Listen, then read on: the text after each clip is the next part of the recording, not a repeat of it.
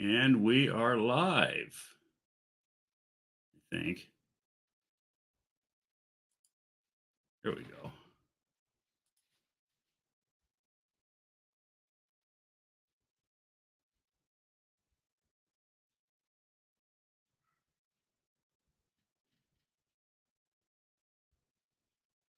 Hey, ASO, how you doing tonight?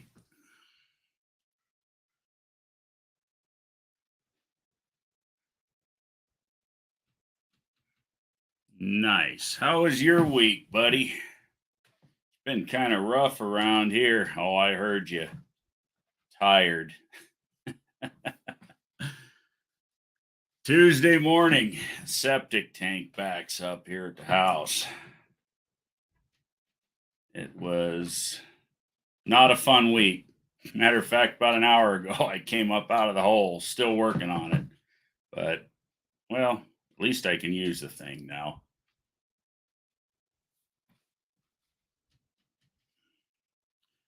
Yeah, and of course, I got all kinds of stuff going on too. I just didn't really have time for issues like that around the house.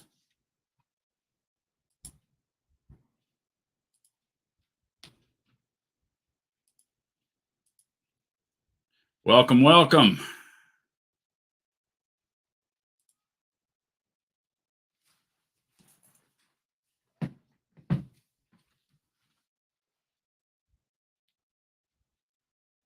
I think John's is still going. We'll give everybody a few minutes to start filtering in. Just a typical chit chat and BS tonight. Hey, Hippie Miller, how you doing?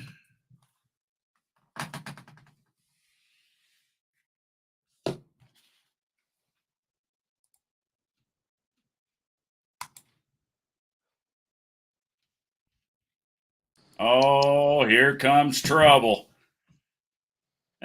You don't know. You have no idea, man. You have no idea. Nobody has no idea. That's why I ain't been around this week. I've been digging holes in the backyard. Oh crap, man! That's even worse than what I was doing. The septic backed up Tuesday morning. Oh crap! No, And the only guy that knows where it was, that actually knew where it was, been dead for 5 years. Yeah, I went through that.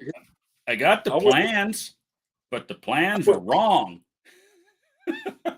I went through the same thing on this house. I was like, all right, septic tank's supposed to be right here. No, it wasn't where it was supposed to be. Yeah, no, this one was probably 20 yards off the mark at least. Exactly. Yeah, way the hell out of whack. You know, this place was my in-laws' place, and before, my wife and I moved into it when they passed.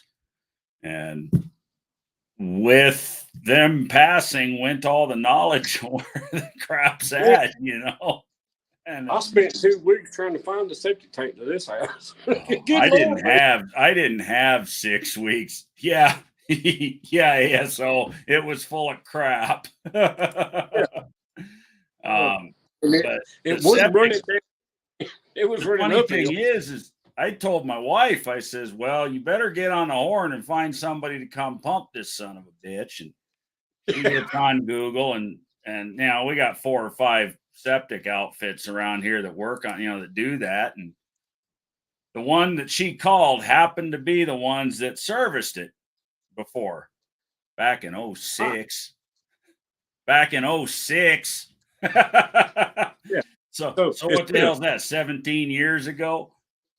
So instead of $300, it cost you $375 because we got to dig it up. Yeah, well, it ended up costing me $550 for the pump, and when I finally found it. But the trouble is, they couldn't get a guy out until today. And I said, nah, screw that. And my buddy that owns that rat rod that I built, that's what he does. He owns an excavation company. And I called him that afternoon, Tuesday afternoon, about 4:30. I said, buddy, if I ever needed your help, I need it now. Exactly.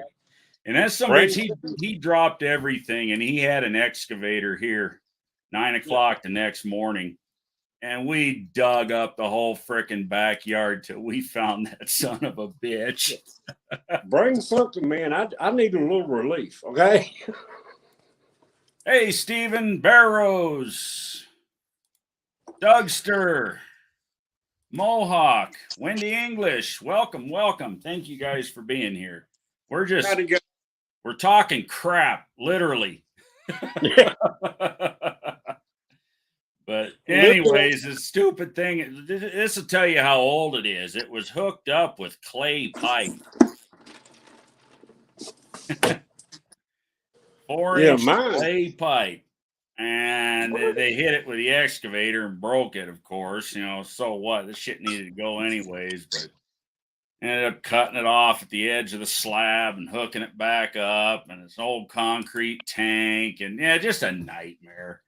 But at least I can take a crap in my own bathroom again. My safety tank, man, they run it out with corrugated just pipe, like pipe you'd run off of a freaking downspout. Like for a culvert? Yeah. Like that corrugated shit like they use on culverts? And there was no junction box or nothing. It was just a pile of gravel. Aww. So I'm like, oh, Lord. So there wasn't much of a leach field or nothing for it. That sucks. Then they had the lateral lines running uphill. And I don't know. Last time I checked, man, lateral line's supposed to go downhill. But, hey, Right. We got Cousin Mike, Frank McCart, John Wilburn's in the house, NSB. Well, don't pay no attention to John, man. He's what do we want with the likes of him? Yeah, I agree with Danny Boyd. I don't want to deal with no septic tank. If I ever got to do that crap again, it'll be too soon. But I tell you what, that sucker is buried 2 feet in the ground. I put a riser on that damn thing now, so it ain't never going to get lost again. Yeah, I'll find it, man. All I got to do is turn that screw. Exactly. Well, the thing is, it was backed up so bad that, we flushed one of them. They had them septic guys. They even had one of them electronic locators, about so big like this that you flush down the toilet, and then they use their RF deal to go hunt for it, and it sends a signal to them. Well, it never made it out of the house. Exactly. Because the water wouldn't flow. Just what a mess. It's been a long week. Yeah. I'm glad it's Friday. And now I got to go work tomorrow and make up for lost time. I got a fleet of trucks I service for a guy. Of course, he calls me today. One of them's got electrical gremlins in it. So, yay me. It's what I'm doing tomorrow. Big Block. How's it going, man? What, Steve? Found a back window for my Coronet. Made friends with an older gentleman that has over 100 Mopars in West Arkansas. Nice. That is nice. I'd like to see that place. You should get some good video out there. If he'll let you. One of them walk around, don't you wish you had this? Right. Oh, there goes that stinking neighbor's dog barking. Great. Hope we don't have to listen to that all night. Get the 22 out, man. Put it into it. I just so happen to have one right here. Exactly. I've had enough of that dog.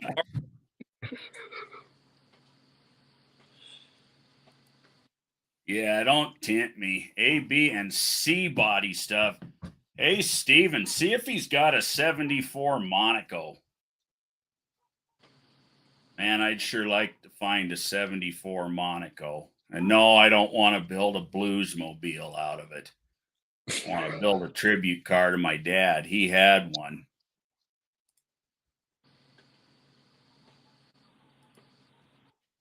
Hang on a second. I'll be right back. There you go. Heck, welcome to JB's Little Shop. Glad y'all enjoying the live stream. Everything's great in this world. Y'all like, share, subscribe. All that good stuff. Come on, come on. I had to go cuss out the fucking neighbors. Shut that dog up. I'm not going to sit here and listen to that thing all night long because they will. They will sit out there and they will let it bark. It's a border collie and they don't do nothing with it. It's probably a good dog, but the poor thing, they just let it rot out in the yard. So it ain't got nothing better to do than bark, to hear itself bark. No teaching, it's irritating. Yeah, me too, Dan. I enjoy electrical work myself. Yeah, guys, remember, I can't see the chat, so. I try to flip them up on the screen. I'm not gonna stay in here long, man. I'm wore out. The day was a bad day. What happened with you today? Oh, well, I had to go do some delivering and fighting with that blazer, and then I got back home, had to mow the yard, till the garden. I'm more flat out. Lars left me hanging. He was supposed to be doing the garden stuff, yada yada, Yeah. Well, after I watched both of your videos. Matter of fact, I just watched them this morning. I seen you posted them, and I wanted to see them. And you know what? To be perfectly honest with you, I've never used one of them dang Transgo plates, and shit like that is why. Yeah. And I will, if I'm going to shift kit a trans and I need to replace the plate because the ball sockets are beat out or whatever, I will buy a factory plate and do my own modifications to it. And that's how you avoid them problems. And I think BNR hit the nail on the head. If he's actually privy to that plate, it kind of sounds like he's seen it before, maybe because he's used them, Yeah, he put it in his 90-something Corvette, and he goes, I had to re-drill this, man. He goes, it wasn't there. And he said, when I drilled it, everything started working. So, we'll try that and see what happens. Well, if that hole ain't there and it ain't supplying, see, the way that works is it supplies pressure that moves the valve, that opens the port, that sends pressure to the clutch. Well, in this case, to the servo. Third gear clutch is already applied because you get third gear clutch apply and 2/4 band apply gives you overdrive. 3/4 clutch apply, the band not applied gives you third. See, that's why I told you before. Well, since you had good third, I knew it wasn't in the gear train. Right. Because in order to have third and fourth, if it was in them clutch stacks, you wouldn't have third neither because it uses the same clutch. Yeah. And the fact that you got second tells me that the band is capable of working. So that's why all along I've said it's a hydraulic problem. And but when he sent me that video before I ever got into what I was doing, and I'm like, no, we're gonna do what I got in my mind to do, and then we'll revisit that. But then I got looking at it, and all he done, man, is he said, he sent me a message. He said, I took the old plate, and stuck it over that Transgo plate. And he goes, that hole's supposed to be there, and I had to re-drill it. So, yeah. Well, see, it sounds to me like, he got bit by that spider.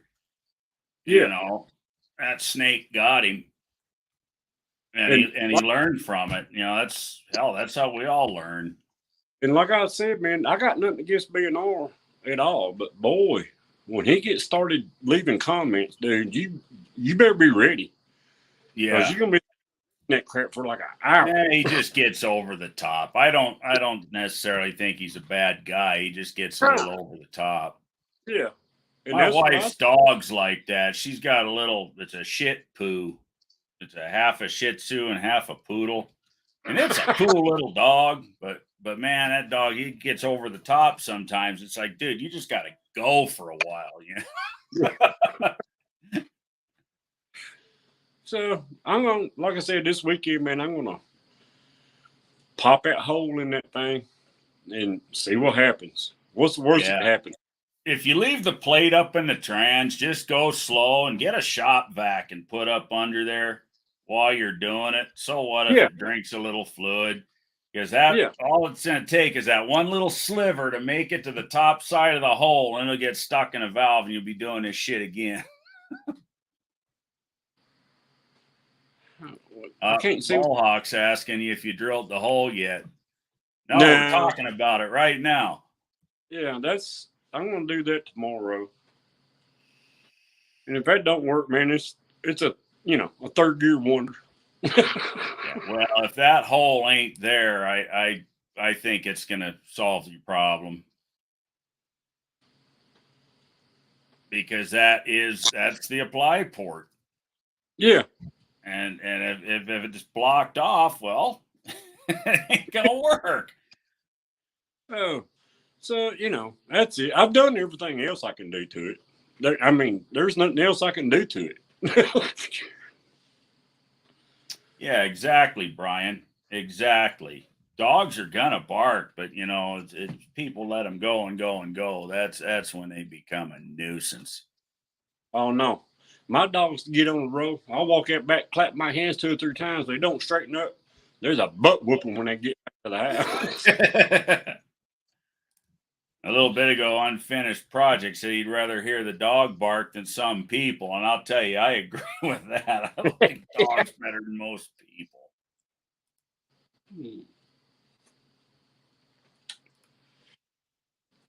But no, I had a rough day today, so I'm just. Take care, Frank. Hey, thanks for stopping in, buddy. Go ahead, JB. I just had a rough day today, so I'm just. I went and got a 12-pack of beer. I want to drink back 6 days. I'm going to go in and take a shower and have a good night, right? Oh, yeah. I almost didn't even do the live tonight, but I've been doing them every week, and I didn't want to just leave everybody hanging. Well, hey, I was waiting on yours. I was in John's. I saw you in there.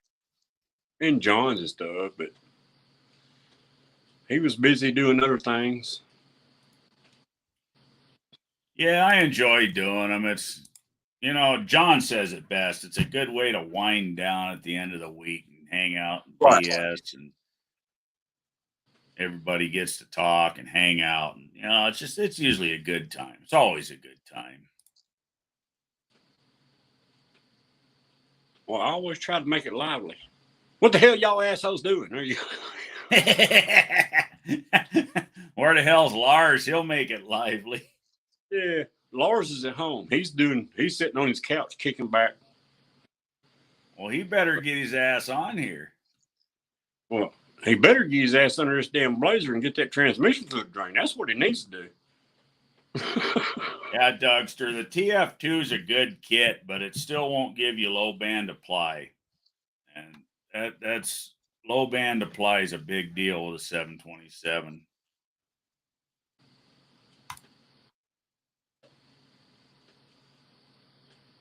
Watering next week when a head gardener goes to Kentucky to her family's farm. Well, that sounds like fun. Sitting on my butt. Yeah, so am I.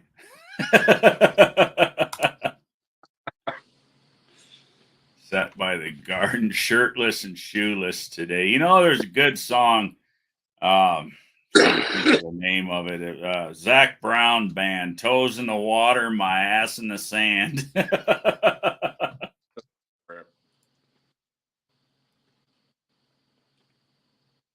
Hope she don't leave you a to-do list. Right?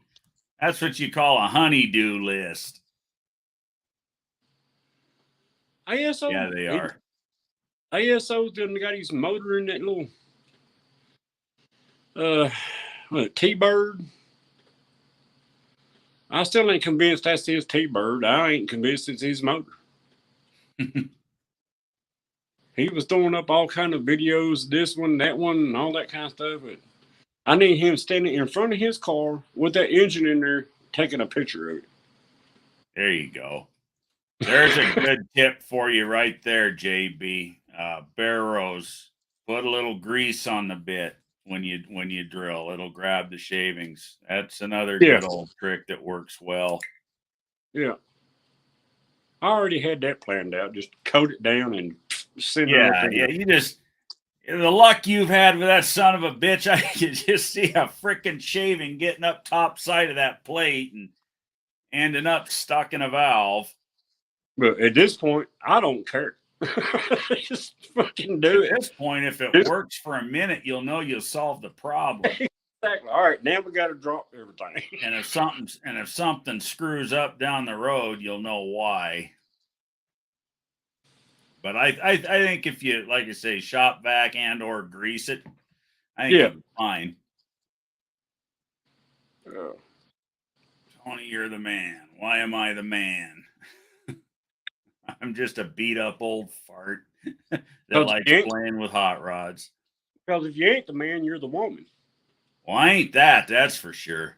I don't want to be neither. Oh. We got the one-eyed cat in the house. Hey, Don, how's it going, man? It was 95 today. Not much done here either. What the hell? I think the high was, it wasn't quite that warm here. I think it was about 90, 80, 89 or 90 today. Yeah, we got around 88 today. Yeah. It's actually been pretty cool. Oh, I see what he's saying now. Yeah. Yeah, low band apply is a big deal. It really helps on keeping that sprag from breaking or slipping or turning into a blowed up trans. Power wash the pool deck just like yesterday. If I had a pool deck to power wash, I think I'd be in the pool. Exactly. Drinking a beer. Let me float around here for a little bit. Right? Late deliveries. Oh, fun. Well, that's why your projects are unfinished, because you're working late. Yeah. And unfinished project says I'm still at work, late deliveries. Don't forget, man, our job this year at the No Name Nationals is to find out who unfinished project is and shake his hand. Yes, sir. That's on my bucket list. I'm gonna find. I would definitely like to shake his hand myself. You running pictures at unfinished project. I've been searching a lot of his old videos, man. You can see him in the reflection. I got a pretty good idea who he is. I figure if I slip John $100, he'll point him out. Oh, there you go. There's $100, John. Where's he at? Hey, Kim, how you doing? Oh, Kim fixes things. She made it in.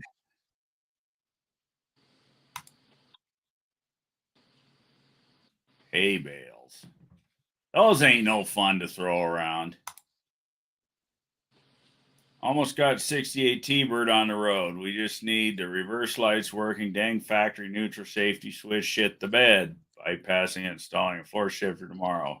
B&M Star Shifter. I like that shifter, actually. That's a good shifter.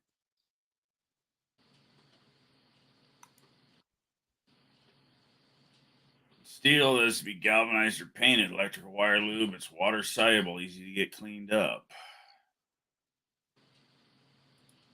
Oh, hey, Rich. How's it going?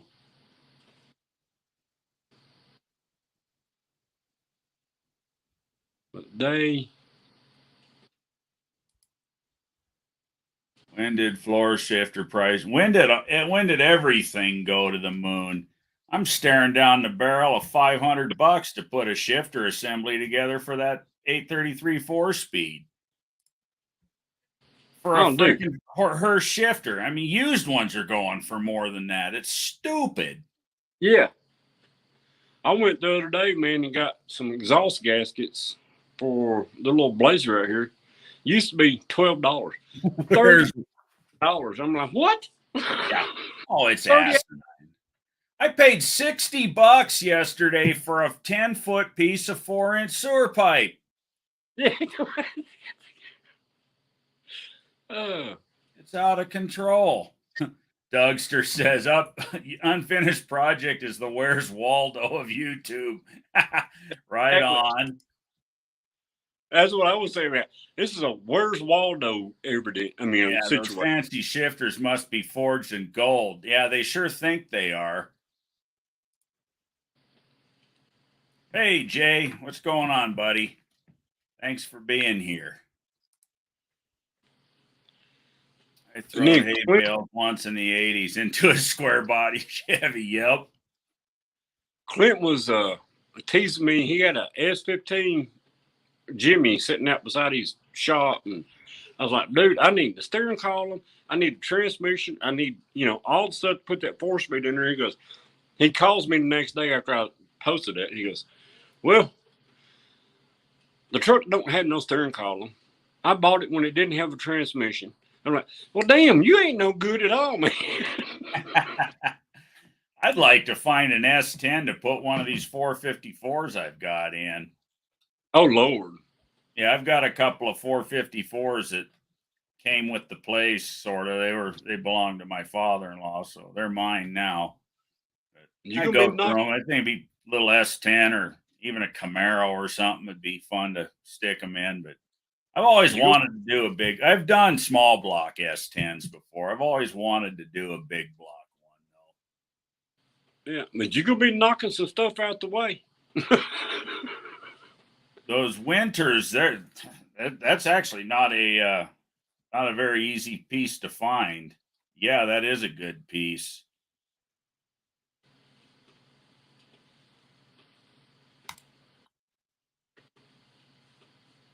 I need a floor shifter, but yeah, I can't pay $40, let alone 500. Yeah. Yeah, it's insane. I learned at the age of 15 not to take off your shirt when throwing hay bales. Huge mistake on my part. Yeah. You don't get all poked up with the hay, you end up with a sunburn from hell. Yeah.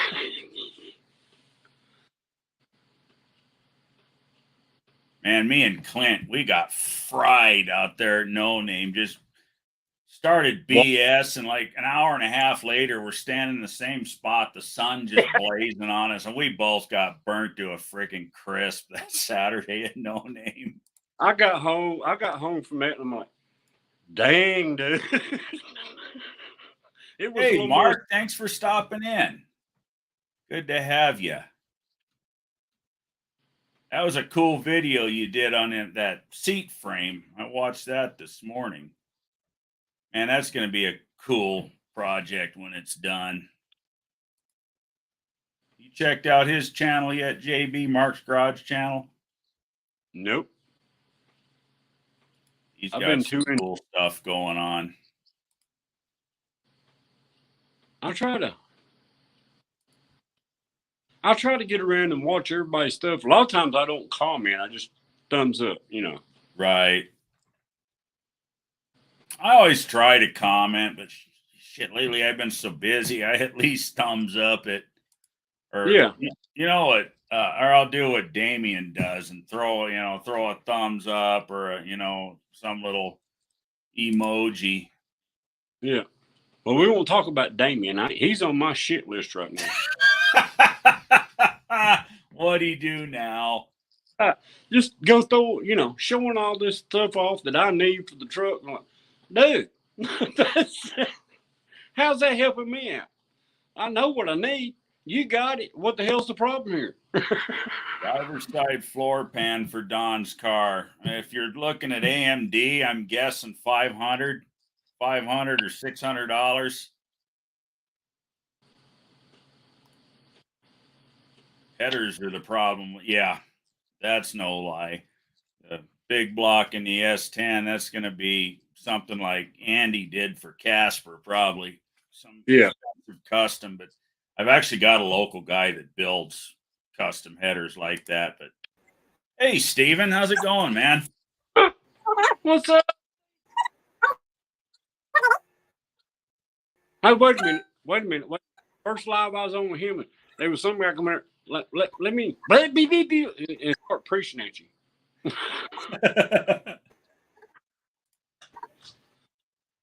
Yeah, them custom headers, they get expensive. Yeah, them headers for that little 2.0 out there was almost $400. I'm like, Yeah. what? The last time I bought them was like $189, you know.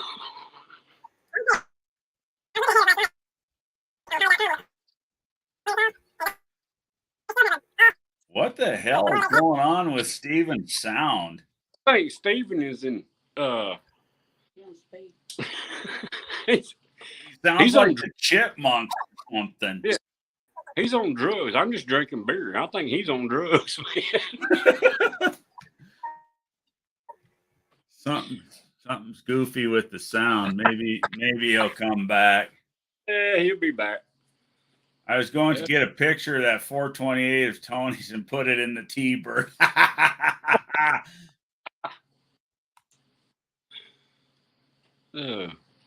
Yeah, something was goofy with his connection. Hopefully he gets it sorted out and comes back. Oh, here he is, ringing the bell. All right, how's that? Is that any better? That's much better. All right. It was weird. It sounded that like when you're fast forwarding through a video. Yeah, like the chipmunks going real fast or something. You were clear as day, but something wrong with the sound. It was had some helium. Yeah, there you go. Yeah, blame it on the helium. I got you. Blame it on the helium. Right, Bear Rose? That's an old time piece. I'd nab that if I could get my hands on it. So what's Steven doing tonight? Recovering from the honeydew list all afternoon. Oh. Yeah, in the backyard. We needed yard stuff done today, and I had to build some stuff, and mow some stuff and cut stuff, and it was hard labor. Yeah. Don't forget about them tree leaves hanging low over on that one side of the yard. I got those today. That sucks, Don. Do you have a source for one at all? I can't see. He's trying to get parts for his car. Yeah, he needs a driver's floor pan, and I figured AMD would have it, but he says it's discontinued. Yeah, the guy. If AMD ain't making it, I don't know. I met a guy this past week here in Arkansas that's got over 100 Mopars, and he's probably in his 70s. And he told me he was looking at my '63 Newport because he needed a trunk pan, but mine was too rusted. But we got to talking, and he said he had a back glass for my Cornet, so I'm going to drive over to his place and get this back glass. But he told me he had over 100 cars. Nice. Stuff. So you said you're looking for a '74 Monaco? I am. Okay. I would like to find a decent restorable one. You know, when you do stumble across them, seems like everybody wants an arm and a leg for them because they figure you're wanting to build a bluesmobile. You know, Unfortunately, that's not my story, but it is what it is. Everybody thinks of the '74 Monaco. They think of the Blues Brothers. Well, I think of a '74 Monaco, and I think of my dad. In 1976, he bought one directly from the California Highway Patrol. It was a 440 car. He wrecked it when I was 10 years old. But that thing was his pride and joy, and that thing is what turned me into a Mopar guy. When I was knee-high to a grasshopper, you know, it was just cool. I loved that car. Well, I have a hard time thinking you was ever knee-high to a grasshopper, man, from meeting you. That's true. That's true. Well, you know, the funny thing is, JB, you're a lot taller than I thought you were. I didn't. I thought you were a shorter guy. I don't know why. Just from the videos and watching you on YouTube and stuff. And when I met you, like, wow, he's a tall guy. Oh, the one there that surprised me. There was two people. It was Mopar Joe, being as tall as he was. Yep. And then Jeff from Yeah. 2 asked me, dude, I can pee higher than you. Right. Yeah, I didn't really have. I never really formed an opinion of how tall Jeff was, but I did think he was taller than he is. Yeah. But, he's got that larger than life. Yeah. The demeanor about him and his videos, full of energy and everything. He's that go kind of guy. But if you watch the videos, man, every time you see him, he's standing on something. Yeah. Yeah. Yeah. Dude, quit messing with us, okay? Oh. Yeah, Barrows, you're right. Buzz was taller than I expected him to be. Yeah, Buzz is a tall guy. Yeah, He's Buff's a tall guy too. Yeah, he's about 6'3" or so. Yeah, I'm 6'2", and he was about my height. Yeah, maybe a little bit taller. Wonder whatever happened to him. You don't see him in, all this stuff anymore. Who, Buff? No. Oh, Buzz. Oh, Buzz. Buzz. Yeah. Yeah, I ain't, Roadkill Customs 74 Monaco Coupe. Yes, they did make them. There was not many, but they did make them. I wouldn't turn my nose up at a coupe, but I'm looking for a 4-door. I'd like to find the 4-door, but a coupe would probably bring a substantial amount of money because they are rare. The last Monaco in this area for sale, my buddy had, it was a 67. Yeah.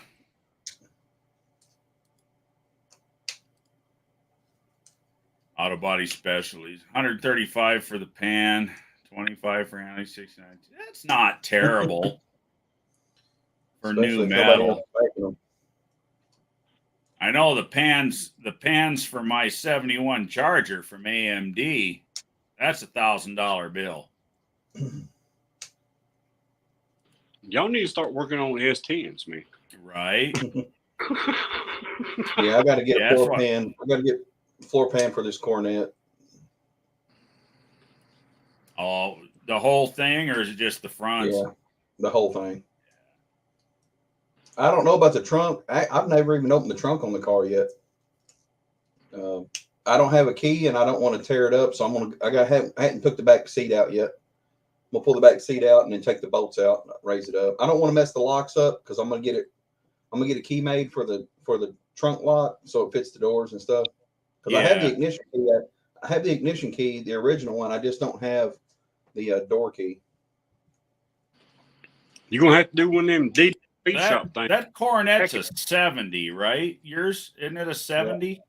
That should, right. The ignition key should match the doors, and the trunk key should be a different key all to its own. The trunk, the trunk and the ass lock. Yeah, that era of Mopars, the trunk and the glove compartment are one key.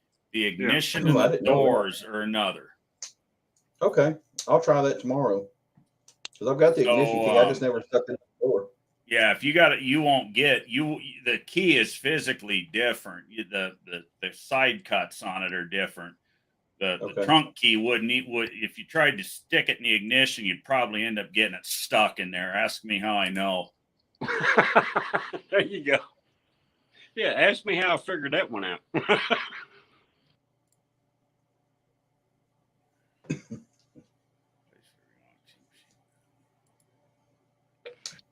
Well, guys, I'm going to jump out of here, man. It's almost 10 o'clock, and it's been a long day. Well, you go drink a cold beer, 2 or 3, and relax. And Hopefully Yeah. you sort that S10 out tomorrow, man. I'm gonna be looking for that video. The woohoo, it works. I want to see that. I'm rooting for you, buddy. If it don't work, it's woohoo. It still runs. Won't that piss you off though? If that's all it is that freaking plate?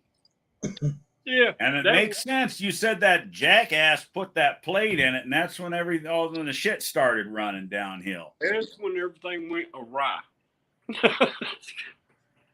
But you know, it's something simple. I've done everything right on my end, so it's something simple somewhere. Yeah. One-eyed cat, Don. Locks? My trunk key is a carriage bolt. But y'all have a great night. We'll see you on the videos in the next live. You know. Yeah. But I appreciate each and every one of y'all. Love the community, but I got to go. Get some rest, baby. brother. Be good, man. Well, so if JB's anybody sidekick is in the house. Yeah, I see that Lars was in there. So I've got a 440 valve cover up here that I need some Mopar stickers for. I've got my newest one's Nathan's Mopar Garage, and then Buck's got his e-body, and then RC Industries with the Krusty Chrysler, and then of course this is my big block 402 stickers, my new one. Yeah. Well, I'll trade some stickers for some Mopar stickers. I need some for the valve cover. Shoot me an email with your address, Steven, and I'll send you some of mine. All right. I've got new ones. I've even got some of that I made with a cornet. I hand drew a cornet. Nice. Had to put That's cool. On a high, holographic. I drew it in paint. It's a RT. It's hard to see it on there, but it does say RT right in the center of the hood. And then of course I got my my candy cane stickers. Right on, right on. And then of course I got the new. These are my newest ones here. Big block 402. Matched candy cane stripe. Yeah, I never got none of your stickers, so yeah, we'll have to trade. Well, the ones I had at No Name Nationals were these. And I had some magnets because the magnets are really cool. I didn't mean to order magnets. I thought I was ordering another set of stickers. And when they came in, or I checked my email, it said, "Hey, you got magnets." And I mean, well, that's cool. I've done that before too. I'll be searching, I'll be looking at stuff, and it somehow ends up in the cart, and then I do the order. Oh shit, I didn't mean to order that, but it turns out to be cool. It turned out great. I mean, I got 50 magnets for $29. So Sticker Mule, vinyl status. I use vinyl status and sticky brand. Okay. And the sticker guy. I haven't tried Sticker Mule yet. But I got mine from Sticker Mule. Any sticker other than them printed types, I do them myself because I make shirts and hats and vinyl decals, but I do the cut ones, I don't have that $30,000 printer to do the printed ones yet. Yeah. But I can print anything you want on a shirt, but I can't print it on a damn sticker. Go figure. So Dougster says down at the bottom, he says, candy cane stripe is freaking cool. Honors whoever laid those stripes. So in 1990, we decided, I found this picture of a truck in Trucking Magazine in 1990. So, all the cool paint jobs were done in the early 90s, all, through the early to mid 90s. I found this truck that had that stripe on it. It was a little bit different. And I showed it to my mom. My dad owned a body shop and he painted cars. And I showed my mom, and she was an artist. And I said, "Look, I want these stripes on my truck." And she said, I can do that. If your dad will paint it, I'll put them on there. So We took the truck down to bare metal. My dad laid whatever Bondo he needed on it, and we got it all set up and primed. And my mom taped out all the stripes on the inside and the outside. And my dad just started with one coat of pink, laid the second coat of pink, and then we just built on top of it. And then he painted the whole truck burgundy. And in 1990, this was the very first vehicle that he ever did a 2-stage paint job on. It was the first vehicle he ever clear coated. And he added metal plate to the clear coat and painted the whole truck. and that was 34 years ago. Or 33 years ago. Nice. And, so yeah, my mom put those stripes on there. That's cool. So that paint job on Candy Cane is 33 years old. Yeah. And the reason it is in the shape it's in is because I drove that truck through high school. It had a 327 in it when I was driving it back then. And when I joined the military, I left the truck with my dad, and he took that 327 out and put a 406 in it, and he started drag racing it. And then when I got home from the Army, I drag raced the truck for a year. And then we pulled the motor and transmission out and stuck it in we pulled the motor out and stuck it in a Nova and started racing a Nova. And I put a 305 in the truck and didn't drive it much. And I ended up letting the truck set for about 12 years at his shop and without a motor or transmission. And it just sat out in the weather and got in bad shape. And I didn't care about it.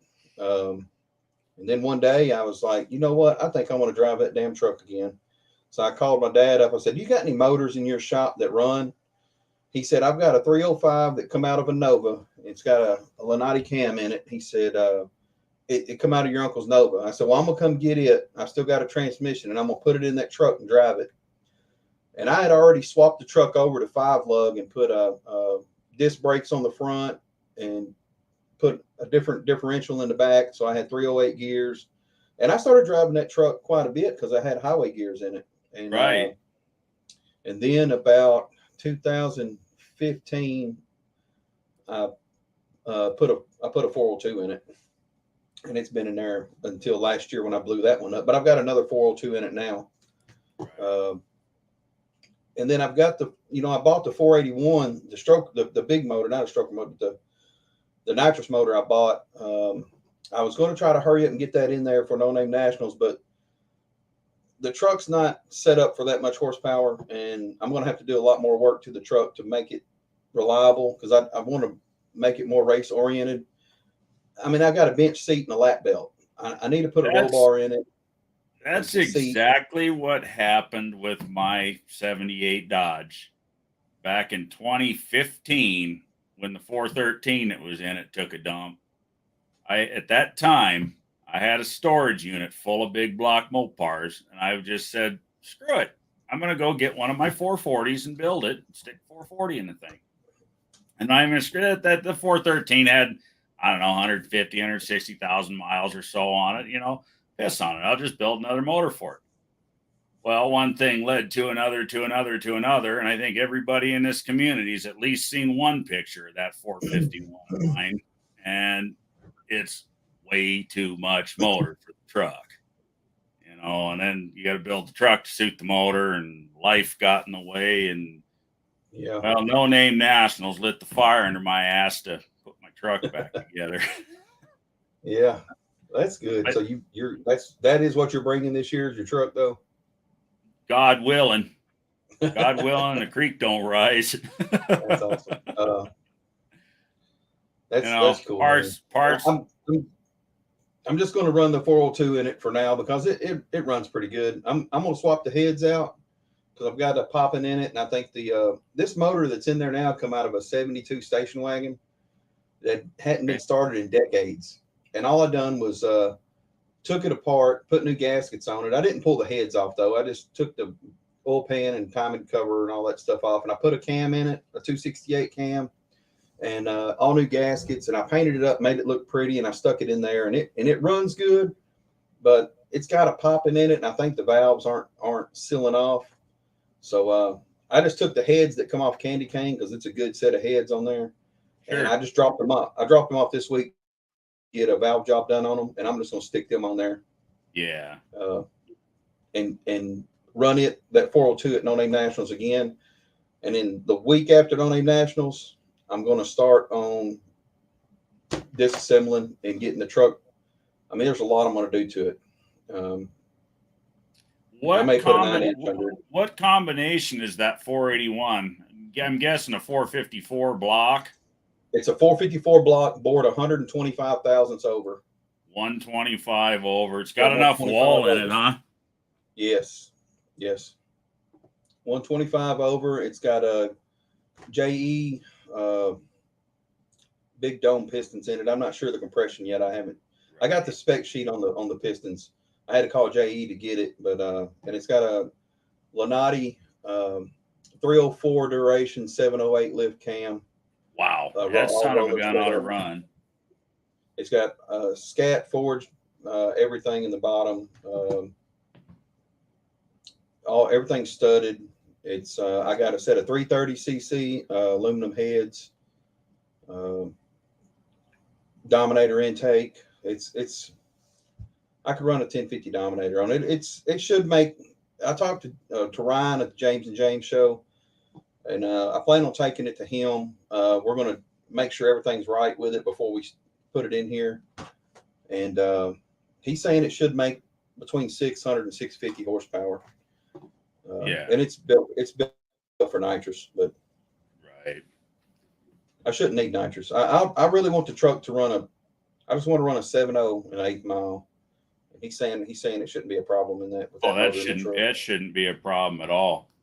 I know mine should run a 7.0 in the 8th pretty easy. It won't this year. I just ain't gonna have all the shit done to it that I need to. But I have that engine. My engine should make the power to do it. You know, all the math says my engine should make 740, 750 horse. Thank you. That'll be awesome. That's plenty of power to put a 4,000 pound truck down the 8th in 7 seconds. Oh yeah. Yeah, I think my truck's about 3,700. It might be 36 without the wood. I don't have any wood in the bed, so. Yeah. You should have no. I'll bet you get it all dialed in. You'll get deeper into the 6s than you think. That's just it. I don't want to get too fast. I mean, I don't want it to. I do want to put. I'm going to have to put a roll bar in it though. So.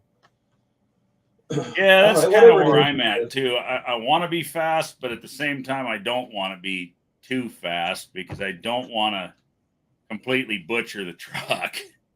Exactly. This truck is only mine for 9 more years. I mean, it's going to be my grandson's when he turns 14. He's 6 years old now, so I get to play with it for 9 years. That's why I got the Cornet, because this is going to be my replacement for my truck.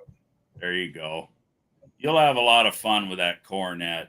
It's when I was a kid, we had a 70 Cornet 500 wagon with a 383 in it, and I don't know, I was 8 or 9 years old, and my dad was using it for work one night because his patrol car was broke down. He had a security patrol business, what my dad did, and his patrol car he always used 77 Aspens were his patrol cars. His car was broke down, so he took that wagon out and used it that night. And he didn't have a light in the oil pressure gauge. And long story short, something went sideways, and he ended up spinning a main bearing. That thing.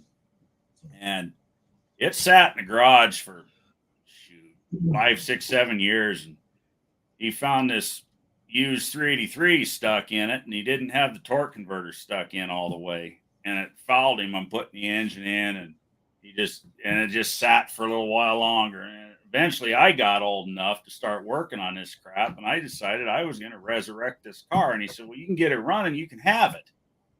Well, one thing led to another. I worked on it, and that used 383 just wasn't any good. And Dad ended up selling the damn thing to the junkyard. Like, dang it. And yeah. Oh yeah. That's, and then I bought my Charger when I was 12, and I still have it. So, but yeah, I always liked that 70 Cornet. I always liked that front end. Dougster made a comment a little bit ago. Yeah, I've seen that. Front end is. Yeah, even on 4-door, it looks cool. Yeah, even on that wagon we had, it looked cool. I bet I've had 40 people try to buy that car because they seen a picture of it on the trailer of the Newport video I put up that had the Newport for sale, and everyone's like, "What about the car on the trailer? What about the Cornet?" And I told so many people no.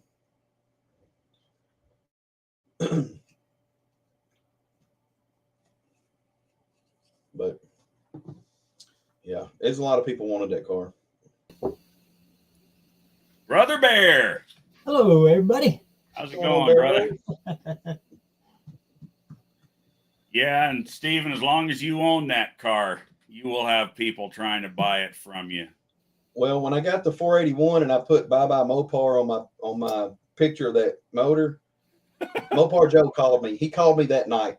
He said, "Are you trying to sell my car?" I said, I don't know if I'm trying to sell it or not. I just know I got a big motor for my truck and I got to do a lot of work to my truck to make it work. And he's like, "Well, man, let me try to trade you out of it." And then I had another guy out of Memphis. He called me. He's like, "Do you want to sell it?" I'm like, "No, I don't want to sell it."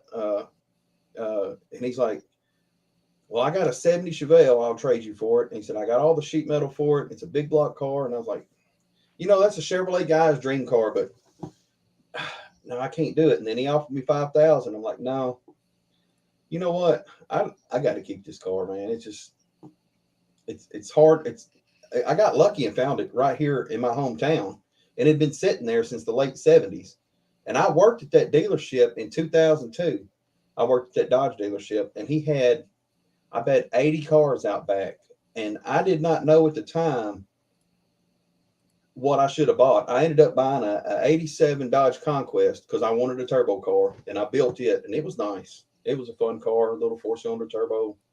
But he had Challengers, GTXs, Roadrunners. I mean, he had so many cars out there. He had a GTX convertible, but I didn't know what I didn't know what I was passing up because I was so young. But right, I passed up. I got lucky that this Cornet was still sitting there. And then, when I bought the Cornet, he gave me the Sport Fury with it, which I pulled the motor and transmission out of the Fury. And then my buddy took the Fury with him. So I've got the 383 727 out of the Fury. That's what's going to go on the Cornet. Oh, cool. That's cool. And 383s will run, man.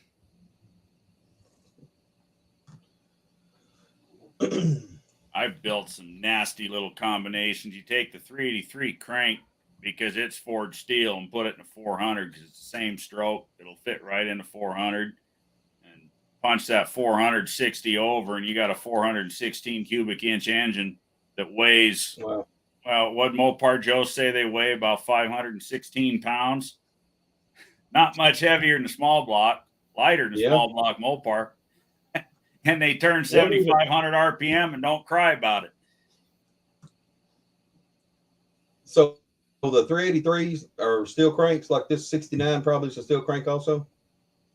There was never a cast crank 383. Okay. If it's a 383, it's a steel crank.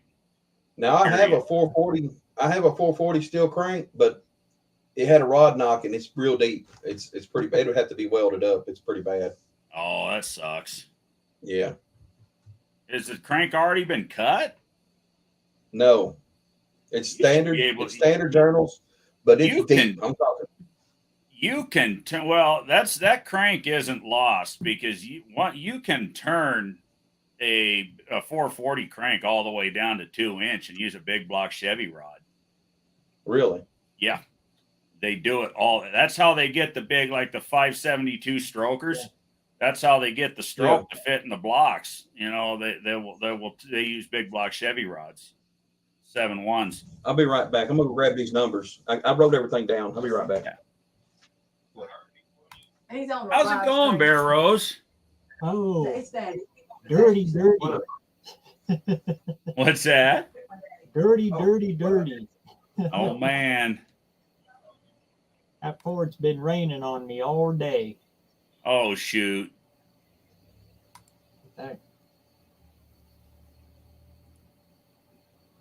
Yeah, well, it's all right. I've been playing around in the septic tank all week, so got undercoating and grease and muck. got all the body bolts out of it today, though. It's all I got to do is push it forward a little, reset my arms, and I'll lift the body off tomorrow. Nice. Well, that's progress then. Getting there. Yeah. Just Yeah. stand back and kick the chassis outside and pressure wash it then and paint it up, set the motor and tranny, and then set the body back down on it. It's the best way to do it when you got the means. I need to find a lift to put in the garage here. They make life so much easier. So much easier. If you're doing this kind of stuff, yeah. Well, I had a lift. Well, I had the lift when I had my shop. When I was doing this, I had an actual regular commercial shop. Uh-huh. You know, I sold all that stuff. Not kicking myself. At the time, I didn't have. Oh, I had a garage, but it was just a regular, you know, attached garage to house. You gonna put no lift in stupid, you know, cookie cutter garage like that. So I sold the thing. And it's like everything else. I actually just saw one. Somebody's got a 10K bend pack on Marketplace for $2,500. It's used. It's not terrible considering what they're going for, but you get some of these other brands now. You can get them for $2,000, $2,200, and they'll even set them up for you. But you can't go wrong with a bend pack. I think that's what Dad's is, a bend pack. Well, it's the old tried and true, you know. That's what we used for decades. But if you're going to get one, get an asymmetrical weight forward. Yep, Don't absolutely. even mess with a straight on. It's the only way to go. They just give you so much more room. Yeah.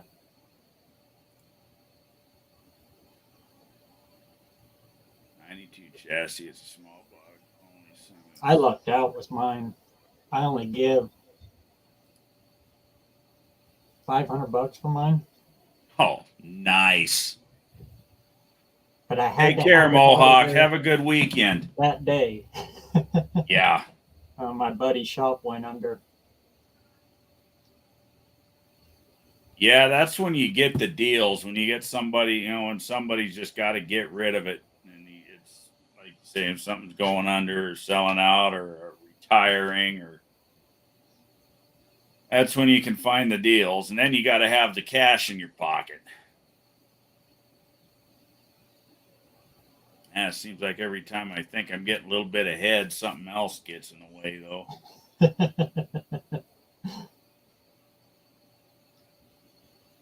Like exploratory surgery of the backyard. He's the same guy I bought the Fairlane from. Nice.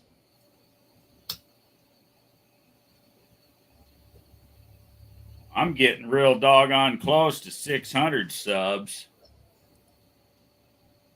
Sweet.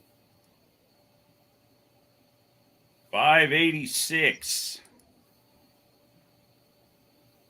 Have to do another giveaway. Maybe this time the winner will claim the prize. And for the 500, I spun the wheel. I did a video and did the giveaway, and this was what I was giving away. And the winner never responded. No kidding. No kidding. So this time, I'm going to give away one of these hats. What's the back look like? The unclaimed mug. What's that? The back of the hat look like? Is it Velcro? Yes. Ah. You don't like the Velcro? What's that? My hair gets stuck in the Velcro. Oh, your hair gets stuck in them? Well, I can put it on any kind of hat, but I like these ones with the American flag on them, you know? But yeah, we make these hats right here at the house. My wife makes them. So I could put them on any old hat. Are you selling your coffee mugs too. I got them up for sale, but ain't nobody buying them yet. Just, YouTube won't let me promote until Not I until get you're 1,000. not till you're monetized. Well, not you. They now in order to even promote your store, you got to have not only your 1,000, but you got to have your 4,000 hours. Yeah. They want you got to be full monetized, and I assume they probably want to try and take a piece of the pie like they do with everything. But you know, I've got the web store up. Yeah, and it has to be a. When you try to do your web page through it, it kind of gets complicated. Does it? For doing the store shelf on the bottom. Oh, I know a lot of guys like to use that Teespring, but I heard they take a pile of the profits. You know, why the heck would I want to use Teespring when I produce the merch myself? You know, It I depends make on what my shirt. you What's charge. that? They have a set price, and then it's up to you to add. You know, you can ask however much you want to ask for them. Right, but will you get it? Probably not. And I heard it takes a while for them to pay out. Yeah.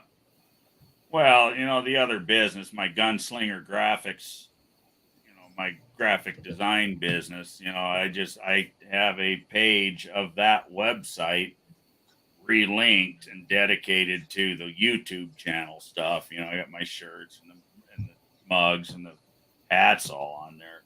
Throw them in your description. Throw your website right in your description. Yeah, I have done that. And half the time I forget. What I need to do is go back and put it in your put default. that line in all my hell. I got 135 or 136 videos up now.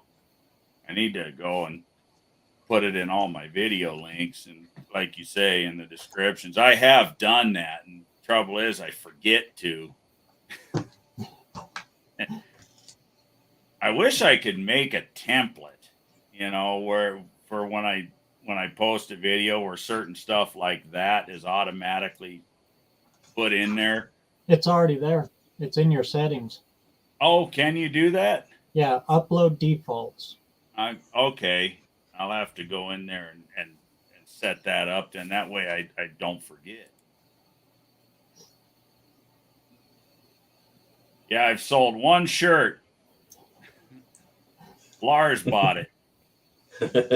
Lars was my first customer when I launched that website. No, shoot me an email with your coffee cup price, and I'll send you some money for it and a bunch of my new stickers. Right on. Yeah, I need some of your stickers anyway, and you might want some of mine. Yeah, I'll throw. Yeah, we need to do a sticker trade. Yeah. We need to do a sticker trade, Bear Rose. You betcha. I need some more to go on the Chevrolet door panel. I sent you an email once. Maybe it got lost in the shuffle. Been a while. If I gave you one of my old ones, it probably already fell off.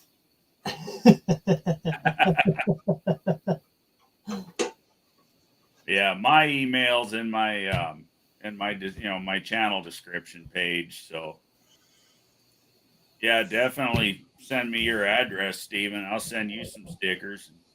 All right. I'll shoot you an email, Bear Rose. Yeah, I just mailed out about 7 or 8 envelopes of stickers here in the last couple of weeks.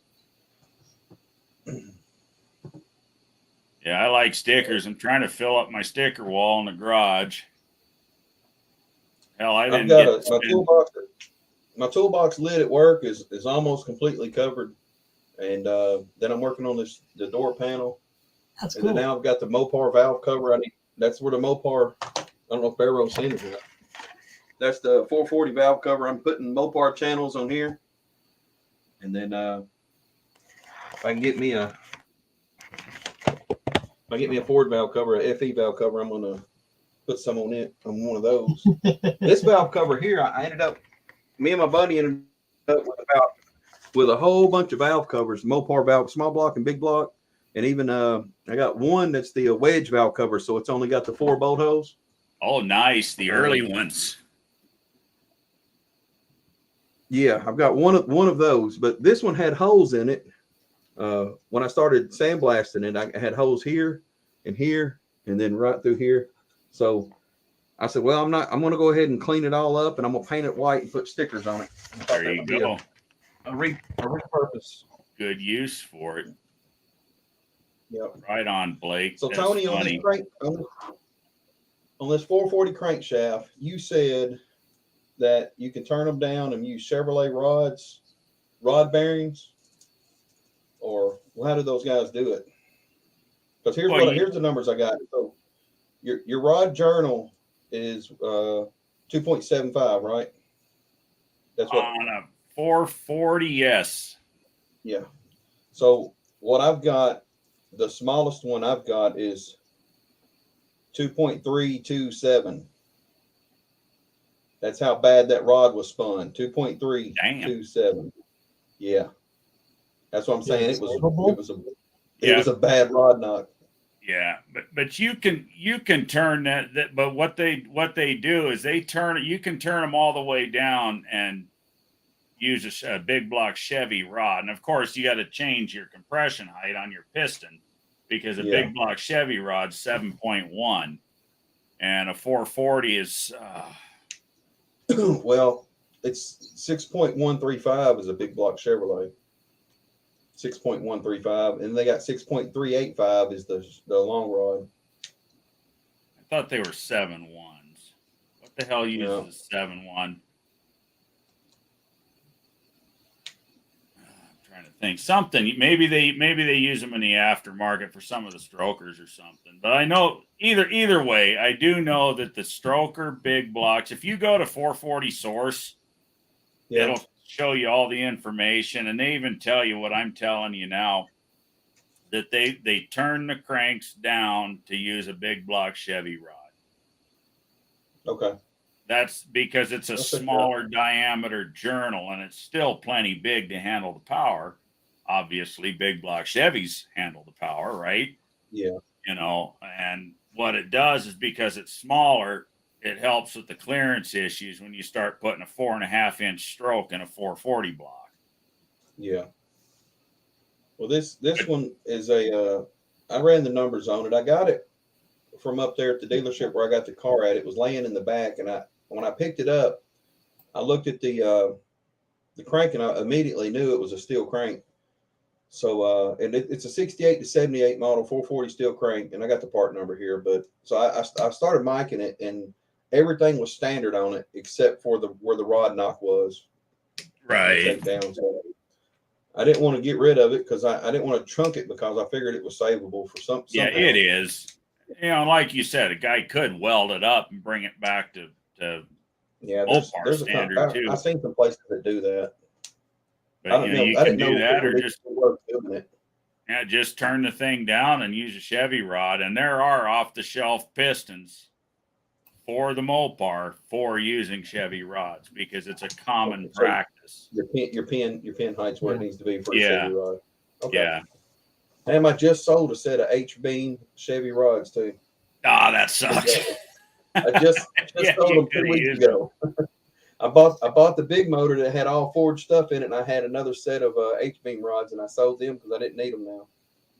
But nonetheless, I'll check it out. And it's going to be a couple years for the Cornets on the road, so I'll be working on that after I get Candy Cane finished up. Well, like I say, whatever direction you go, you made the right choice not to chunk the crank, because whether you use it or not, somebody can. Yeah. I've still got the 400 Pontiac crank. Well, I'm going to give that to Buff also. That's warped. It's warped. But I sold my Pontiac motor to Buff, I guess. I know he told people he bought another motor and didn't say where it came from, but he bought my motor a couple months ago. Yeah, I took it over to Ed, and he put it on there, and because the reason it came out of my buddy's Trans Am is because it had a rod knocking in it, and it had the mains were messing up, and it had a rod knock. So Ed wanted to find out why did it fail, because the motor had been rebuilt once already. Right. And so he put it in his deal and started checking it, and it was 12 thousandths out in the center.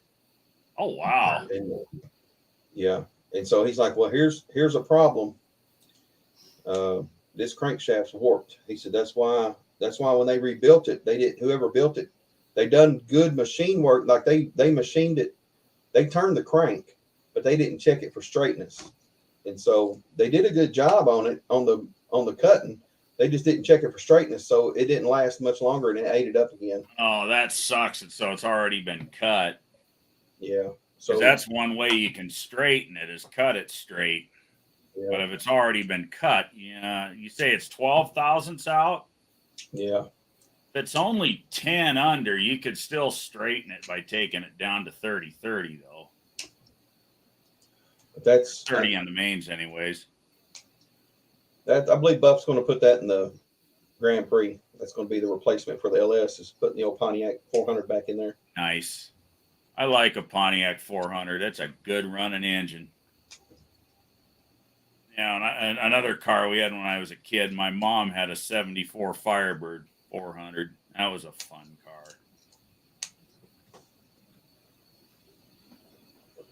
And back then, we took those cars for granted, man, because they were everywhere.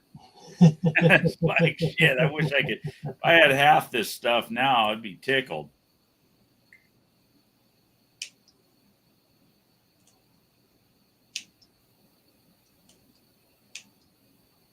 That I don't know. It's the way they it's the way they cut it. They cut it to make it straight again.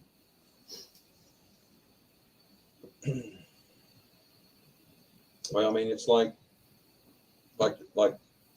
they like you said on making a stroker, where you can cut a journal down on the backside and move the stroke out. Yep. Put a smaller Offset. rod bearing in it. Make an offset grind them. Yeah. You know, and see that again, that 440 crank that you've got that needs a lot of cutting on it. That's a perfect candidate too for offset grinding it and getting some more stroke out of it. And I'm pretty sure the wear is on the inside where they would actually do the most cutting at. Let me look at it. I'm pretty sure that's it. Yeah, I'll check into that. I didn't get rid of it because I see Mater in here. Hey, Mater, how you doing, man? Thought I saw you. I fully admit, I'm not an engine builder. I'm an engine assembler. The only way I know how to build them is put them in the back of the truck and take it to somebody who knows more than me. Machine work is out of my wheelhouse. I absolutely love building engines. Well, watching that 428 build, you did an outstanding job. I enjoyed watching that series. That's that's one of the reasons why I like the FE so much. Is it's probably one of the most challenging of the earlier V8s to build and get right. You know, that and maybe a Cleveland. I think an FE can be even more fickle than a Cleveland in some respects. I would say so. But, yeah, there was. Well, you guys watched the series. There's so much. Well, and this one, there was so much wrong with them, and you got to know what you're looking for. You overlook it, and you know, I think that was the problem with the last guy that built the thing. Is he built it like it was your run-of-the-mill small block Chevy, and this got forgot, and that got forgot, and the clearances weren't right, and they took. I still can't get my head around whoever did that to those Cobra Jet heads. Why? I couldn't. The title of that video, this Cobra's been neutered. I couldn't think of a better description. I mean, who takes high performance heads, especially extremely valuable factory high performance heads, and cuts them off at the knees like that? That's like putting a 2-barrel on a Cleveland. Yeah. Well, they actually did have Clevelands with smaller port heads for that, but yeah, just the whole platform had so much potential. Why would you even bother with it? That they had Winters for that. or modified. You can Yeah. pick them up for nothing. Get it out of Yeah, my shop. I'm tired the of M tripping motors. over it. Yeah, those things. I haven't seen an M motor in years, actually, but they used to be a dime a dozen. Yeah. Trying to change the front tire on my wide glide along with putting brackets on for hardback. And if you don't know Nice. any better, they look kind of like a Cleveland. So They do. from the They outside, do. if you don't know any better, Oh, I've through the years I've seen lots of guys duped. They thought they were getting a Cleveland and it ended up being an M motor. Because There's a couple of externally those. they kind of do. They look a Yeah. lot alike. They really they have a taller deck. Is about it. You know, I don't know the unless- difference. There's a couple of Mercuries up there in that yard where I got the Newport at that have I think FE, maybe FE style motors. I'm not sure. I took a couple pictures of them, but there's a lot of, they're covered in leaves and stuff, and some of them, the hoods are still on them, but I really want to, I'd really like to get the engines out of those cars. The cars are gone pretty much themselves, but the motor and transmissions are still in most of those old cars up there. nice. And they're 60s models, Mercuries. I know Barrows loves him some Mercury hidden magic there. And, I'm watching your videos. You talk about the Mercuries are where Ford hid their stuff at. that's where Yeah. they hid the goodies. Well, remember the old 410 FE, the Marauder, the Mercury Super The Marauders. Super. Yeah, the 410s they were. It was a 410 FE. When I was 17 years old, one of my first jobs ever in life building a hot rod. I had a friend had a 54 F100 that I helped him put together. As a matter of fact, the Flowmasters that are on my Charger to this day, he bought for me as a thank you for helping him build that truck. Oh, no But- kidding. Yeah, no kidding. And that was back when Flowmaster first came out, and they were $100 a piece in 1990, whatever the heck it was. But it was a 410 Super Marauder FE that we put in it. And I can still remember the machinist messed up on the valve job, and the machinist was my best friend's grandpa. That's actually part of how the story came, how I met this guy and stuff.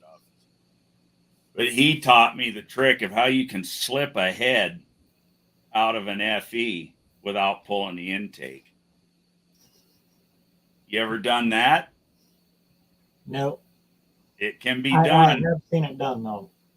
But It I've can never be done done. I have done it when I was like 16 or 17 years old. I think that's probably the only time I ever did do it. But I did it, and I did it successfully. The engine ran well after the fact. But I You still got can't it to remember seal? the particulars. What's that? it. You still got the intake to seal? Yeah. Yeah, it's sealed up. Ooh, We didn't have any trouble with it. I mean, we replaced that one, that side of the gasket, and of course, gooped up the corners when we slid the head back into it. But yeah, well, the head's only that wide. yeah, and see that, and that's what makes it possible. Is if it's machined properly, it's pretty near square going down into the engine. That's what makes it possible. I never did do it again, but I thought he was crazy. I said, you can't do that. Yeah, you can. I said, all right, I'll try. and it worked. One of the hardest things is getting the exhaust to come off Oh, without busting the damn ears. right. Yeah, when they're all freaking seized up and 90 years in a car. My I'll tell machine you. shop says, leave them on. Let me take them off. Yeah, exactly. Probably the worst. I'd have to say the worst part about putting this 428 in this car was putting the damn headers on it, though. Because they're Cobra Jet headers, because they're Cobra Jet heads, because they have the 16 bolt flanges.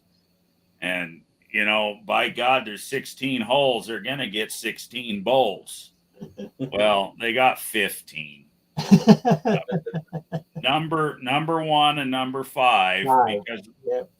number one and number five, because of the way the header comes down, you can't get the Get in there. inside center bolt in. You can't even physically get it into the header, not on the car, let alone on it. But I managed, and let's see, number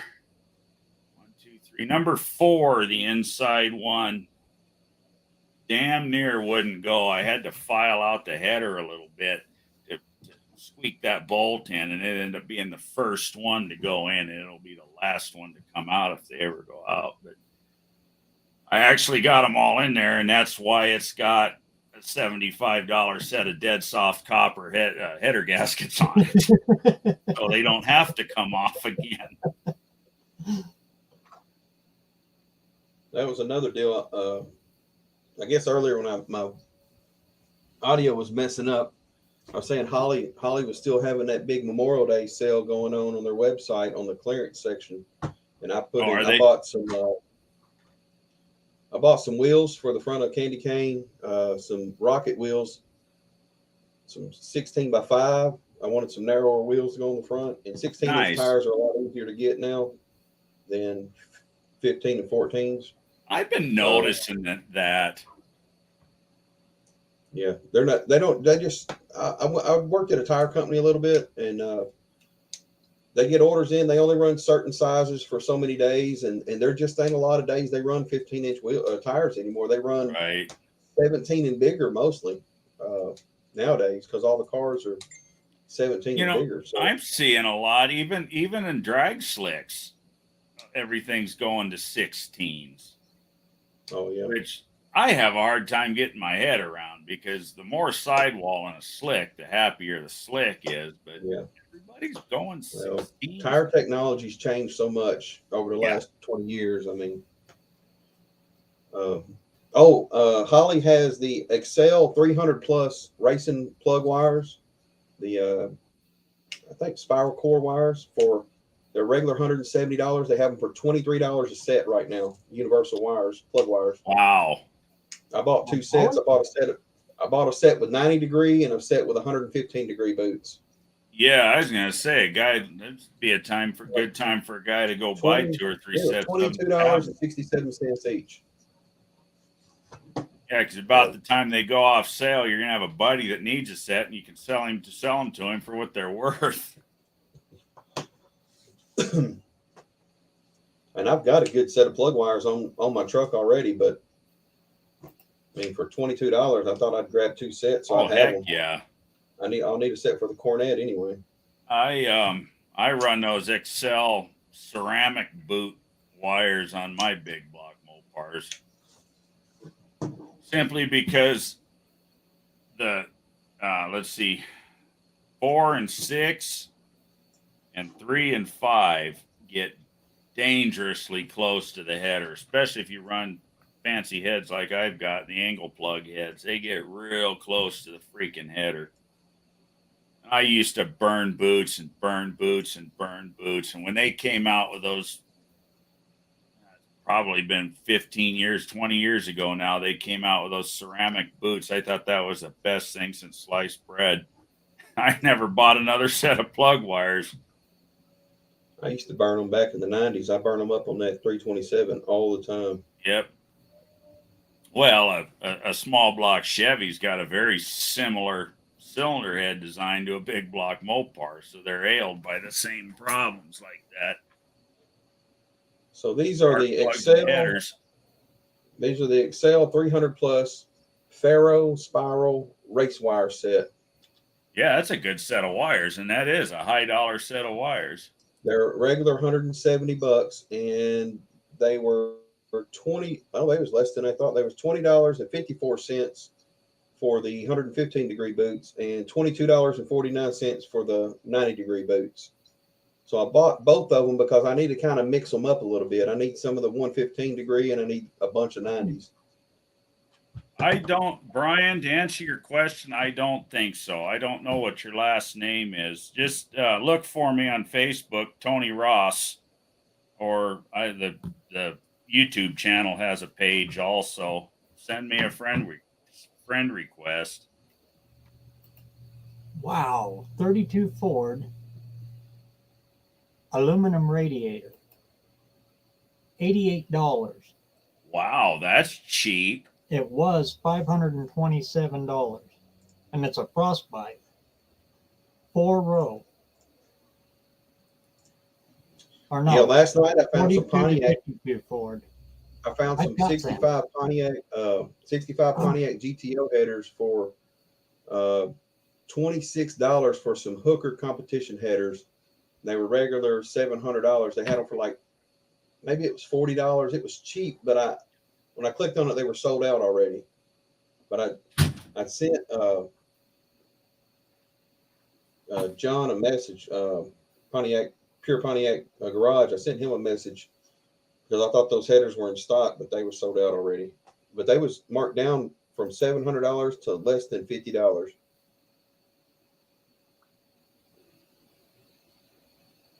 Let's see. I'm trying to find Tony Ross. Facebook. Now everybody's trying to find me on Facebook. Yeah, I'm trying to find you, bud. You'll see my profile's a picture of me and my wife standing next to my Harley. Okay. Okay, I got a radiator coming for the truck. Nice. Did you buy that? Yeah, $88. You can't beat that. Wow. Yeah, I Lives should in buy one of those Prescott, for my run Arizona. stand. All right, I just sent you a friend request. Oh, so you live in Prescott Yes. area? Okay. Yeah. So this year is mine and my wife's 30th anniversary, and we were going to go to Florida for about 9 or 10 days, but I'm wanting to head out west. I think I want to go out west instead. So I was talking about Arizona yesterday to her. So I'm gonna be looking out that way at visiting somewhere, doing some things. I'd only been to Salt Lake City and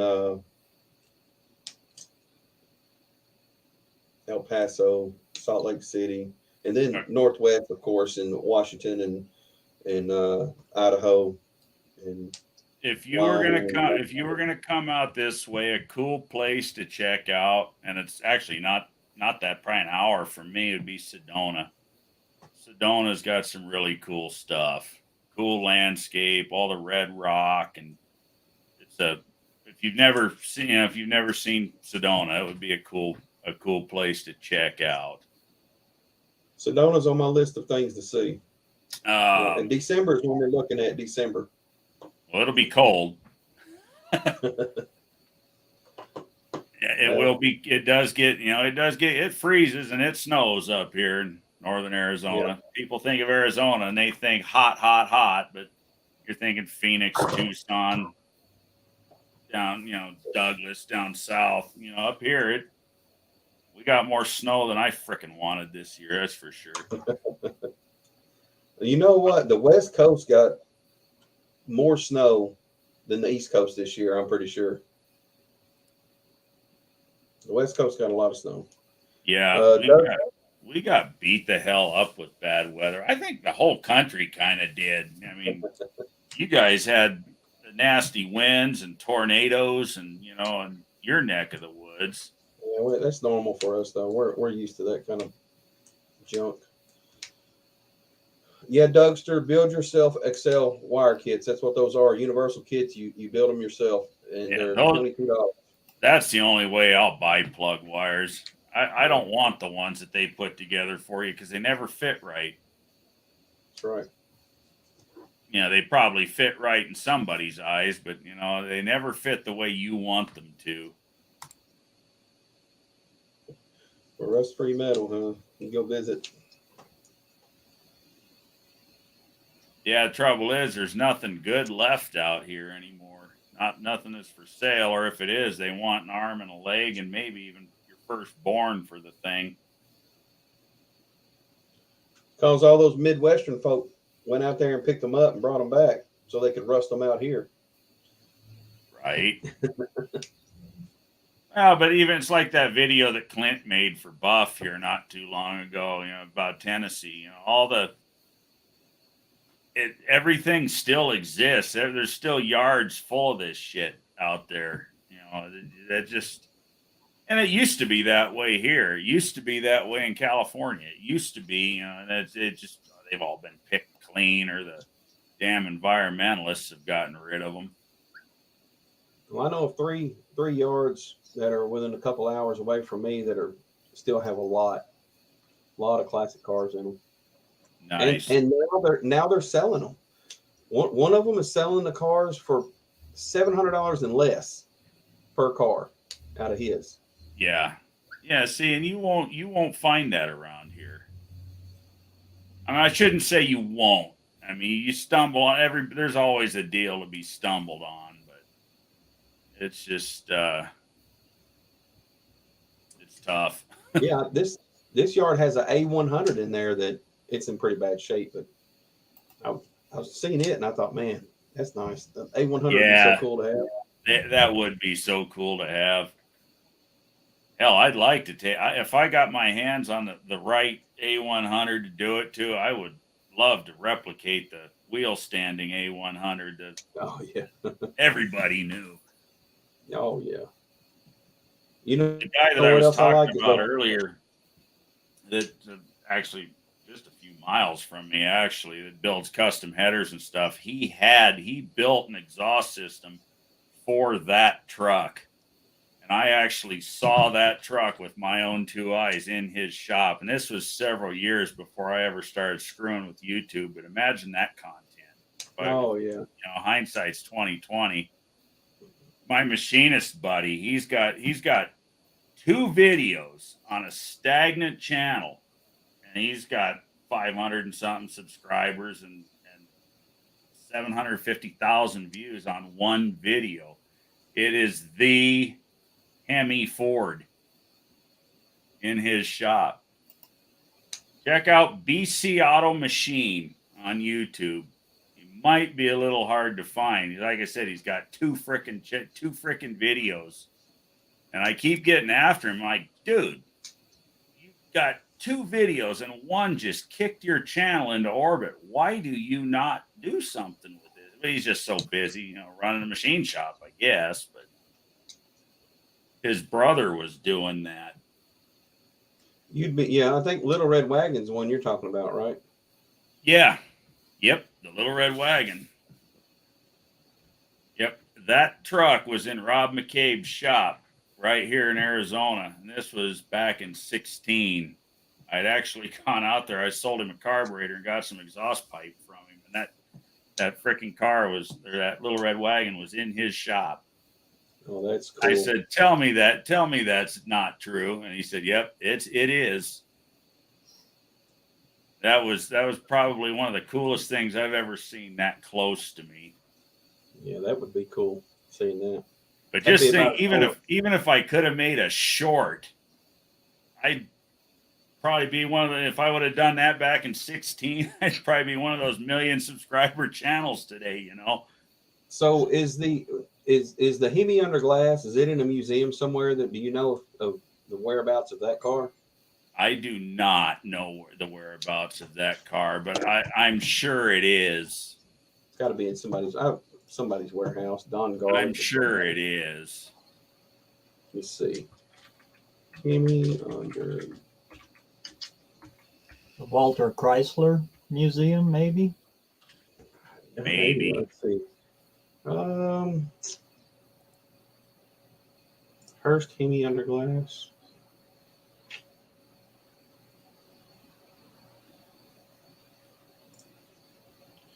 You know, it says there was 9 of those cars built that Hurst built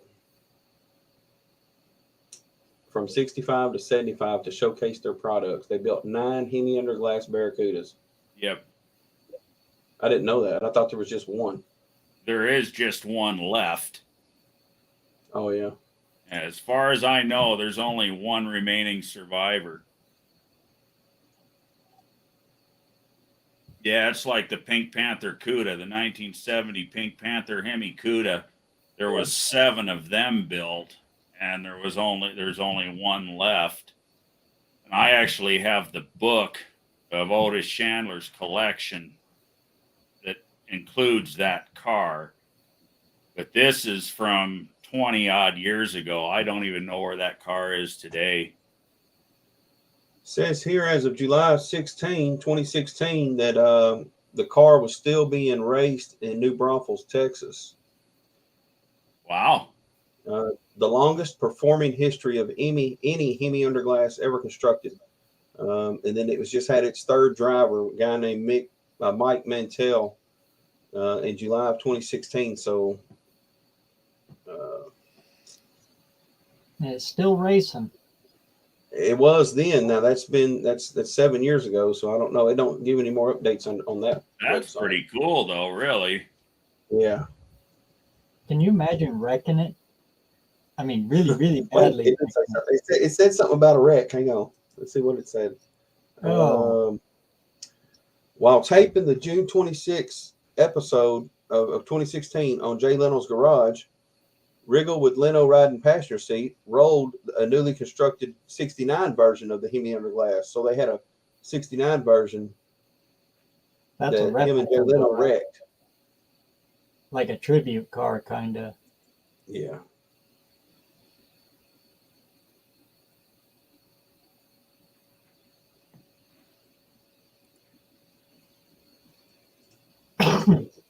So yeah, the Little Red Wagon would have been a really cool vehicle to see in a shop somewhere, though.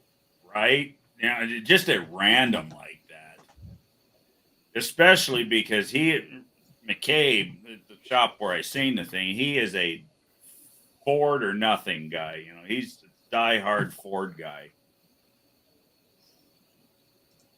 And he built an exhaust for that truck. That was just cool. Not only to see it like that, but to see it in his shop. And the respect that he gave it. You know how a lot of guys are that are, they get brand loyal and they'll just talk random crap on everything else. I don't do that. I like them all. If it's American muscle and it's badass, I like it. But you see so many guys, like a Mopar guy that just automatically all Chevys and Fords suck, That's not true. I think I seen one of those guys tonight. He was a Chevy guy, and he looked at me. I had a Ford hat on when I walked into this steakhouse tonight. He looked at me because he was driving a 51 Chevy truck out there in the parking lot. And I parked right beside him, and he looked at me like his kid looked at me. I said, "Oh, he's told that kid Ford sucks." I said, "Well, he don't know that I have a Chevy, Dodge, and Ford, and I got a I got them all." But the kid was looking at my hat, and I said, "Oh, his dad's done told him Ford sucks." Oh, I get it all the time too, especially because this rat rod being a Ford and a badass one at it. Most of my good friends all know me as a Mopar guy all my life. You work on that Ford for it because it's cool, because I like it. Yeah. Well, I mean, I grew up a Chevrolet guy because of my 64 Chevrolet I had for 34 years. So my friends knew me as a Chevrolet guy, but I mean, I like all three of the good models. Life's too short to be one-sided, in my opinion, because there's two nice vehicles that I like. I mean, I like a 69 Mustang. I like a 58 Chevy Impala, and I like my 70 Corvette. I mean, there's just too many nice vehicles that everybody makes to be one-sided, and you're going to miss out on something if you like a little something. I'm not worried about what other people think about. Oh yeah, when I was a teenager, I had a buddy. His dad had a '77 short bed Chevy truck, 2-wheel drive, with a 454 in it, turbo 400. I don't know if he lowered it or if it was lowered or if that was just the way it was supposed to sit. It was a factory 454 truck. It set pretty low. He had 295 50s on the rear, and they fit it nicely. You didn't have a whole bunch of tire gap or nothing. The tires fit it nicely. It had 295s on the back, and I want to say they were 265 or 255 50s on the front. They were pretty wide on the front too. That truck was so much freaking fun to drive. It drove like a car. You know, and I never forgot that little truck. And if I could find a decent square body, that would be a hell of a place for one of these 454s that I have, you know. And with I'd the hold my Chevy, head up high and drive that sumbitch all over town, Mr. Mopar guy, you know, because it's a cool truck. honestly, Chevys are easy to get power out of. They are. They're easy. And like you're saying with the Ford will challenge you. So Ford will challenge you, but if you know opens the what the door hell you're again for doing, you they're to easy to something get new power when out you of too. Well, I'll go ahead and tell you the new Fords are easy to get power out of. That new Coyote 5.0 is a powerhouse. I love how fast my Mustang is, and it's stock. I mean, Well, it's it got runs. that's that flat plane engine,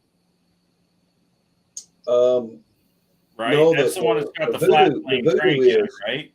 no, the Voodoo has that, which is what Rich GT350 has Okay, the right.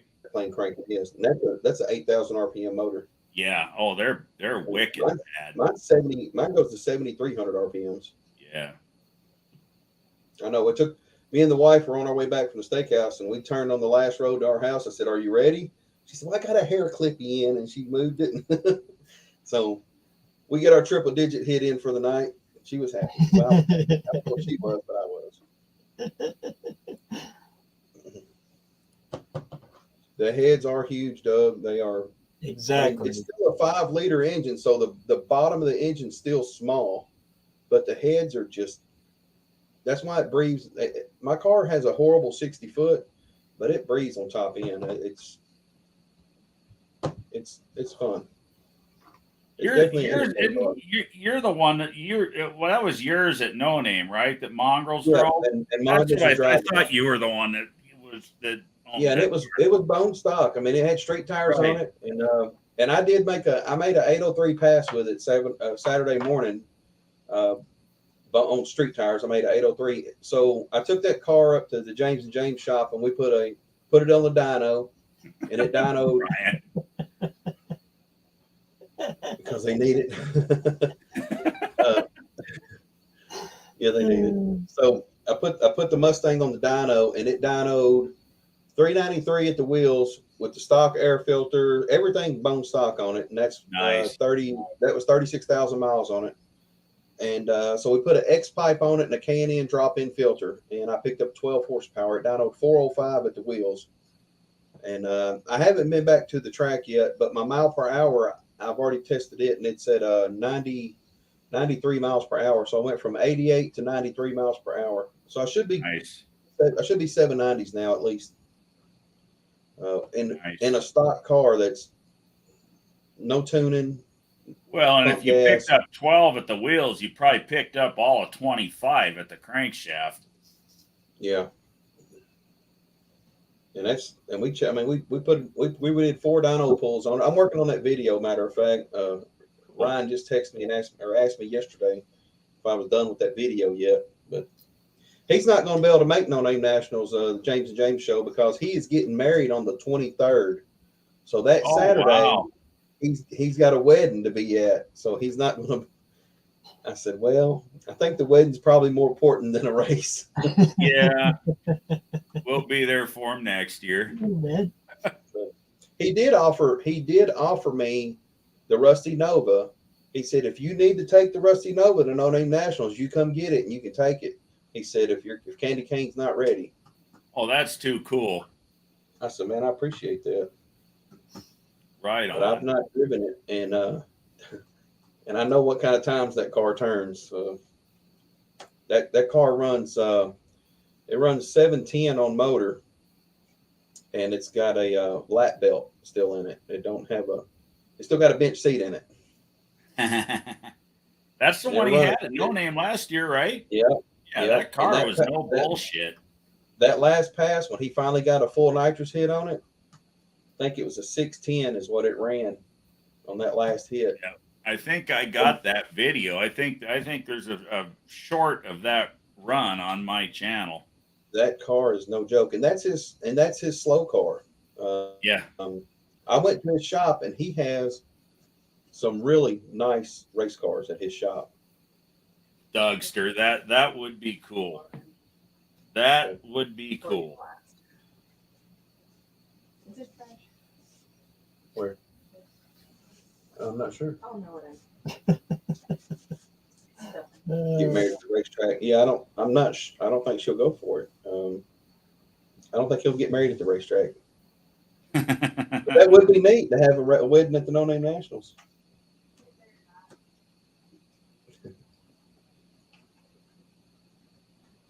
But yeah, his grandpa just passed away, but he's got a 55 Chevy that I did a short on it. It's a baby blue 55 Chevy. It's a race car. It's got a 540 Chevrolet motor in it with nitrous. It dynoed 1,200 horsepower on their dyno. Because I asked him what the most horsepower he's had on the dyno, and that car is one of the highest horsepower cars on there. Bad Bad attitudes in the attitude. house. There's one of my call outs right there. He called me out. Right on. That'll be a good race. Well, he's got an LS, and it's not stock either, but I don't mean nothing. Fun. It'll be fun nonetheless. Big block against the LS, might as well do it. MLSs can be downright snotty if they're put together right. Oh yeah. I was gonna say, are any LSs stock? No, they can't be. They can't be stock because the stock LS don't run very well. Right. I was gonna say, not if its owner is smart. And First to be thing honest, you need to do is get rid of that damn DOD. You gotta think. Now, financially, the LS is the way to go. Financially, the LS is the way to go if you're going on a budget, trying to save money, and because stock for stock, you could take a Coyote and a LS, no matter which LS you decide to take, as long as it's a naturally aspirated, not a supercharged, and you put those two engines, compare them, you can get more out of a stock Coyote easily. Brian said, that's when you say, I love you so much, I can't wait. Let's get married sooner. But Dougster asked, what about a built 5.7 Hemi? So I did see a Hemi at the James and James shop. He's got believe it or not, he's got a 5.7 Hemi. He's got a Crowler crank, forged rods, forged pistons, ported heads, and he's got a 102 millimeter turbo to go on that 5.7 Hemi. And he's wanting to try to make 1,000 horsepower out of a 5.7 Hemi. And get this, he wants to put it in his 67 Chevy Nova drag car. Oh. And I want him to do it because I think that'd be some good content for sure. It sure would. The Hemi powered What's Nova, his reasoning for wanting to do that over an LS? He just wanted to do it. He's not an LS guy. He's a big block Chevrolet guy. Gotcha. He's a big block Chevy guy. He don't do LS stuff. He tunes them. He'll tune an LS because he's got he's a HP tuners guy. But yeah, he's Dust Devil. His dad took those 5.7 heads and he ported them out really good. So with that big turbo, that 5.7 should be a monster. He'll make his 1,000 with it. He'll probably make more than that. That's what he's shooting for. I looked at the parts he had when I seen that. I'm sorry, it was not a crank. It was a Cali crank. He had a Cali crank for it, and I seen the forged parts he had, and I said, "Oh my God, dude, you done spent some jack on this." Yeah, he did. Yeah, I'm trying to make 1,000 horsepower out of that 5.7. I said, "Well," he opened that box up, and I seen that turbo. I said, "Yeah, I think you got it." Yeah. You look at that turbo and you say, well, there's 600 of it right there. It was a Crowler crank is what a Cali's. Camshaft. Cali Crowler crank. camshaft and a Cali's crank. Yep. And there ain't a better crank in the world. And boy, it'll drain your wallet to get your hands on one.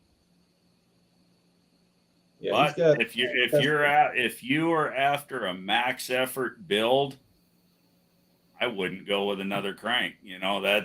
He's making the right decisions.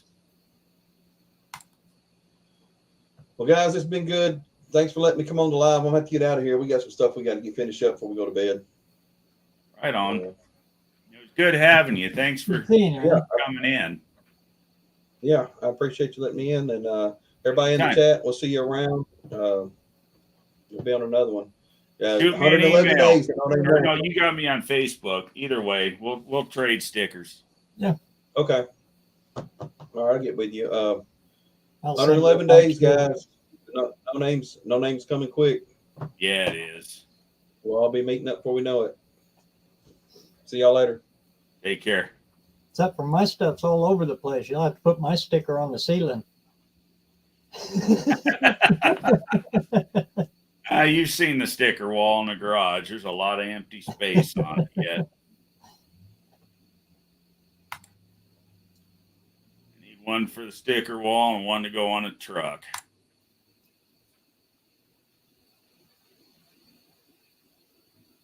And that goes for anybody out there in the chat. Just if you want some of these stickers, just hit me up on the email and send me your address, and I'll throw a bunch of them in an envelope for you. Same here. I got stacks of them. I'm actually kicking around the idea of getting another sticker done with a picture of the rat rod on it. After all, that car is. What's that? You ought to build one. Yeah. Yeah, no, that car is a lot of fun. Oh, here. Doorbell's ringing. There he is. Hey, Ron. Should have said we ain't home. Lights are on. Nobody's home. Yeah, you kept me up past my bedtime last week. Yeah, the live ran almost 4 hours last week. I was just getting ready to shut it down, and he come ringing the bell, and we sat there for an hour and a half BS. Well, Bear Rose, didn't you do like a 6-hour one the other week? Oh, Lord, yeah. That was the one that Ollie come on. Good Lord. Every time I went to go click it out, somebody else had come in. We did one too that I was in. I think it was either yours or Buck's. Remember, it was me, you, and Buck. I forget who else was in there, and it just went on for about a month or so ago, and it just went on forever and ever and ever. Oh, I've done some long ones. I actually I'm working on doing a really long one. I'm wanting to do between 12 and 24 hours. That's right. We were talking about that, you and I, last week. Yeah, I want to get with John Wilburn and get the list of everybody who needs their stuff and have the list going and just check up on everybody's subs and see how many subs we can get these guys in doing like a 12 or 24-hour live. Cool. Yep. Just have different people pop in, like you guys pop in at different times. You know, it don't matter how long you stay. Yeah, no, that's a hell of an idea right there. Yeah, it is.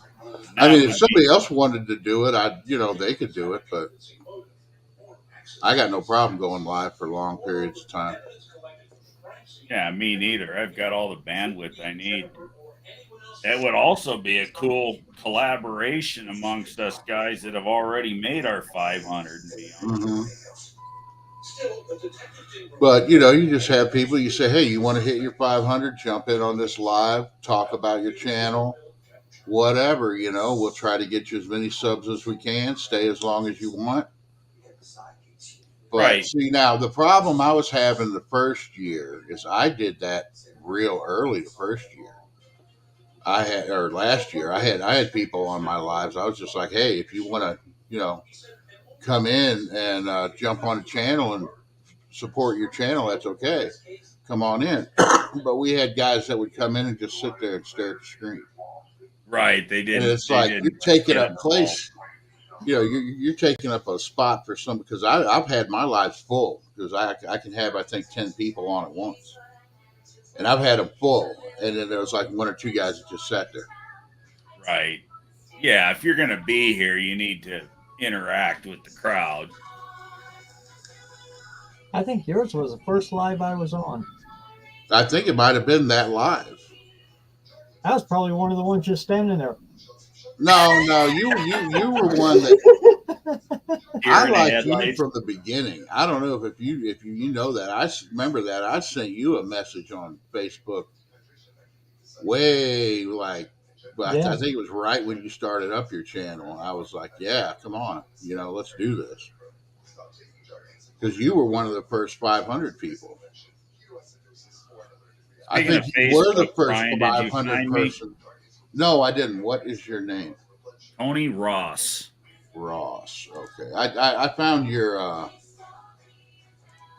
Facebook page for your channel. I Yeah, sent the you channel's something. got a page. Yeah, you could. It's a pain in the ass, but you could backtrack it to its admin to find me. But yeah, just Tony Ross. It's my profile's a picture of me and my wife standing next to my Harley. I got you.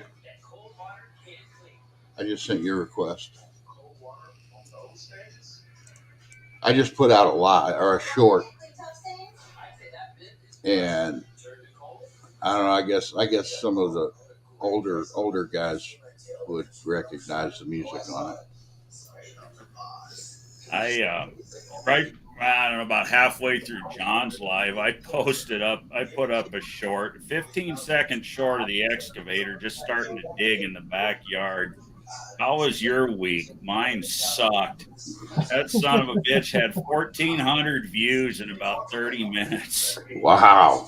I Did don't you? know if you heard, but my septic system went to shit on Tuesday. Yeah. Did you see my short on the tire size? I have watched so little YouTube this week. It's ridiculous.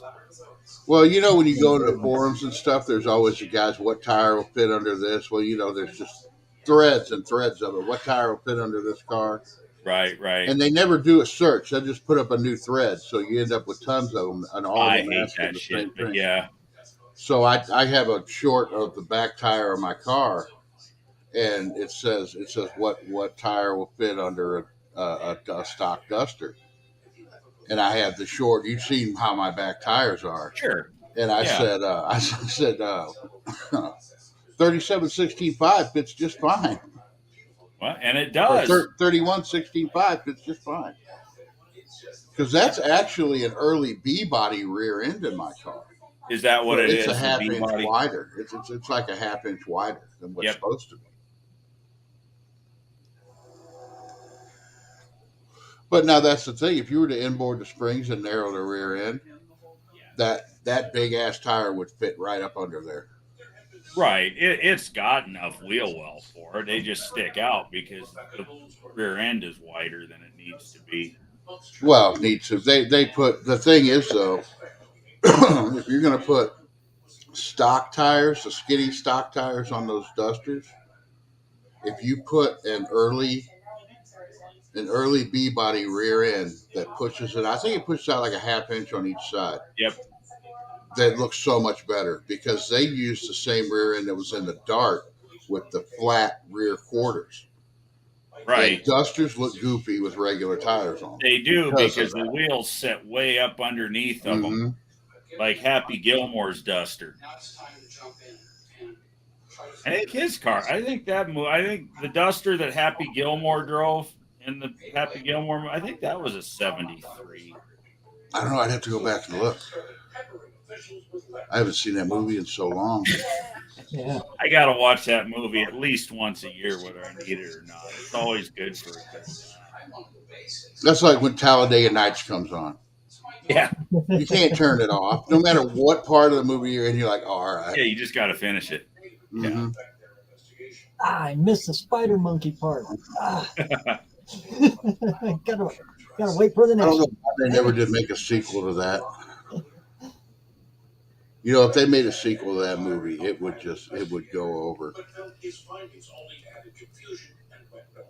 Yeah, it would. Then again, though, they can't really make comedies anymore because everybody gets so offended at everything. Oh, that's no shit.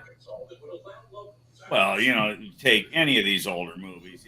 How could you? They would crucify them today. for what they said. They used to play Blazing Saddles on TV. I know it. And that is like the most offensive movie ever, but everybody loved it. Nobody got up in arms about it. Full Metal Jacket.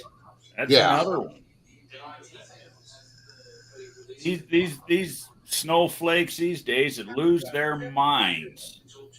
Well, it's coming back around though. People are getting sick of this shit. They really are. I know Netflix is sure in trouble. They got Netflix two doesn't seem to countries care. suing them over that new Cleopatra movie. I haven't seen that. I Don't. haven't either. It's like Netflix and Spotify. Spotify doesn't care. Joe Rogan's still on there. Everybody thought they were going to cancel him, and he's like, "No, you're not. I don't care." Because he wasn't really doing that to make money. He didn't start his podcast to make money. No. He had enough money. He just wanted to do comedy and cool stuff, and that's what he does. And that's like everybody's like, "You're so smart," and he's like, "No, I'm not. I just have smart people on my podcast." That's kind of the way I do my lives. It's like, oh, okay, I'm gonna have. Once I start doing lives again, I'm gonna start doing that. I'm gonna try to have somebody in every week, somebody that's interesting. Hell, maybe one of you guys. But have somebody in every week and just talk about, have different YouTubers talk about your channel, talk about this for about an hour. Then I'm going to let everybody come in. Right. But because I need to do something a little bit different. Well, I'll pick up some in. I think when I start up, smarter. You learn something from everybody. I don't care how dumb you think you are. Somebody's got something to learn from you. That's a fact. But no, I think I'm going to start it off big though. I think I'm going to have I've already talked to him. I think I'm going to have Professor P on my first live. Cool. He's like the smartest guy we got, I think. That video was epic, John. There are many like it, but this one's mine. Mm-hmm. That video was epic. Of course, I had to drop everything and laugh my ass off at the one you sent me in the text the other day, too.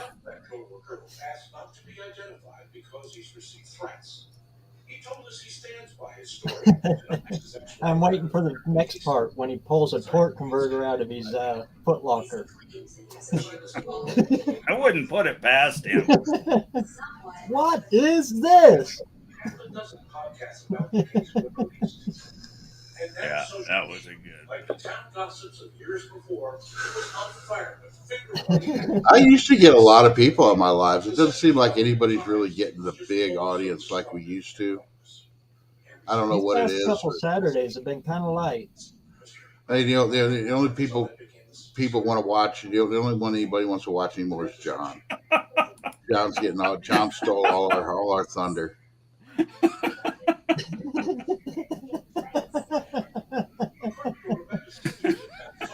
But then again, it was like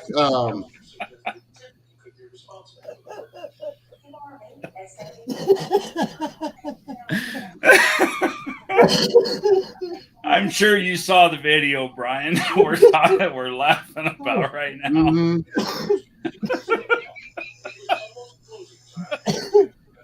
Oh man. But then again, back that when all this car started, with the heads off of it knows why it keeps on knocking. But yeah, whenever all this started, though, like before the No Name National stuff started, it was me and Ruben. We were in live for like 4 hours with like 3 people in there. We didn't care. We were just BSing and having everybody come in. That's why we knew about No Name Nationals like almost a year before everybody else, because John came in and was talking about it. He's like, "Hey, what do you think about this idea?" And we're like, "Do it."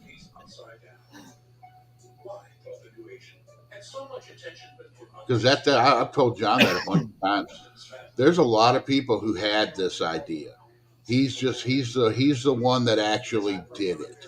And Pulled made the it You trigger know, and made it he's happen. the one that made it happen, and that's why he is the king of our YouTube family right now. Yep.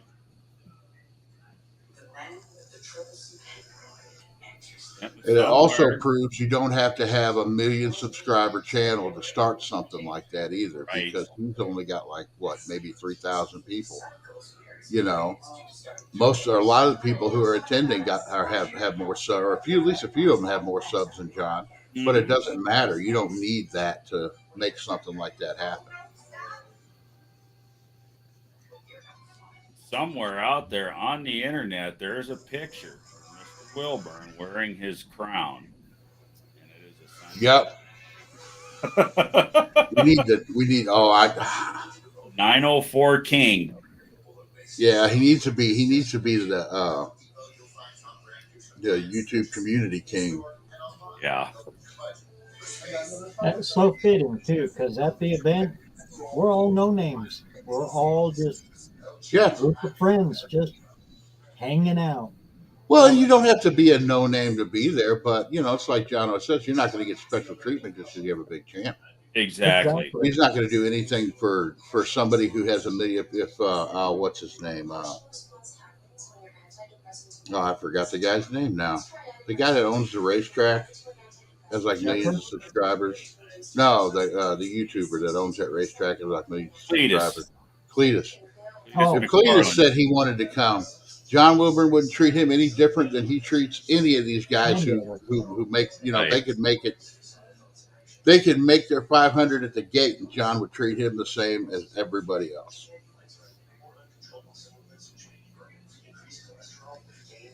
Yeah, I keep hearing about this pizza. I need to get me some of it.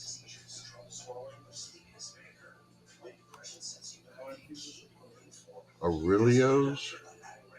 What is that? I haven't heard anything about it. Who's there?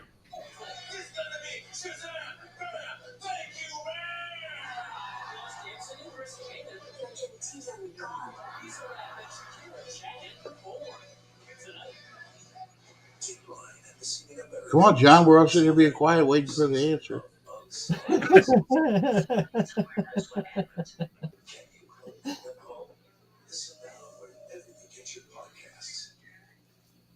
Well, he said knock, knock. I thought maybe he was Mhm. ringing the doorbell, and I looked down, but he ain't.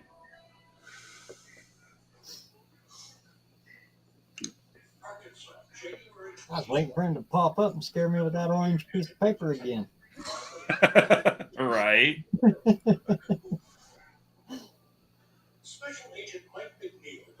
Northern Indiana. Oh, is that up there by? Oh, that's up there by. Do number 3 and however many other rod caps get loosened enough. Right? Number 2. Well, big number block 3, left, or we would have said, you know, Number 4. number whatever came out on the track. I'd say it has a lot to do with that lock washer bouncing around in there. I almost had something but bouncing around in my engine. I had to take the whole damn thing apart to get it out. Yeah, didn't you drop something down the tunnel ram or something? Yeah. I remember seeing that I video. wasn't filming at the time because YouTube wouldn't have put up with all the cuss words that were going on. Yeah, but you I think you did a video telling about it or something. Yeah, it was on my startup video. Yeah, I knew about it somehow. Either that or you told me about it at No Name, but I knew you dropped something down a damn tunnel ramp.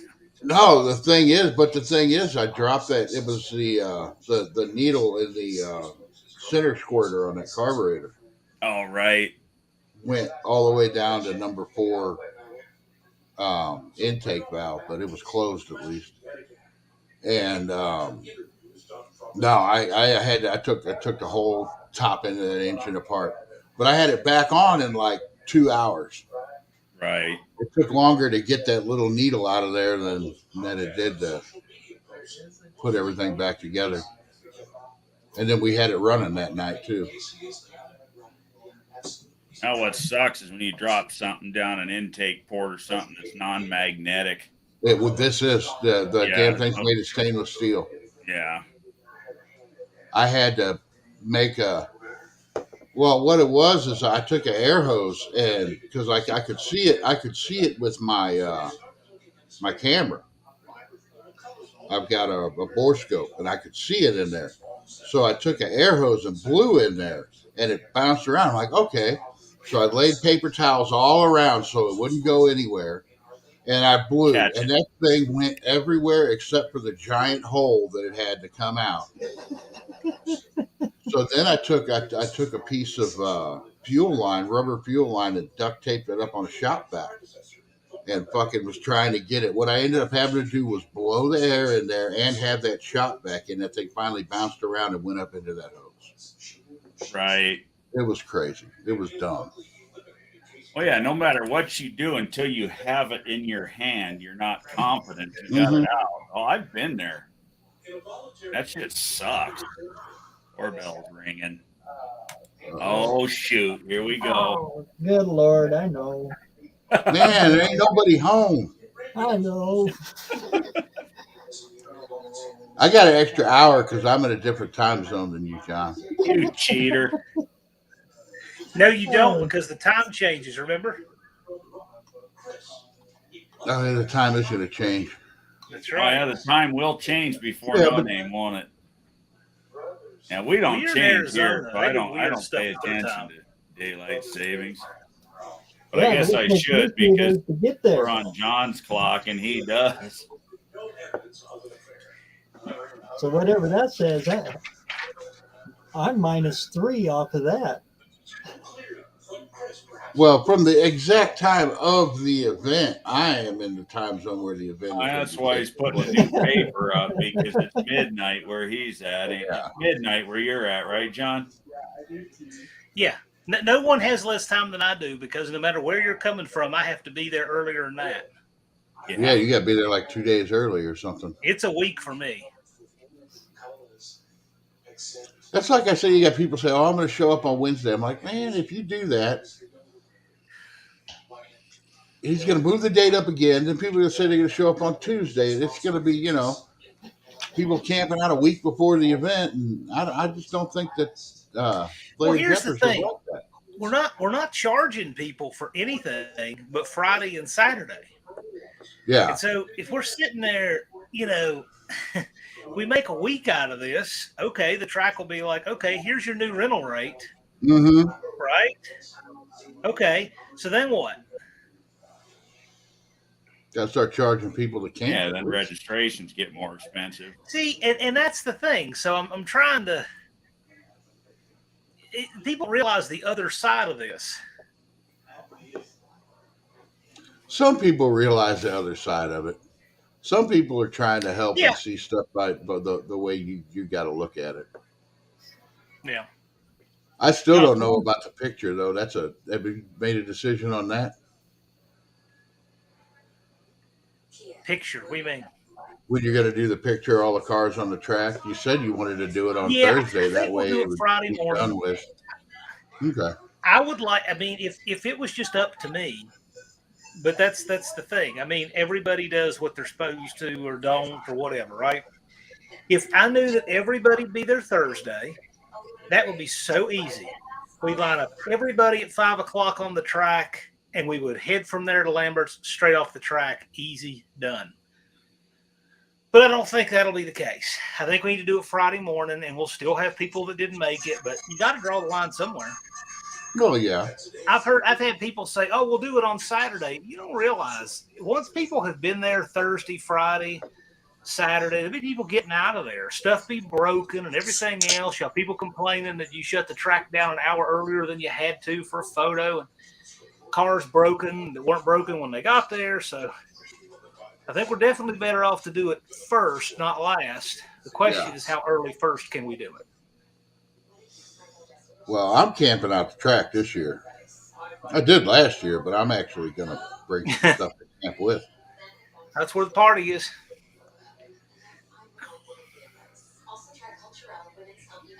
I figure once the cars start once people start firing their cars up, then it's time to wake up and make breakfast. Pretty much. I'll tell you who really sets the tone for getting up early at that event. Brad from Poor Boys. I would get to the track no later than 7 a.m. every day. And Brad was out there, everything out, open, the flags up. 7 a.m. I mean, you got that Marine Corps discipline. Yeah, that's that military. Now, he's a great guy. Man, he set such a good example. He set a good example of how to do your channel, how to participate and be a good neighbor and a good participant and everything. He's a very good example in the community. He's just a good guy. Yeah. Yeah. Everything about him, everything he stands for, everything he does. Just, good dude. Yeah, just a good dude. Well, that's what I'm saying. Is anybody who or I guess anybody that likes me, if you guys want to show up on Wednesday, go ahead, show up on Wednesday and just get a hotel up here, and we'll all hang out Wednesday night. See, that's what I was we'll all say. just caravan the 2.5 hours down in the morning and get there Thursday morning before John's even ready for us. Right. I'll open up. We'll be thrashing away. But that's what I was going to say. You know, guys can show up as early as he wants, but you know, he wants to show up on Tuesday, fine. But you're not going to be allowed into the track until that's the thing. I just need to talk with him. I mean, I love the enthusiasm. That said, if people start showing up too early, I don't want them to get too burned out from not sleeping in their own beds and all that before we even start the event. Exactly. I don't want anybody to feel like, oh man, Saturday can't get here soon enough, because you will feel that way after 4 or 5 days. Yeah. Thursday, Friday, Saturday is plenty enough for the year. Yeah. Exactly. No, I completely agree. Now, me coming from 1,600 miles away, I want to be in a hotel room Wednesday night. Sure. So and that's the thing. If something goes wrong, no expectations to be allowed in the track, and I'm coming there knowing this, you know. But you know, to me, we got a new track manager this year, and I have yet to meet with him. So we gotta. Yeah, last year was so good. I hope this doesn't cause problems. Right. Not saying there's any problem with Dominic. I'm just saying if it was Barkley, I would know what to expect. Yeah. New track manager, it could be absolutely fine. It's just not as well known. But I don't know how he's going to do. I don't know how he's going to. I don't know, because this is a different kind of event than a normal event. Yes. You know. Well, the good news is that even though the track manager's new, Larry Jeffers owns it. Larry Jeffers was very cordial at PRI, no problem. That did help unstick the scheduling snafu, so I'm glad we did that. But he came up to Dallas and I Sunday morning. He was smiling. He said, man, everybody had a great time. I said, I heard the concession stand sold out. We had a good gate, and they left the place cleaner than they found it. So and that's what you want to hear from a track owner. Yeah, and that's what we got to do every year. That track was cleaner. It was fine before. I mean, they do a good job there. They do. They always keep it really mowed and clean and everything. But when the guys left from No Name Nationals on Sunday morning, you could look across the entire level lot and couldn't see a thing. It was clean as could be. Very nice. Everybody. Well, and that's the kind of group we want to be as a whole. We want to be known as that group that leaves the place better than we found it. Yeah, we did. We did. Every night when I got home to the hotel, I had pocketfuls of cigarette butts. So I'll tell you, that is highly appreciated. Pocket. That goes a long way. That goes a very long way. So the thing I want to impress upon him is that our group, they don't break things, they don't fight, they don't cause you liability problems, they leave it cleaner than they found it, and they eat your concession stand out of food. And if you got all that, people are going to want your event. Yeah. God forbid something happens and you can't have it there anymore. the next year Well, you're yeah, going to I have mean, people wanting the event to be at their track. You know what I Exactly. mean? well, yeah, oh yeah. I mean, I don't think it's for any lack of people who would want the event at their track, but we just got to really consider. I mean, if we're going to have a one place to gather, where is that? Yeah. I mean, Barrows might like it in Idaho, but that might make it a little hard for a lot of people, you know. Right. You Well, know, if something ever happened, there's Cordova, which is it's Oh basically yeah. just farther north. Oh, there's plenty of places. One place that I have bounced the idea around about a little bit is Professor P suggested this is Holly Springs, which is across the line in northern Mississippi. Yeah, Oh, you're going a okay. little farther south. You're still pretty central. It's a small track. It's in the country. So there's things that change. There's things that can be plus or minus, right? Like we wouldn't have Lambert's, but we also would have a few advantages to being there. So there are pluses and minuses to any track you go. And wherever you put it, it's going to be in somebody's backyard. Yeah. Well, yeah, but for Barrows, it's going to be a We're from long trip. everywhere. It's a long trip for Barrows, probably regardless, because he lives in an area that doesn't have a lot of population. So, Or any tracks. right. right. I Right. think you're even a little further than I am, aren't you? 1,604. About the same. Yeah, right about the same. It's 5-9 or 5 something for me. Who actually showed up and did do the longest last year? Who had the longest trip Night last year? Wrencher towed in from San Diego. Yeah, I was He going to trailered say. the okay. forest. I was going to say it had to have been Night Rancher. He trailered the forest. Although that said, Mongrels came down out of Canada. He probably actually traveled more distance. We had a few people come 2,000 miles or close to it. Yeah, but Mongrels didn't bring his own car. He drove. Right. Steven's Exactly. car. So he probably flew in, didn't he? But Yeah, still, he did. distance is distance. I don't care how you Distance. cover it. And Scott with an S, I mean, he flew in from Spokane, Washington. Yeah. Yeah.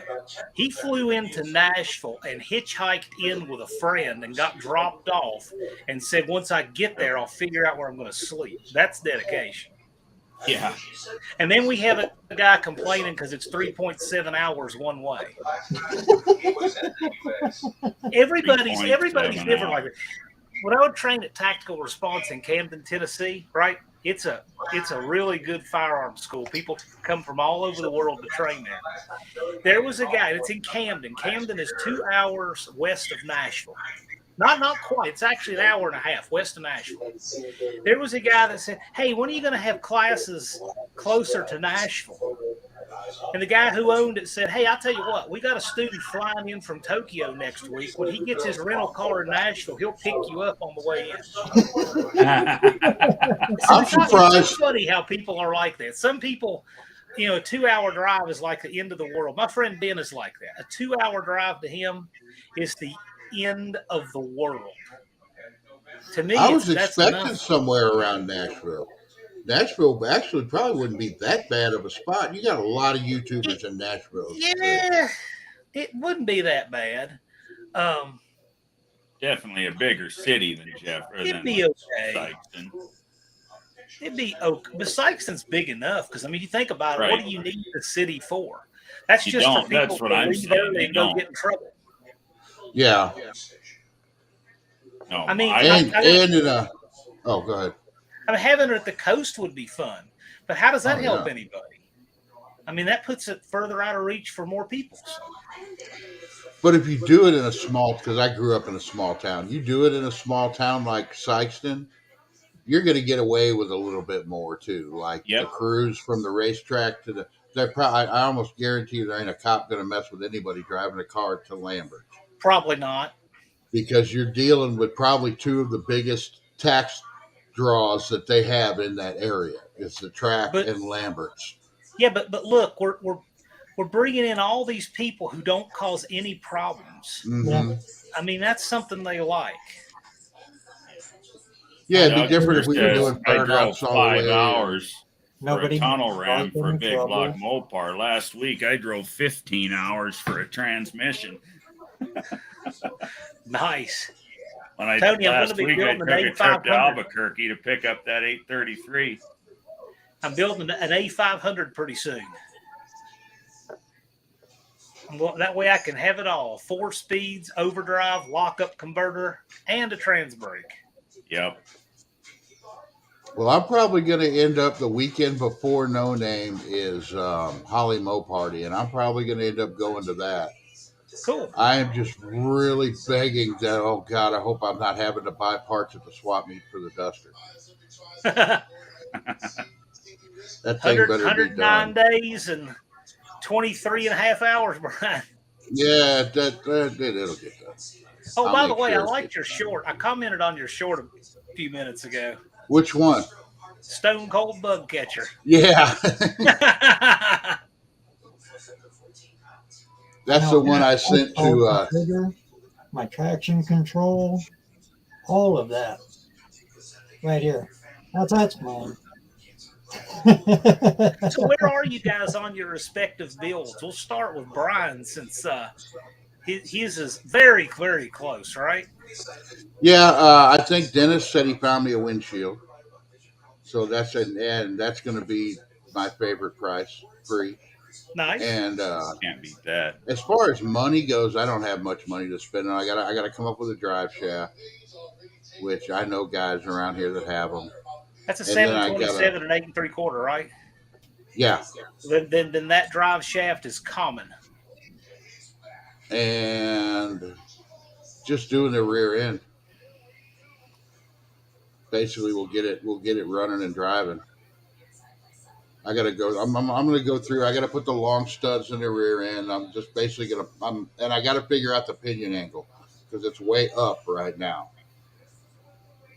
I've got new leaf spring pads for it, and I'm probably just gonna cut the old ones off when I do everything to the rear end, and then put it in there and get everything right, tack it, and take it out and weld it back together. That's exactly how I do it, Brian. I'll put them together without welding them and just loosely clamp them, and I'll set the car up on blocks so I can get underneath of it, and maybe have a helper and with a gauge and figure out and get that pinion angle right, and then just tack it. Are you going to run a snubber? That's I need to put. Thanks. Now you added something to my list. I got to write that down now. Yeah, I certainly would. I plan on it. I got super stock springs, but actually, super stock springs and a snubber is the way to go. Yeah, but you kind of need to, because if you have an inch of travel, you're going to be into those tires. I weigh close to, I guess around 280. Okay, and then Dennis, he's got to weigh at least 250. And my buddy Kevin, he's got to weigh close to 300 pounds. We all hung off the trunk of that car, our feet off the ground, and it did not squat at all.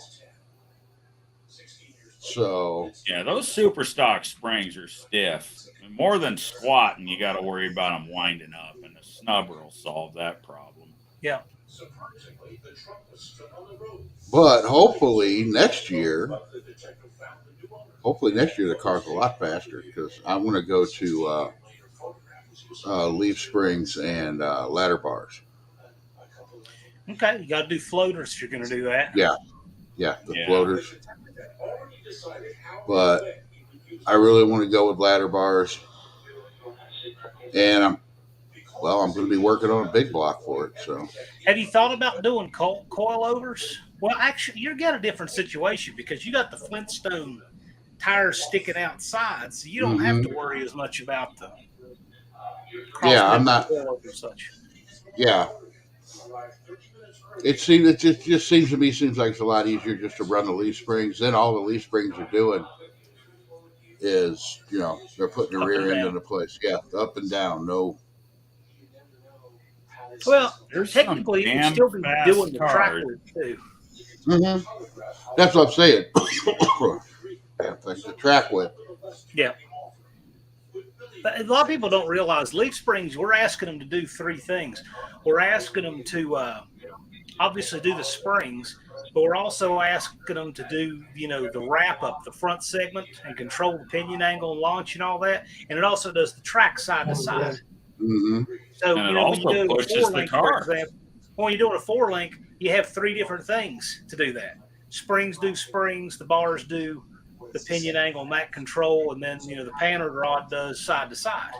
Leaf springs have to do all three in one thing. And so when you do the ladder bars with the leaves, you're taking that one function, the wrap part of it away. So then springs are just doing spring and track. And Well, four and link, boy, you got to be careful with four link because you start locking it down solid. four link, Well, I don't even. You gotta. I you would got to not look at put the a four roadmap. link. I wouldn't put a four link on something No. unless I had the knowledge to know what I was doing. I'd do a ladder bar all day. Mm-hmm. Yeah. Plus, I mean, I don't know. I have set up four links from scratch and successfully got them to shoot straight, but it's work. Yeah. There's a lot of planning goes into it. My thing is, and We I had it know all over the everybody will board, say yeah. that they've been doing it for years and never had any problems, and I could probably do it and never have any problems. But with the leaf springs, you've only got those four little bolts. And that's what the whole front of the car is torquing off of, is those four little bolts holding the front leaf spring hanger in. And even with cow tracks, you're still relying on those, well, four on each side, little bolts holding that in. Right. With a ladder bar, and you could put that center anywhere with a ladder bar. If you get longer ladder bars or. Oh yeah, the ladder bar takes the thrust. The ladder bar takes the abuse rather than the spring purge. And they're a lot easier to set up. They Ladder are. bars, that's really the way to go. Well, that's what Dennis is running on his Duster, Twisted Mopar. That's what he's running on his Duster. Sure. Ladder bars. Yeah, I think he's got coilovers. The coolest thing about that car is the engine setback. That engine is set back out. Oh man, it looks like it's set back 2 feet, but it's set way back. When he's driving the car, it looks like he's sitting in the back seat. And he's not a real tall guy either. Advantage. After looking at a Mopar, I can see why. They're so far forward. You get that engine set back, and that would change the whole characteristics of that car. I just hope we can do something to get him his subs. I'm gonna start really working with him. He's putting out shorts all the time. That's why I like those little Studebaker Larks. The front tires on them is at the bumper. They're the front tires way forward. Those engines They're getting popular. Corvette. Speaking of that, we haven't heard from Al. I haven't heard nothing from Al in a while. I see he did one a while back on it, a little short update. Been too awful long. A couple weeks ago, his last video I seen he put out. Is he registered, John, for this year?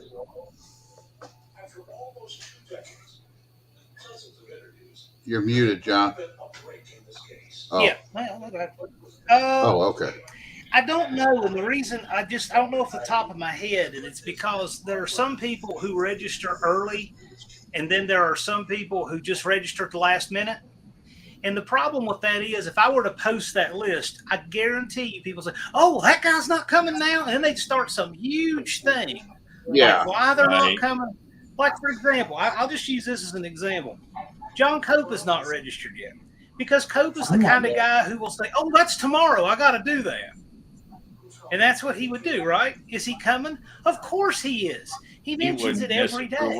He's excited. But I can't advertise that he's registered, right? Then we have people who will sign up and then just not show up because it doesn't mean nearly as much to them to pay $82.50 to register as it does to say, "Man, do I really want to make this 500-mile drive?" And some people don't. So I don't know if Mopar Al's registered, but I know he's building the car. I know he'll want to be there, and I look forward to seeing him. But I'm just going to look real quick. I don't know. I don't remember if he's registered or not. He might be. I'm just scanning. Well, he's one. He's one of those people I want to get on alive. Fortunately, I got so many people on the list now that I can't. It takes me a bit to try to look.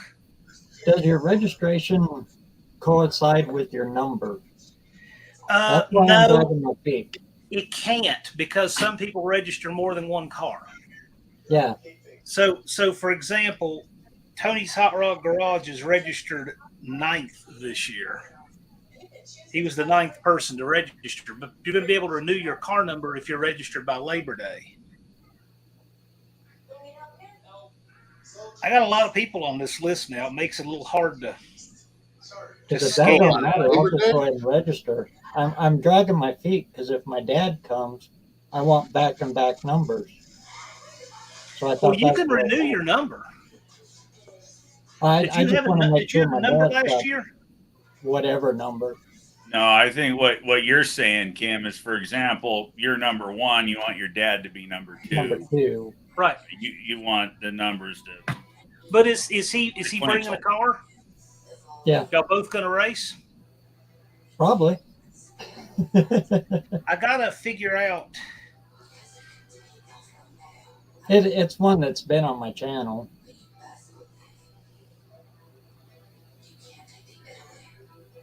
Yeah, I got so many people on here. I'm having a hard time scanning it all, but which is a good problem to have. Registrations are doing good. But no bad attitude, C10. You cannot make up a number or submit your own number. You'll get a participant number. So what happens is everybody who had a car number last year, if they're registered by Labor Day, will get their number back. Obviously, if you add a car, then you're going to have to get another number for that. And then Auto Salvage Outlaws, you must be way behind. But no, then we're going to have new people and they'll get numbers. So everybody will get a car number, but it's based on that. And it's a 5-inch high number. You need to put it on the driver's side of the vehicle so the tower can read it.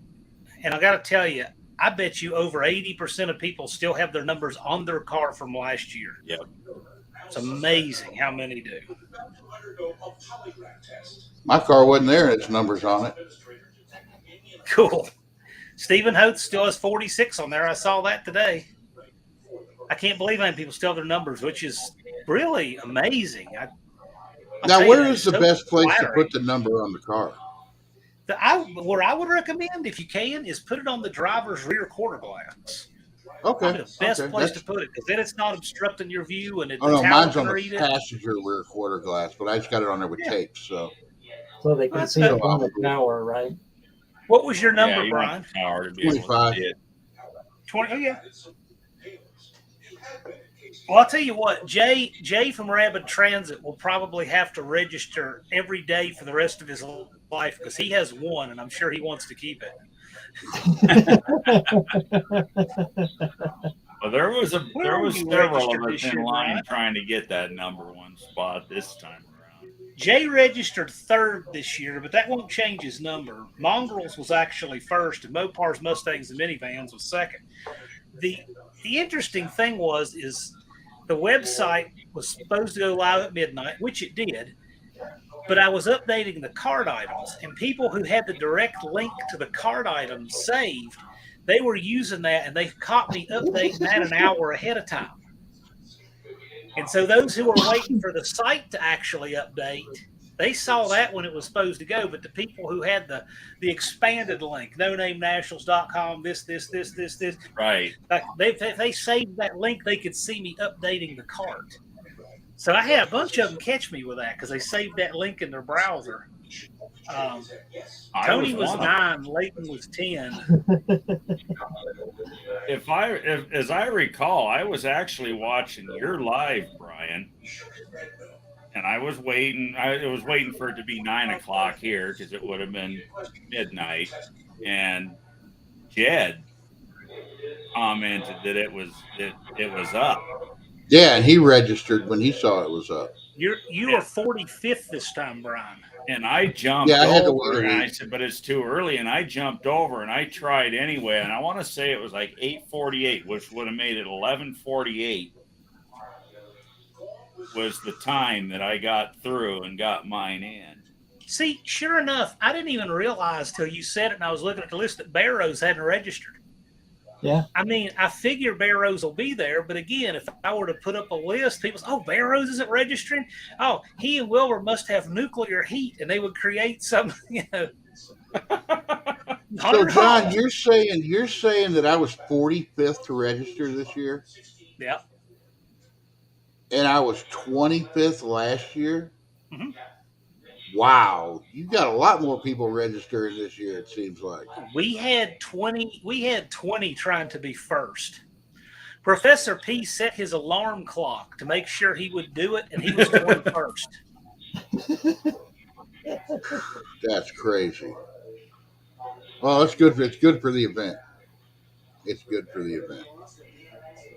Well, it's what the event is. It's just one more thing that makes it cool, or it is cool. That's why we wanted to do what we did. And it was just another race, another fun thing. Bad What is that? Attitude What is that C10. big track? Oh, go ahead. I'm going to put that on my list right now. My paper list that goes on my monitor. What was that, sir? The what is that track? The Chicago track that went under during COVID. I don't think anybody's bought it yet. It was a major NHRA track. I don't know if Cope would know that. You need somebody to buy that Joliet? track for next year. I guess, yeah. I heard You're gonna need Salt Lake's open. You're going to need one of us to buy a track that size next year, just so we can have, because you're going to outgrow Sykeston and outgrow everything. You watch. But it's a full motorsports park. Yeah, the trouble is though, we don't want to be in Chicago. No, I wouldn't want to be in Chicago. Various reasons that I know for a fact John and I share. Well, wait a minute. There's the one down in Memphis. I think you're muted. Yeah, he's not. I have the permit for Chicago, by the way. Do you? Oh, $400 in 6 months. It was an undertaking, but I got it. Yeah, I think Illinois is one of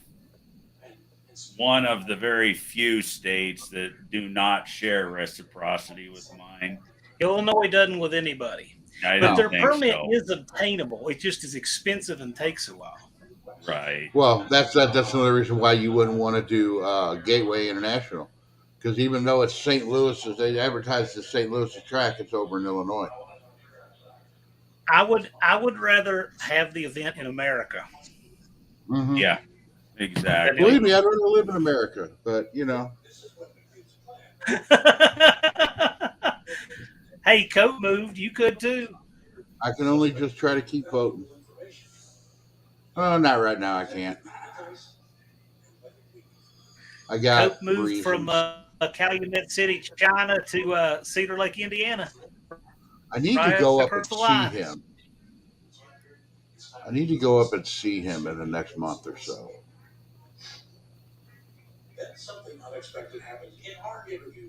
Yeah, I'd sure like to go see his 428's not shop bad at too. all.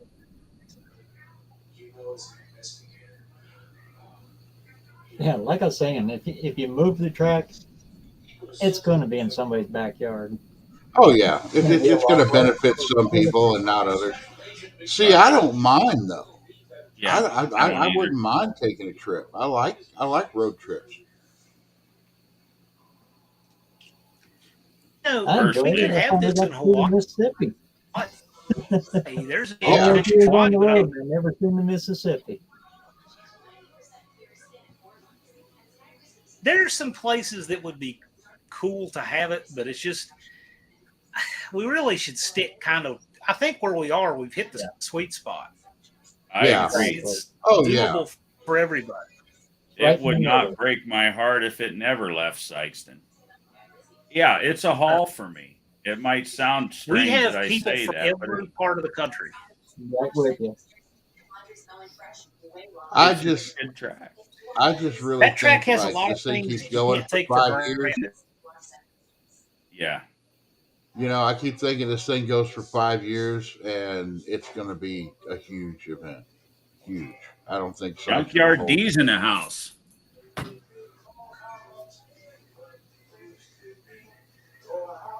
He's got a cool Junkyard channel. D. Which, you know, in ways it'd be cool if it becomes a big, huge event, but in other ways it's like, oh, we can't have it at Sykeston anymore. Shit.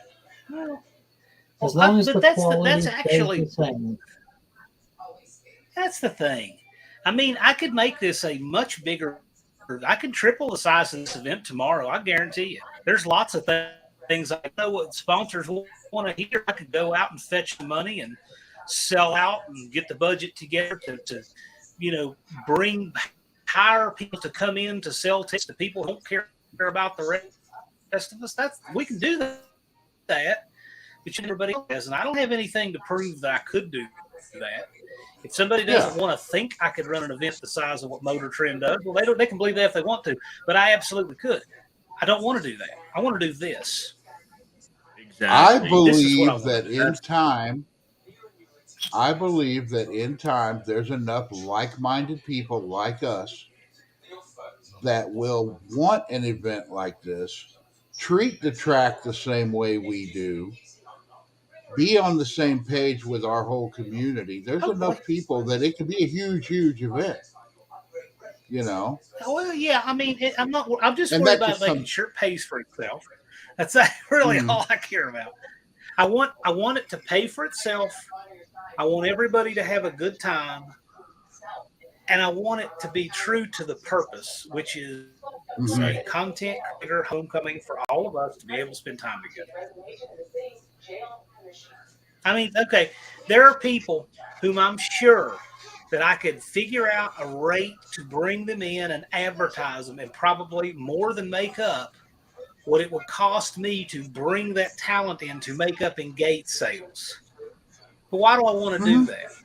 Because what that's saying is that they're the show and the rest of you guys are just here to help pay for the traction compound. And that's not okay. I think we put on a great show. I did not have one single spectator say, man, I'm disappointed. Nobody said that. You know what? Our gate sales were really good both days. They were better the second day than the first. Because people came back and they brought friends. And nobody said, oh, I didn't see such and such. It wasn't like that. I don't want to mess with that. Just want to make sure that we have enough people register that we can cover the bills. And I want everybody to be safe and not have any fights. And, as long as we have that, we can work with that. We had that the first year. I want to have that the second year.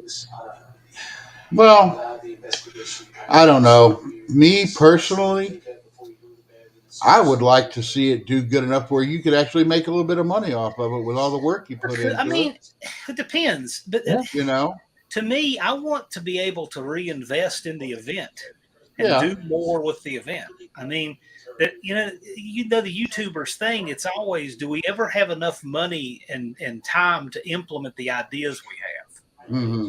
We never run out of good ideas, right? So there are things that would be cool to do. I just kind of like I'll tell you something be pretty cool. Think about this. Let's say, and I'm just making this up. Let's just say that Jeffers wanted some kind of capital improvement, right? Some kind of capital improvement, like a multi-use concrete pad that could function as a drift pad, right?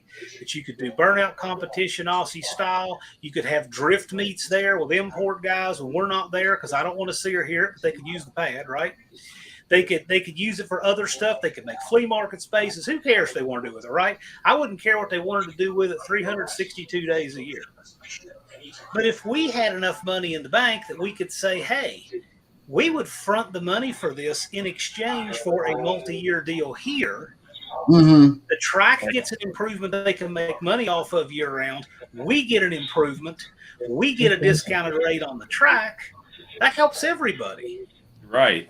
So if this event can make the kind of money that we could do something like that, I'd like to be able to do that. That's just an example. Let's say that we needed more concession stands to serve all the people we have at this event.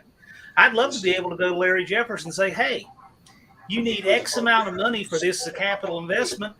We would front that money in exchange, multi-year deal, work on it with the track fee. We get a good deal, you get a good deal, you make money off your concessions all year round because they're all paid for and done. That's the kind of stuff you can do when the event has money in the bank at the beginning of the year. And the So event this year- wins last- because we lock in that's where it's going to be. We don't have that. Everybody wins. There's no Yeah. loser in there. There is no. It creates jobs. It serves our people. It serves everybody else to track. It helps us at our event. Everybody wins. And all it takes is just wanting to have a little bit of dedication. So last year we started with $0 in the bank, not a penny. And then this year we started with a little bit in the bank. And next year it'd be nice to have a little more. But what I want to do is to continue to have that to help this event. Here's something else I could do. Let's say we started the year with enough in the bank that I could say, okay, let's say that we suspected that we're going to have fuel prices doing this, right? If I had an opportunity to buy traction compound at, say, half price from a defunct track or something, I'd do that. That stuff is very expensive. That's thousands of dollars. Right. That's the kind of stuff you can do when you have money up front to leverage. So I have ideas for what I'd do with it if the event makes enough that I have a little bit of a hedge, ways to reinvest it for the benefit of this event and everybody who participates. Hold on. Yeah, Dougster's got it. Go back to Junkyard D's comment. Say keep it focused on backyard motorheads. Yeah, but okay. Mm-hmm. Anybody's welcome. Dylan McCool's a backyard motorhead. Yep. He's got a huge channel. Derek, Vice Grip Garage, whatever everybody thinks of him, he was started out and is still a backyard motorhead. You know, so you can't, you know, I hear things from people saying, "Oh, I don't want to one of those big channels in on this. It just doesn't conform to the event." Well, it does because it's YouTube.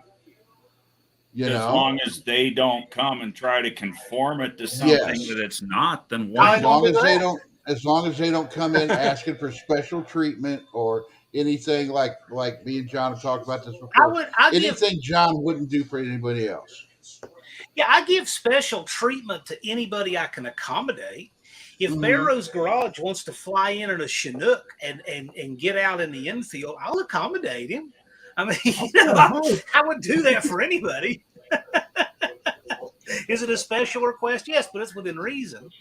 But I got to tell you, I don't care how big their channel is. If Whistling Diesel says, I want to go, I just want you to waive the 8250, I'm like, no. I really would say, now a lot of people would say, you're crazy. Well, because I'm not disrespecting that guy who's had to save $1 a day for 3 months to pay his 8250. I'm not doing that. Right. And anybody who wanted to say that I don't care about that and that's a bad business decision, well, you know what? They can go somewhere else. There's and I'm sorry. If it was me, I'd look at Whistling Diesel and be like, "You don't have 8250." Right. You know what? Whistling Diesel would set 8250 on fire just to prove a point. But the point is those guys are all welcome. I mean, they can come out, but they're going to pay the registration fee, and they can make content. And I would expect if you had a big channel and you have more production stuff, you might need some accommodations to physically. Like you might need to reserve your space in the infield because you might have like a few different trailers. And I would do that for other people. The Nelsons have to reserve space. The Bad Tree Camp had to reserve space because they had RVs coming. That's not going to work out for anybody. I've got my little cruise pit space. You got the best space out there at the end. I do. Johnny Mopar's in the house. He says we're diehards. Have you ever met a Mopar guy that wasn't? Thanks for stopping in, man. No, that's like almost half the price of Viva Las Vegas. And Viva is just a car show. There's no drag racing, there's no nothing. It's all don't touch New Balance. You know what's funny is Johnny Mopar now, he lives within 20 minutes of where I grew up. Okay, this isn't to down any other event. This is just a question. Hey, Johnny, Brian, while Johnny Mopar's in here, I want to show him something. I don't know if he's seen this. Hey, Johnny, this is the top of the burnout trophy this year. This is part of what's left of Williams Tire, the guy who won it last year. He burned it down, and he memorialized part of the tire in this urethane. And this is going to be the top of the trophy this year. Just showing you that. I don't know if you'd seen that. Does the case go with it? I'm going to give the case back to William. He sent it in a Pelican case. But anyway, sorry. But I was wanted just- Johnny to see that. yeah. I just wanted Johnny, if you're still in here, what does it cost for a weekend at No Name or not No Name Duct Tape? I'm just curious. I don't know because I've heard people say that that your price is too high. It's not. No, I don't think duct tape's real expensive either. I think it's about the same. No, I don't know. I know. I would have gone last year if it wasn't the same weekend as No Name. I'd go to both. You know, if I'm the next year, if everything's the same as it is this year, I'll just have 3 weekends in a row that, you know, I'll go to Holly Mo Party, go to No Name, and then I'll drive out to Duct Tape. I love going to events, but I'm not missing No Name Nationals for anything. Anything. Well, and see, duct tape is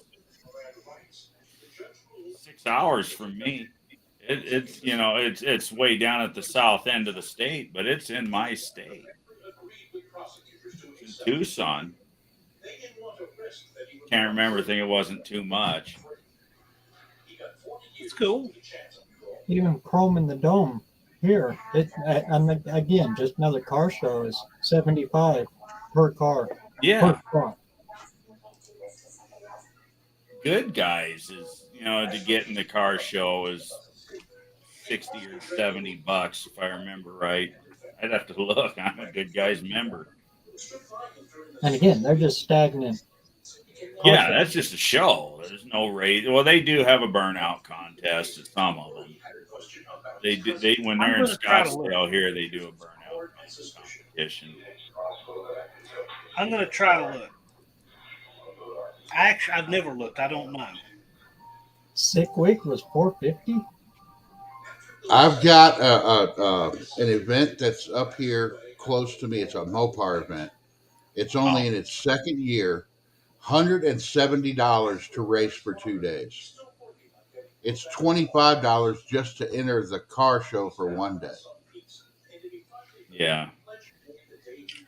I can't even find it on the registration page. It's very affordable. And if you Sick work Week it right, was $450. So you walk away with here's a channel, a real established channel. Bad Attitude C10 brings up something real important. He says Sick Week was $450. All of these people saying, "Oh, you should do a drag and drive. You should do a drag and drive." I'm like, okay, well, let's rent 4 or 5 tracks, and you see what your registration fee turns into. Then all you're going to have are the guys who do the touring car stuff, and everybody else is like, "This is too rich for my blood." Not to mention, you're going to wear everybody else out all week.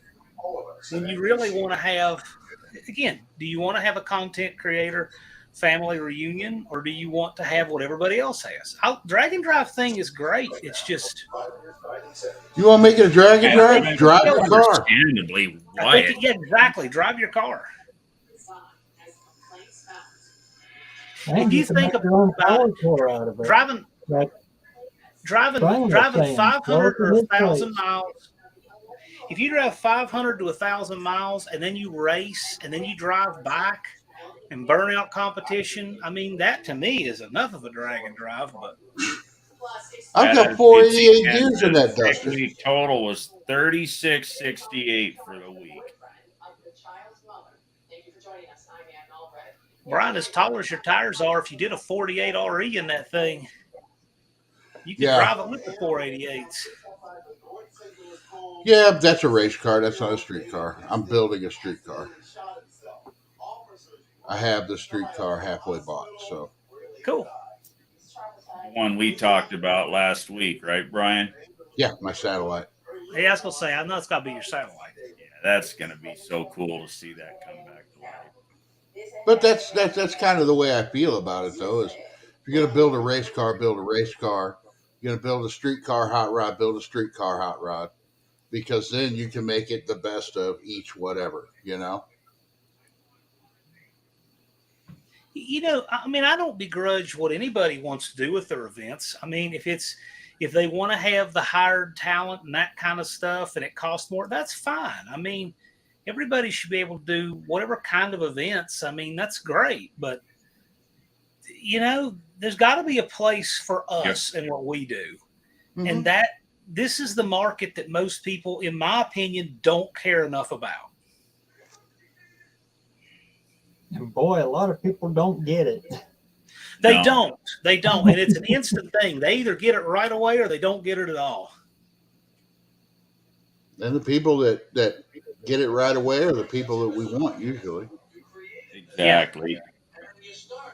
You're going to go all that way to try to race that car? Are you crazy? The people. But that's the thing. It's more about the community and less about the racing. Mm-hmm. I'm going 1,600 miles to get my butt kicked. There are people that cannot understand that. They're like, why would you drive and know you're going to lose the race? I'm like, yeah, see, you don't get it. You don't get it. You don't. Ours. We spent way more money on food than registration and spectator fees. And honestly, if I'm being honest, that concession stand, the prices were a quarter of what I expected them to be. Yeah, they're not gouging. Not even close. The food's good there. The food's good. Was an excellent value. You know, you go to events around here, a freaking beer is $10. Bottle of water, I don't drink, $5. You know, they weren't like that. Again, if you move it to a bigger market, look what your concession prices will do. Yeah. Yep. And then when your concession prices are really high, your hotels cost more and all that, what do you think happens to the participation of people bringing their families? Yep. See, this is the stuff that a lot of people don't think of when they say, oh, you should do this, oh, you should do that. And that's the other thing, okay? So they ran the concession stand out of whatever last year. We run them out. Yeah. If anybody here was thirsty and walked by my pit and said, hey, can I have a bottle of water? Can I have a soda? Here you go. Yep. You know, there ain't too many places where you know you could do that. No. Well, and the other thing is, if they were gouging for their food and drinks, they may not have sold out. Yeah. I think we got a good place there. More money selling for a better value than you ever will gouging for. I bet Larry Jeffers makes a bigger food order this year earlier. Oh, I bet he does too, because he knows he'll sell it.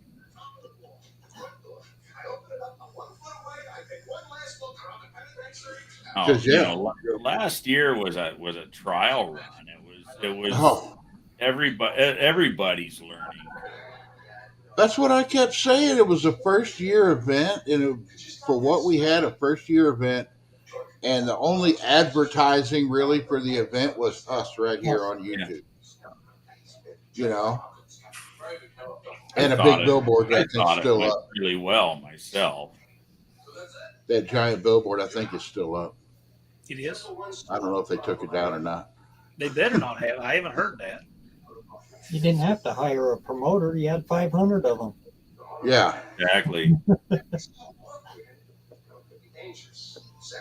And it continues to grow.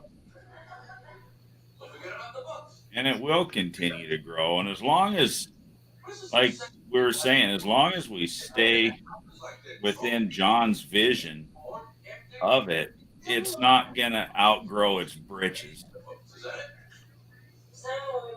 I don't want this to be a thing where Barrows and Tony and Brian are people who just people walk through and say, "Hey, where is such and such set up signing autographs?" Right. That's not what. There was a line of people there to meet Barrows last year. They came Blew in, me they away. bought spectator tickets. They were seeking out Barrows to meet him. Blew To me me, away. that's a win. Well, the thing is, Barrows has said one of these days he's going to have 100,000 subscriber channel. I can see Tony, that. you're probably going to have 100,000 subscriber channel. I'll probably still be at 790 because that's where I'm stuck at. But you know what? I don't care. I didn't get into this to make money or make a huge channel. I'm fucking proof of that because I haven't done a video in a month. You know, it's like I'm not out to get. Well, it's I do this like because the I hang out field with of cool people dreams. like If you you guys. build it, they will come. You know, It's just been a blast. I get in these ruts where, like I didn't put out a video this week because of the shit that went on around the house here. I put Literally, out the one shit that short went this on. evening of the excavator digging up the backyard, and the stupid thing hit like 1,400 views in 30 minutes. And I darn near didn't do the live tonight, but I've been doing lives every Friday night. I didn't want to per se. That's the This is a thing. If you tough want a lot of spot. people in your lives, you got to keep doing them. Right. This is a tough And spot to make that was stick. my school of thought was, I'm just going to do it. That's why I'm not out in the garage tonight. I'm sitting in my office, a little more comfortable. But we're doing a live and we're having a good time. Dougster, if you lick them, they will come. If you lick them, they will come with handcuffs and a warrant. But no, if you can make this spot stick for you, this is actually a pretty good spot because you're right tough after, one. You're right after the No Name Nationals king. Right. Well, it all started when me and JB did that live. I was trying to help him with his trans, and we had a good turnout. And it was after John. Transmission. And he hosted that one. And the following week, I said, we had a good time. Let's do this. And I've been wanting to start doing lives anyway. And I had a hell of a good turnout that night. And I've just been doing them. And I think, fun.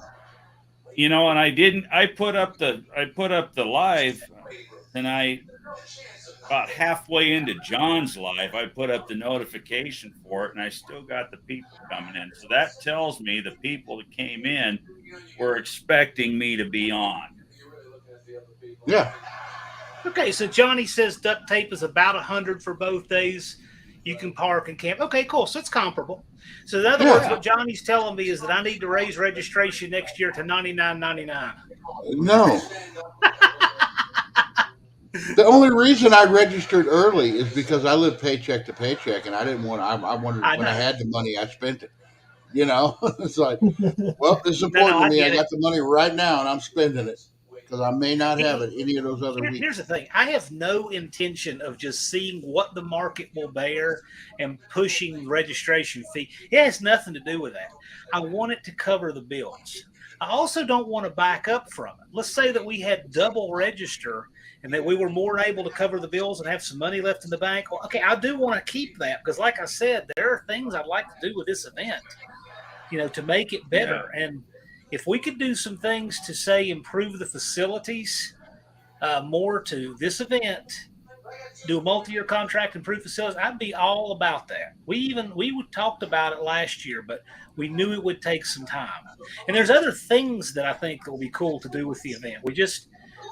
We need a little bit of money in the bank account. So this year, we hope to have a little left over. It's kind of a expensive party. So it's about business. 500 both ways. That's what's going to get me this year. I won't be driving the Econobox across the country. I'll spend a little money on gas this year. That was the whole thing. Duct tape or no name. I spent $300 on a hotel last year, and that was just so I could take a shower. And I ended up camping out at the track. I ain't wasting that money this year. Right. And if you are going to book a hotel, do it now. If Yeah. you Oh do yeah, it way early, I mean, and I need to we look didn't up stay in the. the best place, but it Ooh, was the dirt place we cheap. were at was bad. Yeah, and as we keep having it in Sykeston every year, those hotels are going to catch on. Mm-hmm. But if you They book don't think early, like John that's the way to does. go. I think it was the You see quality several room. hundred people coming into town, and they're going to jack up their rates. But yeah, that's the way to do it. You book them in advance. But that's the thing. That's another thing too. The reason why in a small area like that, all we're doing is boosting the economy in that area. Yeah, So Johnny, they're that gonna sounds about right for Tucson. so they're gonna roll out the red carpet for us anyway, as long as we show we're boosting the economy and we're not a bunch of assholes. Right. I think we've proven that we're not a You bunch got of assholes. Dougster. You've got shower facilities there. They have shower rooms there. You don't have to Well, be a swamp creature. well, the thing is, the reason I took a shower was because I was up the whole night before doing last minute stuff to the duster because I was planning on bringing it. Then the trailer thing didn't work out. I went in there on like zero sleep. I'm not doing that this year. So Brian's Hot Wheels car will be there this year. Yes. I actually have a friend of mine, really good friend of mine, and he customizes Hot Wheels. And I'm going to pay him to do a Hot Wheel of my Neat. car. That's Neat. going to be so cool.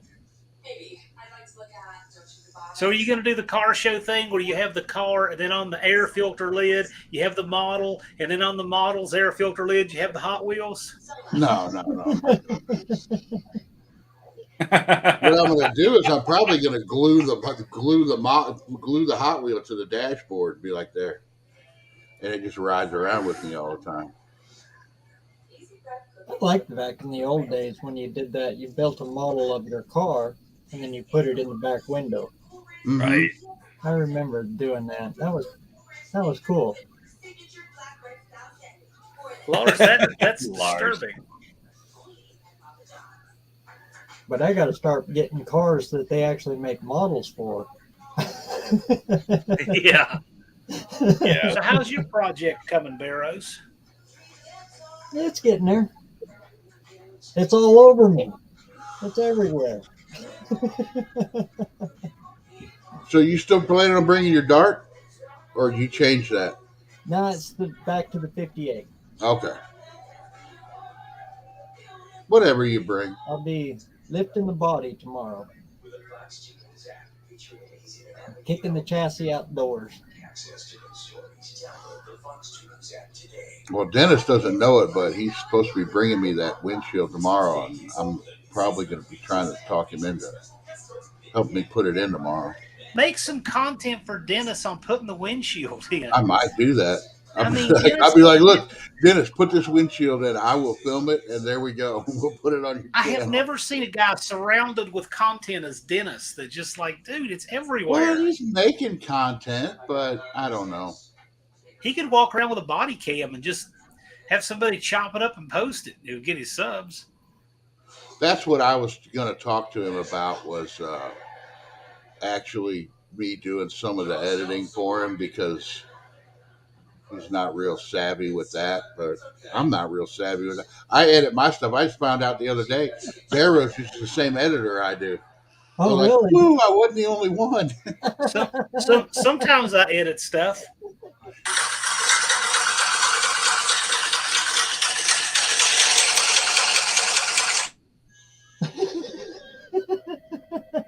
I just figured out how to make shorts and be able to put them up from my computer. And I could do a little bit of editing to them. I wish they'd let you change the thumbnails on shorts, though. Oh, Yeah, man. that'd be helpful. When they took that away, The last few Yeah, it trips always I've seems done to pick are the just stupidest horrible thing out of the showing. video to make for your thumbnail. So I told Cope my favorite number is 11. So I've got a pre-order on valve body number 611.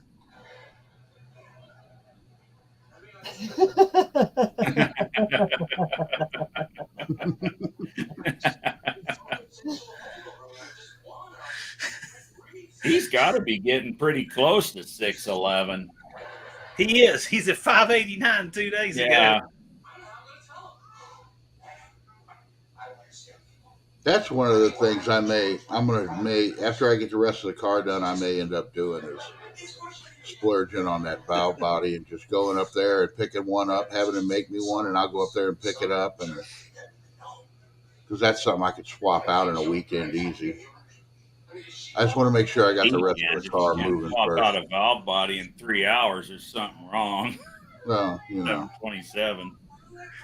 I could be like everybody else. I don't have a lift.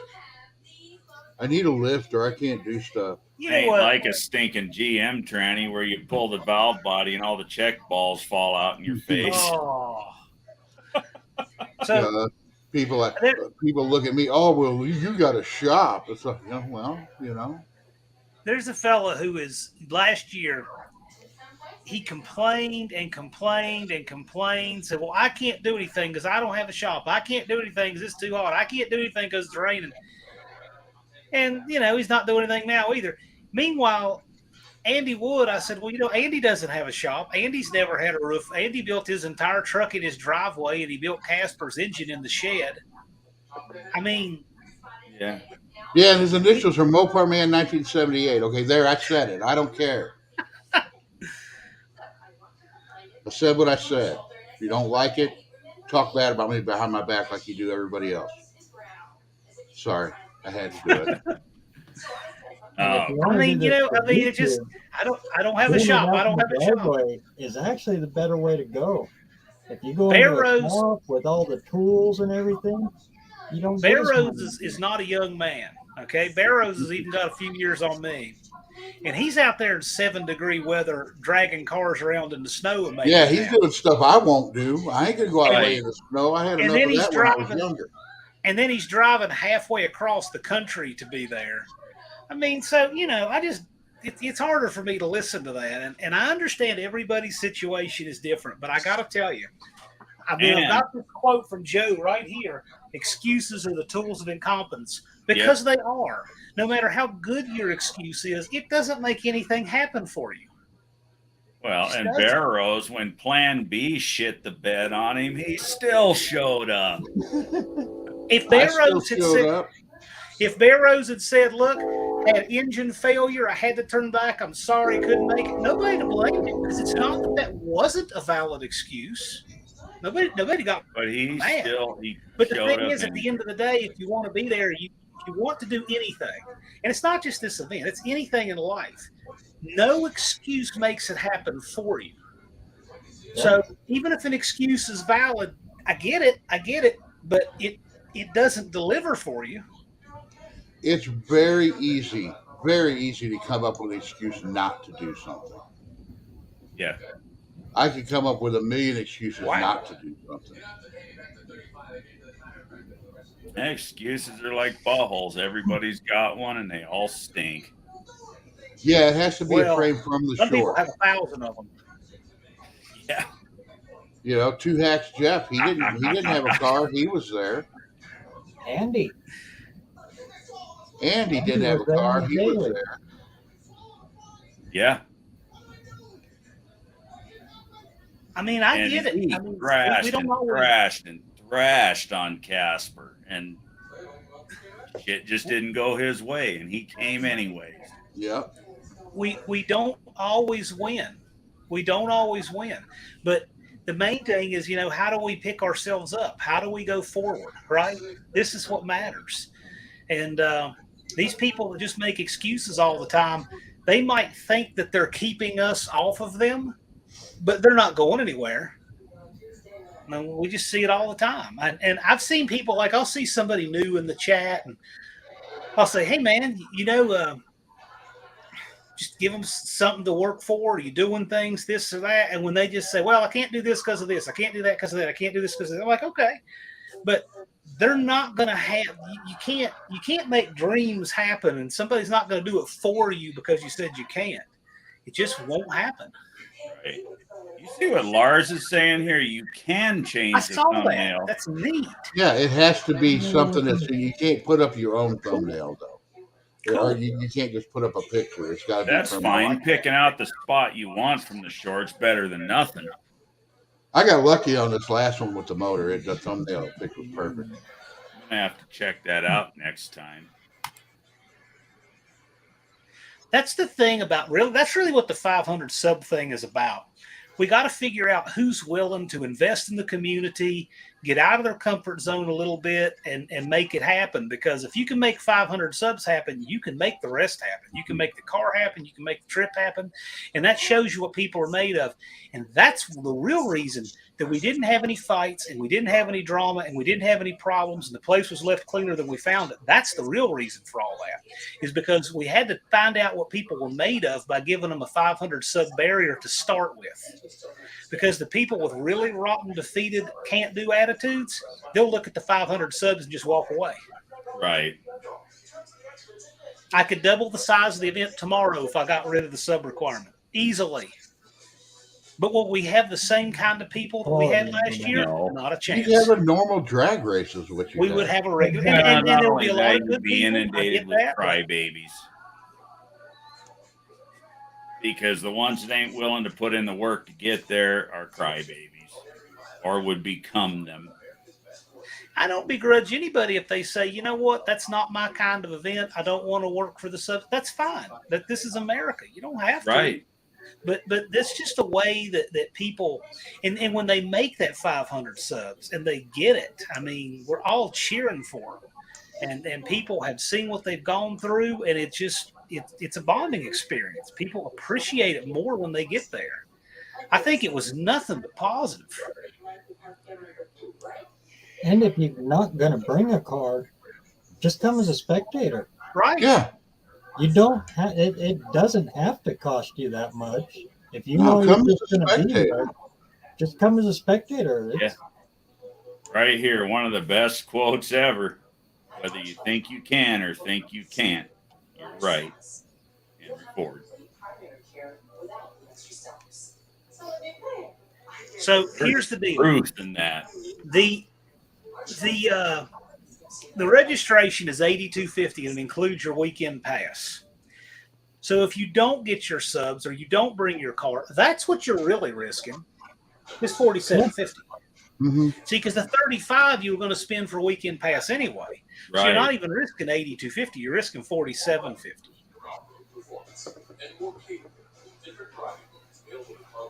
I'm willing to help any of those guys, any of them.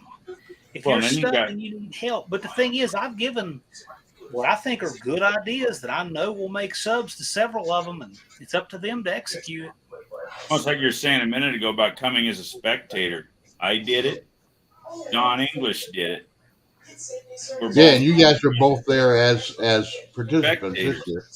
Hell, I don't know what Don had, but I had 100 subs. I think I had 120 by the time I made it because I picked up some across the country because of that big banner on the back of the car. Don had 0, right? Don didn't even have a channel. Don, no, Started Don his had channel on the way home. I thought Don had 3. Was it 3? He had 3. I think I was subscribed to Don when he had the Don English just his username, but he had a channel. There's no content. Right. But he started on it right after the event. So he started the season almost halfway there. Because it used to be called Don English. It was both of them. Junkyard D there's a guy who can really do some stuff. He's good on camera. He's got really cool content. There's a guy who's got the tools to do it. No doubt about it. New guy's burnouts on a he mini doesn't even bike. have a car, but he's coming as he's going to rent a U-Haul. Oh, he's going to rent a U-Haul. Yeah, they're going to do the match race, the Model T. That's going to be cool. Turbo Tom and his Model T. That's going to be cool. But I came as Turbo- a full-on contestant without a car, so basically I was a spectator, and it was worth every single penny of it. Oh yeah, I've said it once. I'll say it again. I'd do it over again. It was Oh, worth yeah. every minute, every penny. It was fun. Junkyard D. Here's the thing with that. You're going to have one hit, and you're just going to look one day and say, that can't be right, because your subs are going to be higher than you think they should be. So just keep doing it, because you never know what's going to hit some night while you're asleep. And it's Yeah. going to be the weirdest one, the one that you thought the least on, that you just, try this. That sucker on moonshot. I think part of it has to do with the anticipation for the last year and a half, and part of it has to do simply with what the content is. But I've picked up almost 80 subs in the last couple weeks since I fired up that rat rod. And with 4 videos, 2 long forms that weren't very long, and 2 shorts. One thing I'm going to tell all the No Name 500 guys need subs right now. Do not get paralyzed by saying, I need to wait and do editing, wait and do editing. I need to wait and do editing and let it sit Throw on it the out board. there. You need to throw it out there. So thing is, make this a simple process of I'm going to shoot. I'm going to do the best 1-minute video, the best 2-minute video, the best 3-minute video I can. Once you have enough content to actually fill the time, minimal editing, if any, and post it. And if you get good enough at shooting your videos, you won't need to do any editing, because you'll automatically not film your feet while you're walking around. You'll get rid of all of the ums and the uhs and that stuff. When you work with a shorter amount of time as you're producing, you'll have much less editing to do. And you'll just be able to shoot and post. And That's what I do. really help you. Okay, But film this way. Yeah. back to With my the long channel. form, Unless you're doing shorts. Shorts And go this way. this Drivers way. and how a video does. The night that I took the rat rod out on its maiden voyage, or I should say the evening, my wife was in the house, in her pajamas, no less. I pulled the car out of the garage, parked it in front of the house, and you guys have all heard it run, thumpity, thumpity, thumpity, potato, potato, potato. It drew her out of the house. I said, get your phone and get in the car. We're going for a ride. And she did. And you all saw the video where I scared her ass going down the road and everything else. That was as raw gets. That was her filming. She has never filmed a video for me since I started this channel. That was her filming on the phone. I didn't cut crap, and I posted it. To date, that 6.5 minute or whatever length video it is the best performing video on my channel. It Bad doesn't attitude. have to be high quality to perform. That's the point that I'm trying to drive home, right along with what John was saying. Yeah, I have that problem too. I can't feel my feet either. Bad attitude. Blake's got a good sense of humor about it. I got to tell you, he's really Yeah. I like, he says bad attitude C10. It's kind of a misnomer. He's got a can-do attitude. He makes stuff happen. So looking forward to meeting him in person. And back to Junkyard D's comment there, 15-second short, no tags, forgot the description, and it still got more subs than any I've done. Shorts Yeah. are a wild card. Look at that. Got 4,000 views on a golf cart ride through the pits. Now we're talking. Yeah. I've You kind of never know learned what's something gonna about hit. shorts too. If you unless you really got something you're wanting to really get in depth into, keep your shorts about half the time that they want. Go about 30 seconds. Yeah. Because I mean, the attention span on people watching shorts is woo. The 15-second ones do great. Well, they do, and it's again, like the rat rod thing. I did the short. I think it was about 15 seconds. Well, we did the live, the first fire up live that Friday night. Saturday morning, I did a 15-second short of it firing up. I hadn't tuned it, I hadn't timed it, I hadn't done nothing. I just fired it up and let it run for 15 seconds and posted it. Saturday evening was when I put up the video with me and my wife on the maiden voyage. That was after I'd done some testing and some tuning and dialing in the cards and getting it right. And that video just straight did well. And I don't know if maybe the short built it up to it, the live the night before, but it all just worked. And it was raw, unedited, uncut. And my wife still swears to me, it did so good because if you didn't put all the effort into editing today. And there might be something to that. When I'm editing, all I'm looking for is cut and fast. Yep. I'm not looking for razzle dazzle. I tried that on a few of them, adding in like little swirly things, breaking news, little sparkles over here. Crickets on those. People turn right off on that stuff. So now, yeah, I don't screw with the intros and all of that. I just, I've got my little 10-second or 5-second ending that you see on all my videos, black screen, the logo, like, subscribe, share, and that's all I do with a little music clip. I don't, get into all the fancy openings, and I just get straight to the point.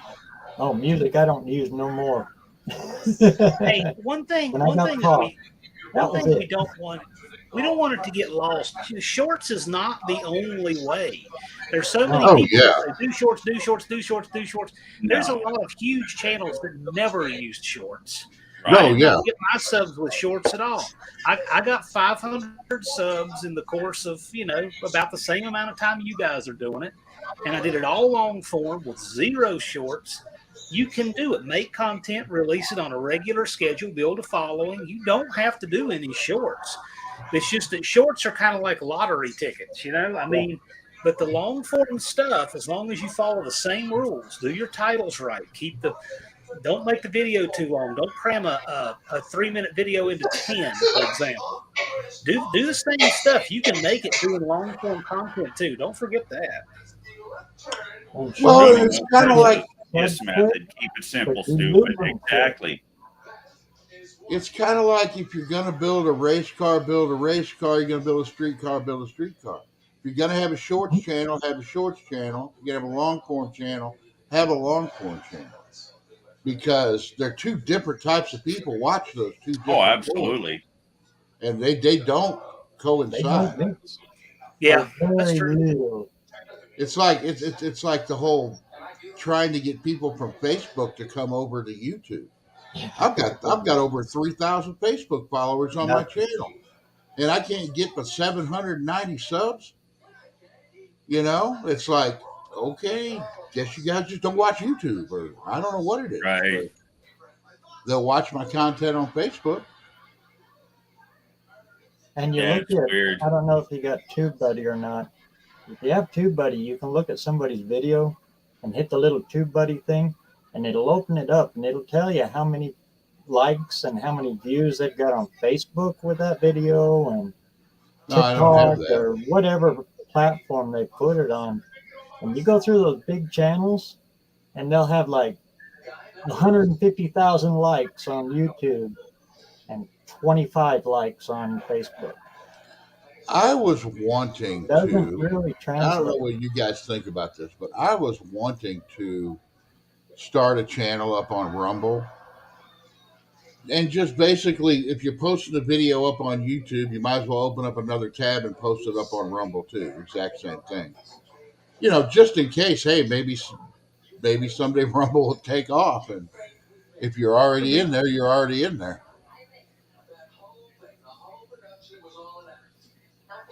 But if Facebook is working for you, because when I was double posting, my views would go up, but my subscribers, nothing. You don't get any subscribers from it. Well, now, and then Travis did that. He would put out basically like a reel on Facebook that was just a snippet of his Yeah. video, and then say, "Come see the rest of the video." And he got a lot of his subscribers I've like heard that. I that remember that. works. I may I try was doing that. the I don't same know. thing. It's just a lot of work for something I don't. It is a lot of work. I don't. That's A lot why of I work don't do for something Facebook I'm doing much. as a hobby. I've They got the put me in channel on jail for saying Facebook for and having Instagram friends and go all up that, in but my I never title, do nothing. and I ended it. I don't even look at Facebook anymore. Yeah, I like Facebook. I like Marketplace. Oh yeah, I still look at that. But Yeah. I don't, Speaking, I don't know how speaking, you get by without Marketplace, John. I don't know how you live.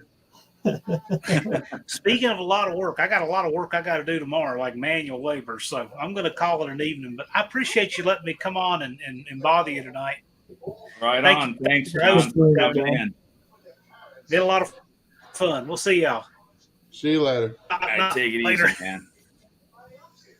I think a lot of that is because Facebook is picture based. That's where Yeah. you show your pictures and all of that stuff. Video doesn't really hit big on Facebook. I don't know. Chris from Talking Mopars, that's where he makes all his money is Facebook. Yeah, if you can roll with it. Some guys It's don't real think hard to get monetized though. You get some kind of crazy amount of views on a video, but Yeah. now he makes a lot of money off of that. Speaking of that, Rumble, if you're on Rumble, does Rumble pay? Yeah. What is the whole deal with that? I've never looked into it. Their ad revenue doesn't do as good Well, because I'm sure it doesn't, but they pay more than YouTube for the view side of it, but the ad revenue is way less. What do So you you got to make do to what do you got to do for monetization on there? Is it I guess it's a little easier. I got to look See- into it a little more, but See, because I heard like Instagram, you can make money off Instagram too, and their Yeah. monetization is weird. I don't even think they have. It's just if you get someone with a whole lot of views, they just start sending you money. and it's I've heard it's a TikTok is like that too. My it's wife a has lot a like the friend short that does a revenue. lot of TikToking, and she Uh, knows It's set up a lot like YouTube Shorts. that they have to have some crazy number of views before they start making money too. Is what I was told. Yeah, but the thing is, if you make a bunch of like say you make even if you made because what is it on here, 10 million views to get monetized, you have to have 1,000 subscribers and 10 million views on. Oh, on Shorts. Yeah, Yeah. if you started a channel and just started and did a short or two every day, and that's what you did, you could get that 10 million views pretty easy. Oh yeah, Because people but would you got to start stay seeing at it. it. Yeah, it would have to be every day or twice a day thing. But you could do it. I mean, I wouldn't want to do it, but Dudes with wrenches has it come turns on and into a talked to us job. about that and what he Yeah. has to go through because he is a short master. Oh yeah. Well, he's starting to do long forms now because they've started asking for them. The viewers have. He's got the voice to And do he's it always too. been Yeah. trying to transfer that over, and now he's finally starting to pick up traction on it. Yeah. That's like I think Tony, I think you've got a good voice for voiceovers. I don't because I don't have enough fucking teeth. I'll just tell you that right now. I've always been told that I have a voice for radio. But it's like if you ever watched, and you don't necessarily have to have like a deep voice or anything like that. Who else is really good on there? Russell at Outfits Garage. Yeah. Yeah, him. Yep. No, I think what Dead makes Dodge my Garage. voice good is I have a loud voice. Dead Dodge Garage, the other DDG. Yeah. He has got the perfect voice. He does the voiceovers just right. I mean, I like his stuff. I really like his I stuff. enjoy watching his channel. That we always go back and forth. I always say he's the better DDG, and he says I'm the better DDG. Yeah, he's got a cool channel. Yeah, I enjoy but he's it. another one I'd love to see him at No Name. But Oh damn, hell yeah. what it would take for him to get out there. He's You up know, in Washington, right? yeah, Yeah. yeah, he's up there. He's up there by Spokane or something. up there by Scott from Heaven's Mopar. Yeah. I'd love to see that red Charger of his show up. Hell, That's Scott started his YouTube channel because of me, and now he's passed me up. I just don't got money to buy a rusty e-body. right. I don't know. It's all I think it's more putting the content. I see it because I Yeah. either if I'm not busy, if I don't get busy, I get lazy. Or if I got shit to do, I get it done and then God damn it, I should have filmed that. Yeah, that's But my big problem. Is I should when have I filmed that. buckle down and put videos out 2 or 3 a week, I get subs. I was doing 2 a week And I for get a a while. lot of freaking subs. You know, I got 3 days off a week. I really could make 2 videos a week, but and where I'm at on the car right now is stuff that's really hard to film, you know, and stuff that I Yeah. just don't think is interesting. Like when I was wiring the car, it's like, okay, people want to see how I heat up shrink wrap or heat shrink. You'd Yeah, be no. surprised. Yeah, Yeah. I would. probably wasted a lot on that, but You'd be surprised at what, and I've come to find out that myself that, I won't film something if I think it's dumb or nobody's going to watch that shit. But they do, it's weird. well, and I also am still a firm believer if you want to have a big YouTube channel, you know, like 20,000 plus, that's really hard to do with just one car. Oh yeah. Oh, yeah. You gotta That'll I buy never think it's happen impossible with to one do with car. one car. You got to end up having a fleet, and then you got cars sitting around, and or you got to even have a one place for subject. it. You got to start dabbling into other subject matter. Well, Get I don't into know. other subject Well, matter automotive. or Yeah, customer cars. My buddy, the one that owns the Rat Rod, the one I called that bailed me out and showed up with an excavator and a crew and everything. Yesterday, one of his guys, the pipe guy, was here putting the damn sewer pipe back together and shit. And I'm talking to him Night, Johnny. and he good night, Johnny. And he says to me, he says, "You seen that red Chevy at the yard, right?" Yeah, the little short bed. It's a little OBS truck, step side OBS Chevy. And he goes on to tell me it's got a V6 in it and the transmission don't work right, but he'd love to put a V8 in it.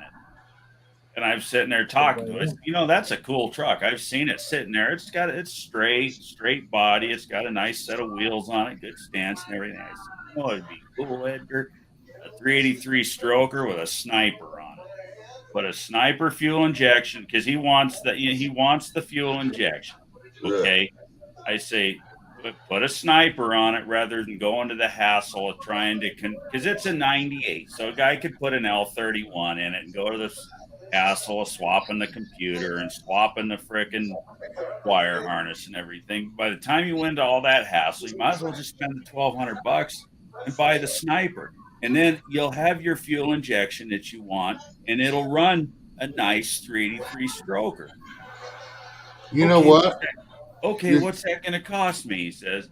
I do some quick math in my head, what I can throw together a halfway decent 383 stroker for the $1,200 for the snipers. I could probably do it for about $7,500. Really? I got that money. So he wants me to do this for him. And what is it? It's a pile of content that YouTube's going to eat up. Yeah, but you're screwing up. You just told me you had 2 454s in your garage.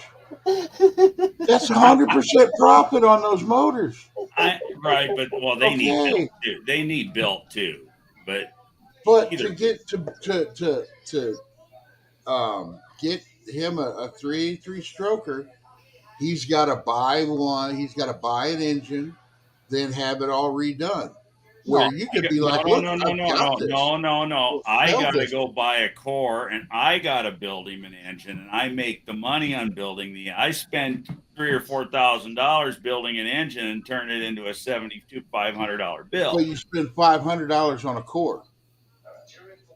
When you've Not got a me. 454 that you can say, hey, okay, $800 for this, and it's out of my way. I could put a shelf where this thing goes. Right, but that's not what he wants. He don't want a big block. Eh. You got to talk people into what they want. People don't know what they Well, want. I know what you're saying, Brian. But either what I'm getting at is I'm just sitting there bullshitting with the guy playing in my shit, literally, and turn it into something that I can make some money off of and get a bunch of content that YouTube will eat up. Well, that's probably that's what I plan on doing. What's After that? the satellite, I plan on, okay, I'll find another Duster and I'll start building it.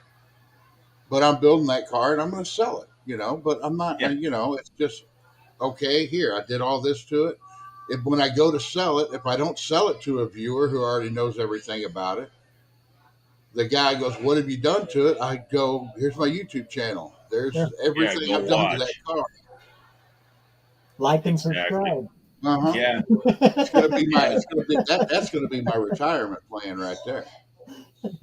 And here's doing what you like to do and making some money doing it. Yep. Because I don't want to be in the machine shop after 62. I just don't. I'm done. I don't blame you. And that's what I meant by branching out. Like Price Yeah. his whole thing is, will it run? Travel across the country, pull a car out of the woods, and drive it home. But he's also done engine builds. He's done all kinds of other stuff. But his bread and butter is his bread and butter. He built his channel on revivals. You know what's bad? Have you seen all the cars that he has on his property? Oh, I know it. He can't sell them. Every time he tries to sell them, he gets 100 people just wanting to come and hang out. Yeah. So they'll come and act like they want the car just to figure out where he's at and hang out. That's when you get big enough, you got to start outsourcing some stuff. Mm-hmm. But he's also gotten to a point that he doesn't need to sell them. No. But at the end of the day, what are all those cars doing? In a sense, he's doing those cars a disservice by letting them sit out there in the field. And I think that's what he thinks. You know what he probably should do is just pick a day and hire an auctioneer and have an auction. Yeah. And sell drinks and T-shirts and everything at his auction. I mean, he's to the point to where it's not about the money. Where, okay, it's one day I got to put up with all these fans, but I'm going to make some money off of it. So have them all out of my place or even do it somewhere separate. I mean, it costs a lot. Yeah, you always want to go separate. And on the same token, that field full of cars, he is never at a loss for something to make content. Yeah. That's the other thing. But he can go pick one any day and get a month's worth of content out of the thing. Yeah, but he also likes to do that, fix it and drive it home stuff. So, when he started doing some of the other stuff, people started bitching at him too. Where's the revivals? Well, and it's also to a point where like one of us couldn't do a revival. I don't think it would get the views that I've got one. Just because it's been done so much. And it did actually pretty well. Even though it has been done so much, but I think my opinion on that is it doesn't matter who does it. The fact that it's being done draws the views. I had an idea for a little while. I had that run stand, and I'm going to be trying to get it back. I was thinking about doing that with motors. Yeah, finding old motors that are, as long as they're complete and not locked up, pluck them out of junkyards or something. Yeah, and just put them on the stand and be like, "Will it run?" and go through and do whatever. And yep. Then you Get do some your good fire mics up, like Tony's got. What's and then that, Kim? Get some good mics oh Yeah. yeah, like what you've got. that's a great thing Oh about yeah, this like new those phone. Kamika's.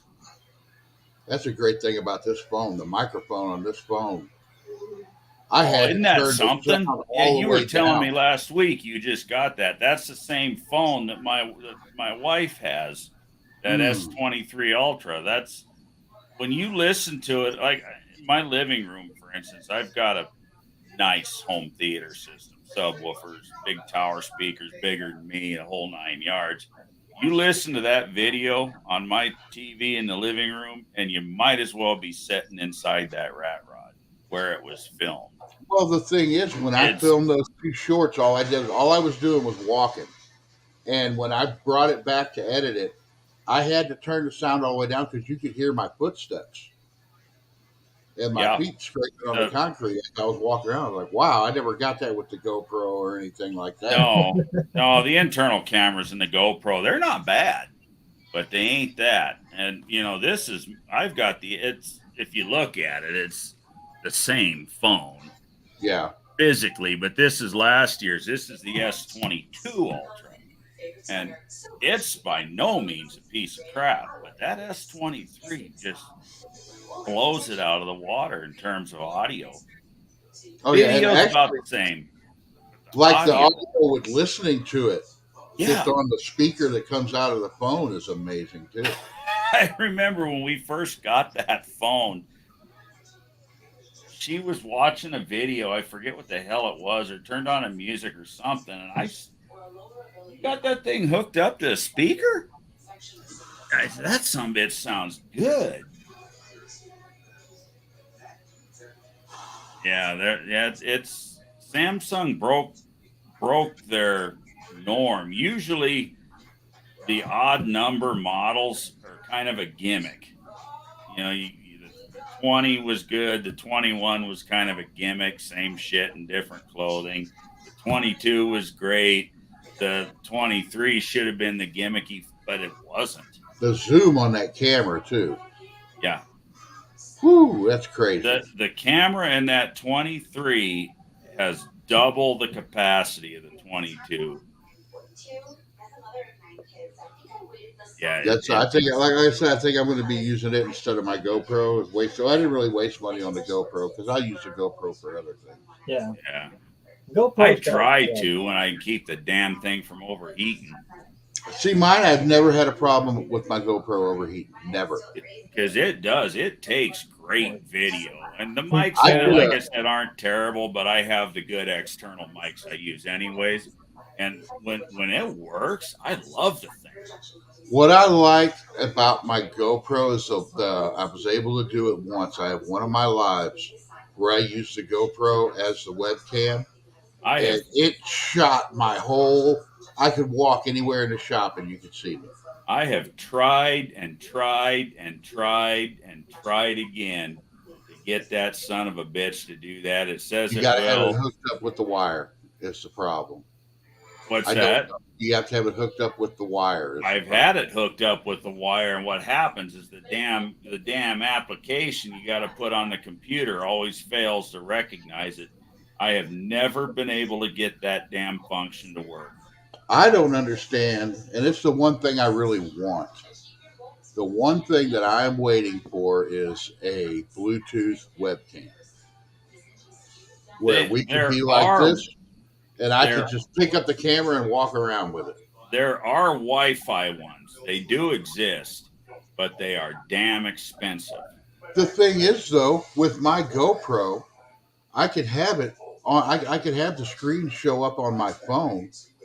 Yeah. And have the GoPro somewhere else. So why can't it do that when I'm streaming? Yeah. Because like that looking that video surveillance, 4K surveillance. Once you get them, because you can get those to come through on your phone or whatever. Yeah, so you can use that to switch back and forth. The thing is, I did a video. You got to worry about audio. When I had my buddy come over and weld that one panel on the duster, I was on the other side of the car. All I did was clip because I didn't want to worry about the welding shit. Right. So I just clipped the GoPro up, and I sat on the other side of the car and Controlled stopped it and with your started phone. it. Yeah, stopped and started it whenever he was doing something interesting, and I could watch it the whole time. I don't know why I can't. When I did the test do that. drive videos in the remember that swept line that I was working on a few months ago, that red swept line? When I did the test drive videos in that, I put the GoPro, I've got a suction cup mount for it. I put it on the back window of the pickup. You know, if you remember, you saw pretty much the cab of the truck, me driving and everything in front. And then I had my phone that I controlled it with while I, was doing my thing because you can't control the GoPro when its back end is up against the glass of the truck you're driving. I Yeah, don't it have worked. it That's a here. great feature, but it won't project. I don't have it here, but when I bought my GoPro, I got this big old bag full of accessories, Yep. and there's one that's just like a clip where it'll Yeah. just clip onto anything. That is the best thing besides the selfie stick I have that actually works as a tripod. That clip on is the Yeah, is best. that the one that it opens up and then you can also it's Yeah. got the three lay I've got that same one.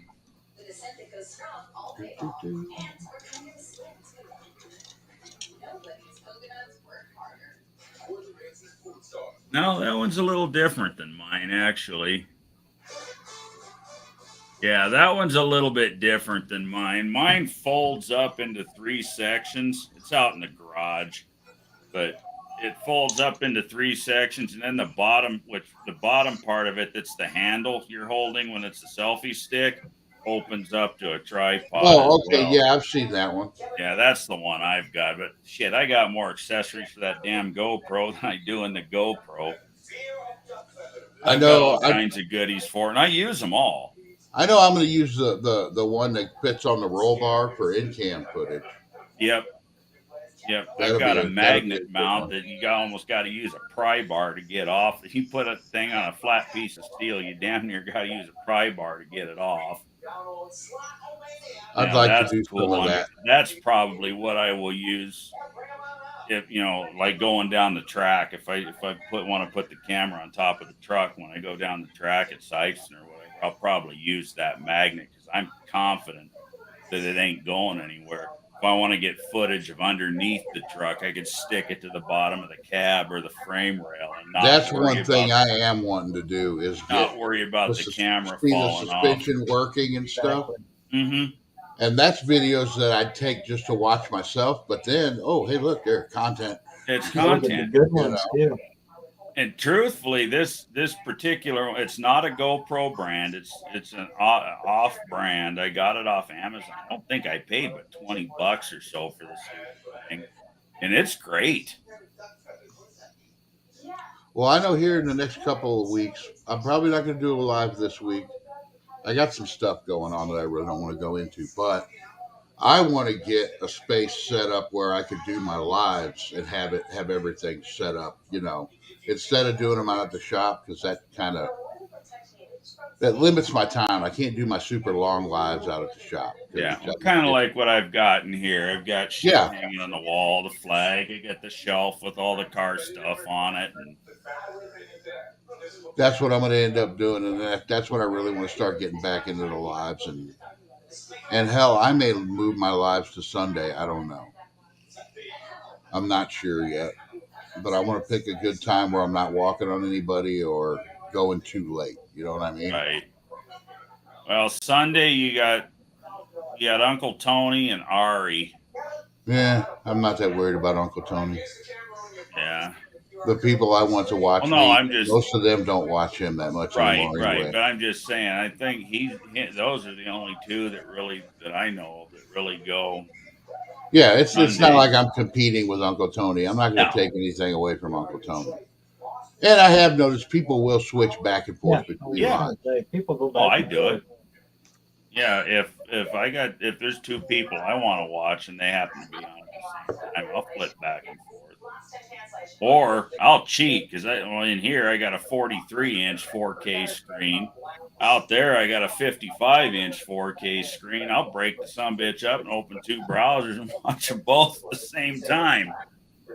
That and I was really thinking about because like me and Jed and a couple other car guys were really into playing video games. And I was really thinking about like one live a month.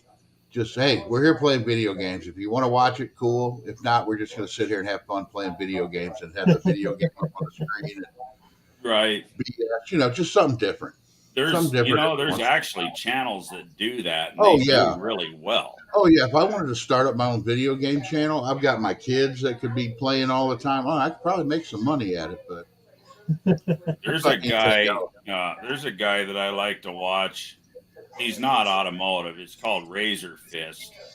He actually lives here in Arizona, and he's a gamer, but he gets into the political stuff too. He'll go on these rants. yeah. I really enjoy watching him. But what drew me to him, how I discovered him, was from his political content. He goes on these rants against the idiots on the other side. You know who I'm talking about. And I come to find out through watching him, the roots of his channel is he's a gamer, and he does these video game streams. He's got That's like kind of why 100,000 I was. subs. That's kind of why I was thinking about maybe branching out onto the Rumble thing, because if you look what just happened with Anheuser Busch, Right. that could easily happen with YouTube, and YouTube is a lot easier to boycott than Yep. because you just don't do it. All they got to do is do one thing wrong, and you're going to set all these automotive guys off, and they're just going to be like, I ain't watching YouTube anymore. I'll go watch Rumble if I want to watch car videos. Yeah, And there's I a think lot that's of us kind of car guys on that side of the political most spectrum. of us, the Yeah. vast majority of us, and I'd say 99% of us, if not even more, are of that same mindset.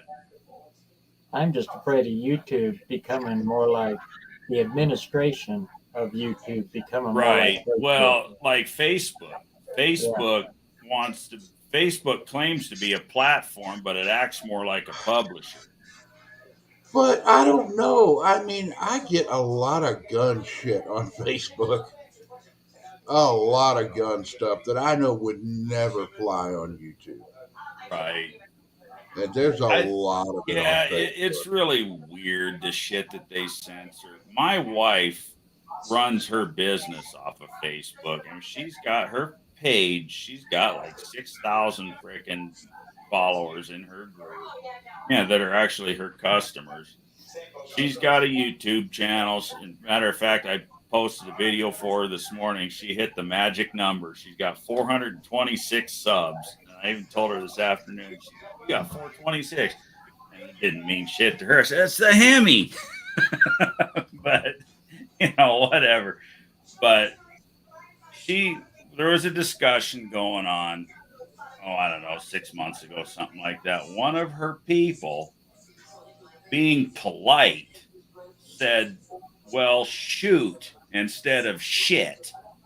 It's age old. You say shoot in place of shit. She got stuck in Facebook jail for 30 fucking days. Elon Musk Because just they didn't thought buy she it was all. going to shoot somebody. Well, I said, well, next time just say shit. Say fuck while you're at it, I just really would. Elon Musk needs to buy YouTube. Yeah. Well, no, this was Facebook. Yeah, it wasn't YouTube. It Yeah. was Facebook that did that to her group members. But yeah, she used the word shoot in place of shit, and the damn algorithm picked it up as hate speech or whatever the hell they want, as woke bullshit they want to call it. And really kind of fucked her over because she was locked, not my wife, but this person was an active member in this group and a vital part of the organization, and she was locked out of it for 30 days for being polite. Mm-hmm. I'll be right back. Yeah, that I think I told you that story before. You know, I just Can you imagine if it was your job? right. You made it. You know, you're one of the big channels. You're Cletus. You yeah, know, something making stupid like that took money you off out for this. 30 days. They zap you for 30 days. That pretty much shuts you down. Yeah. You start Yeah, if all Cletus over again. McFarland didn't put out a video for 30 days, my God, the world would think he died. It would. Yeah. Dean. Well, shotgun. Yeah, I just thought that was the stupidest thing ever. I said, well, next time just say the word. You know, nobody cares. It's Hell, just, I think the F word's about the only thing they don't say on TV anymore. and it And depends you on what still get channel. the flaw part of it before they cut it out. Yeah, nobody My cares. wife was watching some lawyer stuff, some lawyer series, Yeah. and they were cussing up a storm on it. And it Uh-huh. was on NBC, but it's Right. on NBC whatever Oh yeah, they say the asshole and stream. bitch and Not, shit and son of a bitch, all of it. All the stuff that George Carlin said, shit you can't say on TV. Now they say it. Dean Stevenson, you got that right. I call him Mark Zuckerturd, by the way. oh, I hate that guy. he's not from this planet. He's I know not. he's not from this planet. No, he floats around on his freaking cloud and not a care in the world. Yeah, he thinks his shit don't stink. I think that's why Elon is wanting to go to Mars. He's looking for Mark's home address. Yeah, I wouldn't doubt it.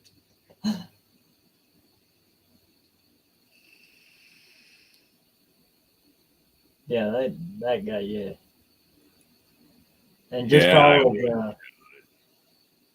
I don't know. Facebook is just different. Yeah, it's very difficult. AI doesn't know its ass from it. Yeah. AI couldn't find its ass with both hands if you drew it a road map. Well, there's nothing intelligent about artificial intelligence. It's No. it's just a parrot. That's all it Yeah, is. that's all it is. You nailed it right there. It's a parrot. It just repeats. Yeah, it It's just does out not. looking for patterns. That's all it does. If there really was anything intelligent about AI, we're already to the point that we'd be having trouble with Skynet. Like the Terminator. Remember Skynet, the day Skynet took over? I mean, that was the story behind the Terminator. It was, the AI took over. Well, it's not really a true AI what we got right now. Anyway, it's a chat bot. It goes out and searches stuff. Well, that's what Barrows just said. He nailed it right on the head. It's a parrot.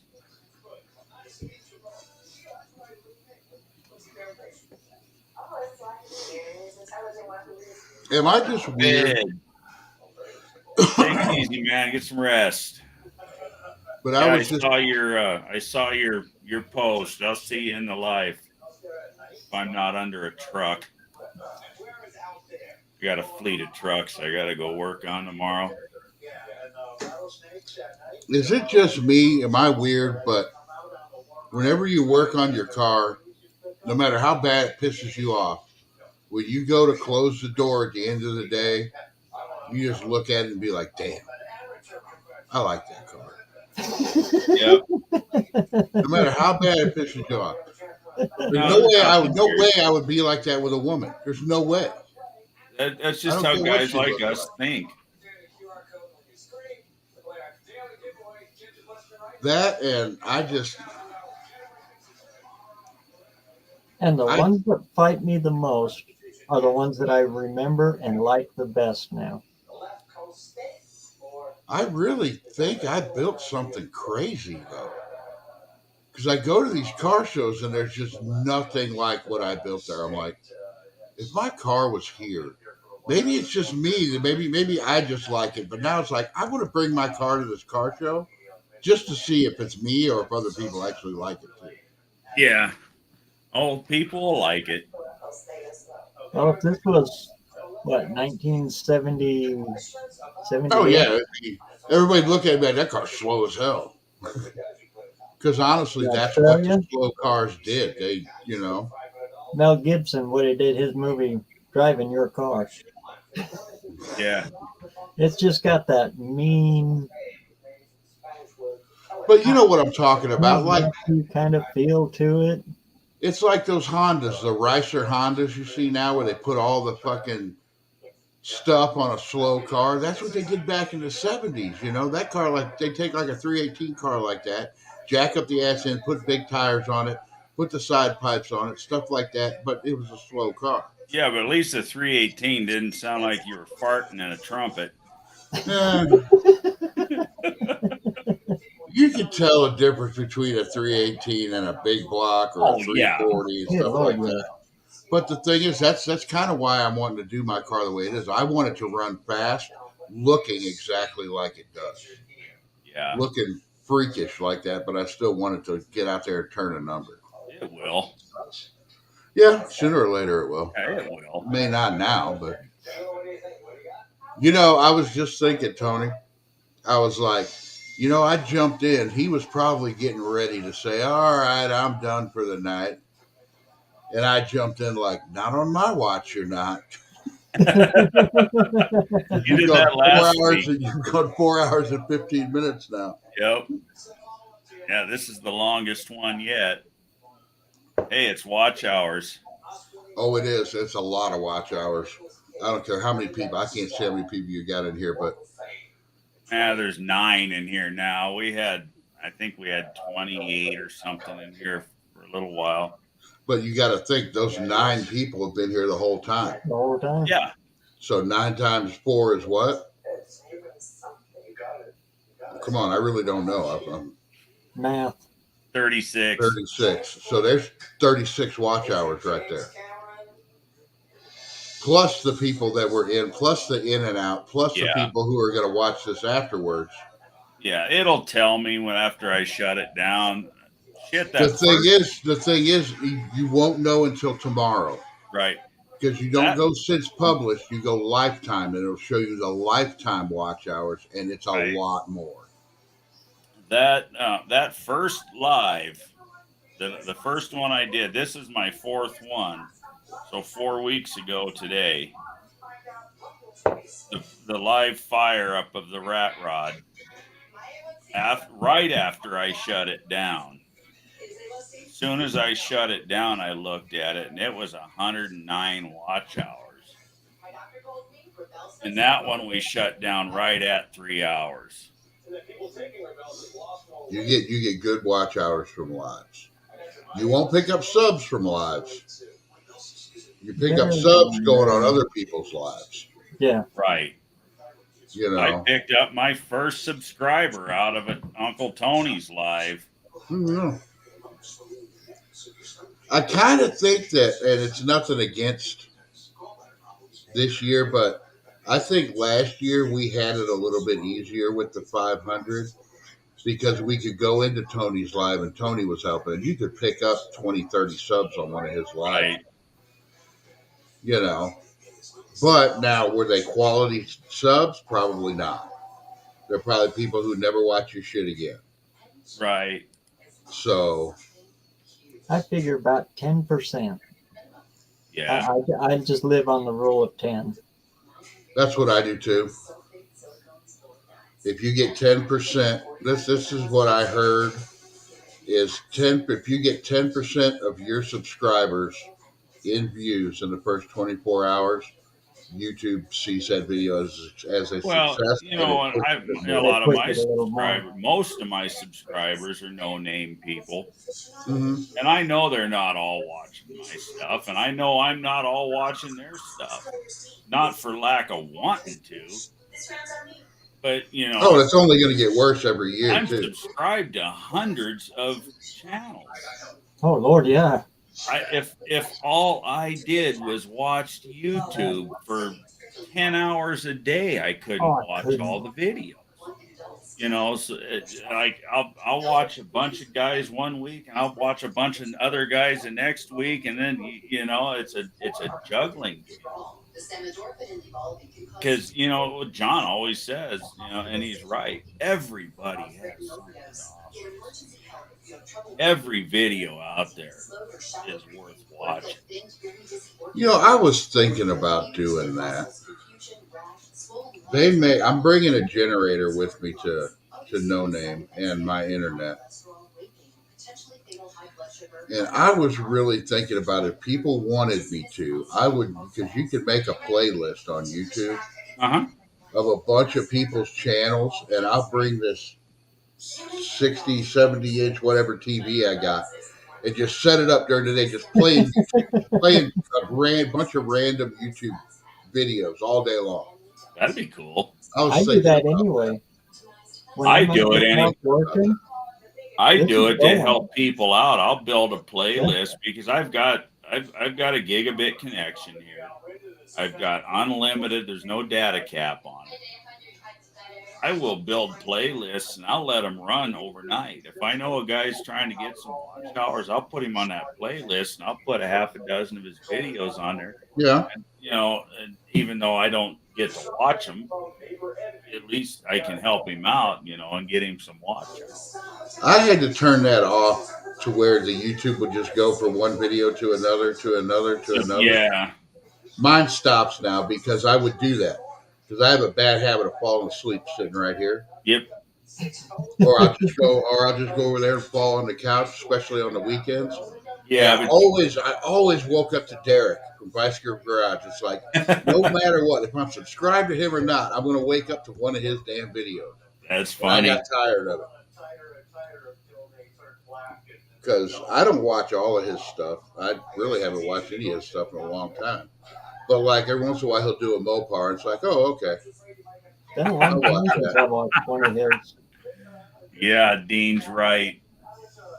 It's funny that you know talk about the FE. Have you guys seen that old 1977 horror film, The Car? Oh yeah, What's that Lincoln car Mark have in it? IV, What's that car have in it? a demon. I don't know what the hell's in it, but it is an FE. It's a no 385. Are you sure? Yeah, that's a 460. Are you sure? Yeah, I used to have one of them cars. See, That's I'm the not car I big got into in any other trouble with. makes. That car, it's built the base car is it's a 60s Lincoln. 72. Is it?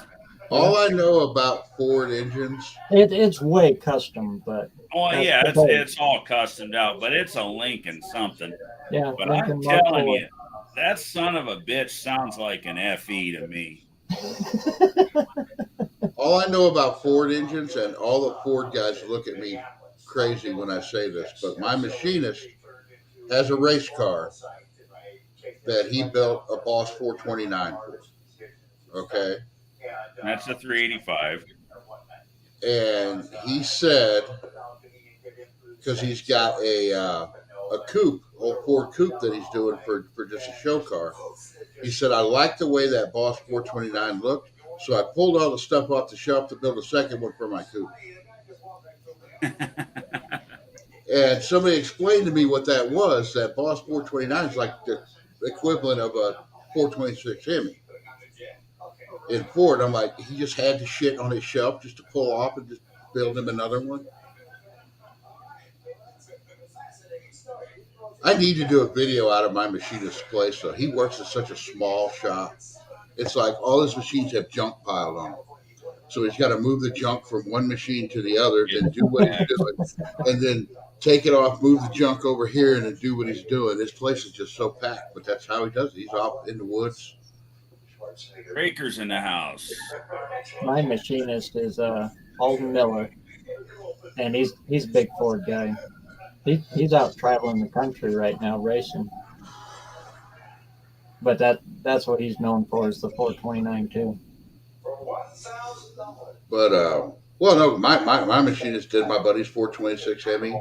He's done all his Mopar race motors.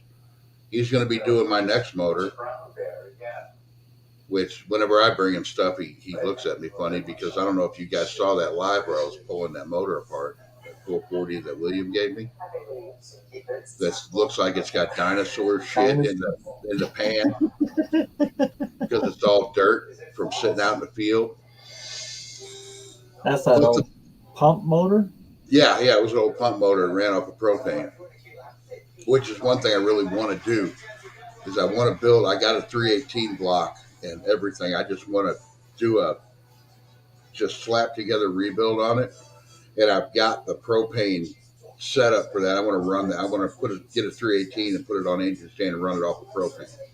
I just think that'd be fun as hell. I think that'd make good content. I think people want to watch that. But no, he's got a set of I think they're Aries pistons, dumb Aries pistons for a 440, and a set of 6-pack rods he's going to sell me for $300. So I'm like, okay, we're building a 440 that's going to have like 13, 14 to 1 compression. We're good. Nice. I'm building a race car. I'm going to run race gas in it, damn it.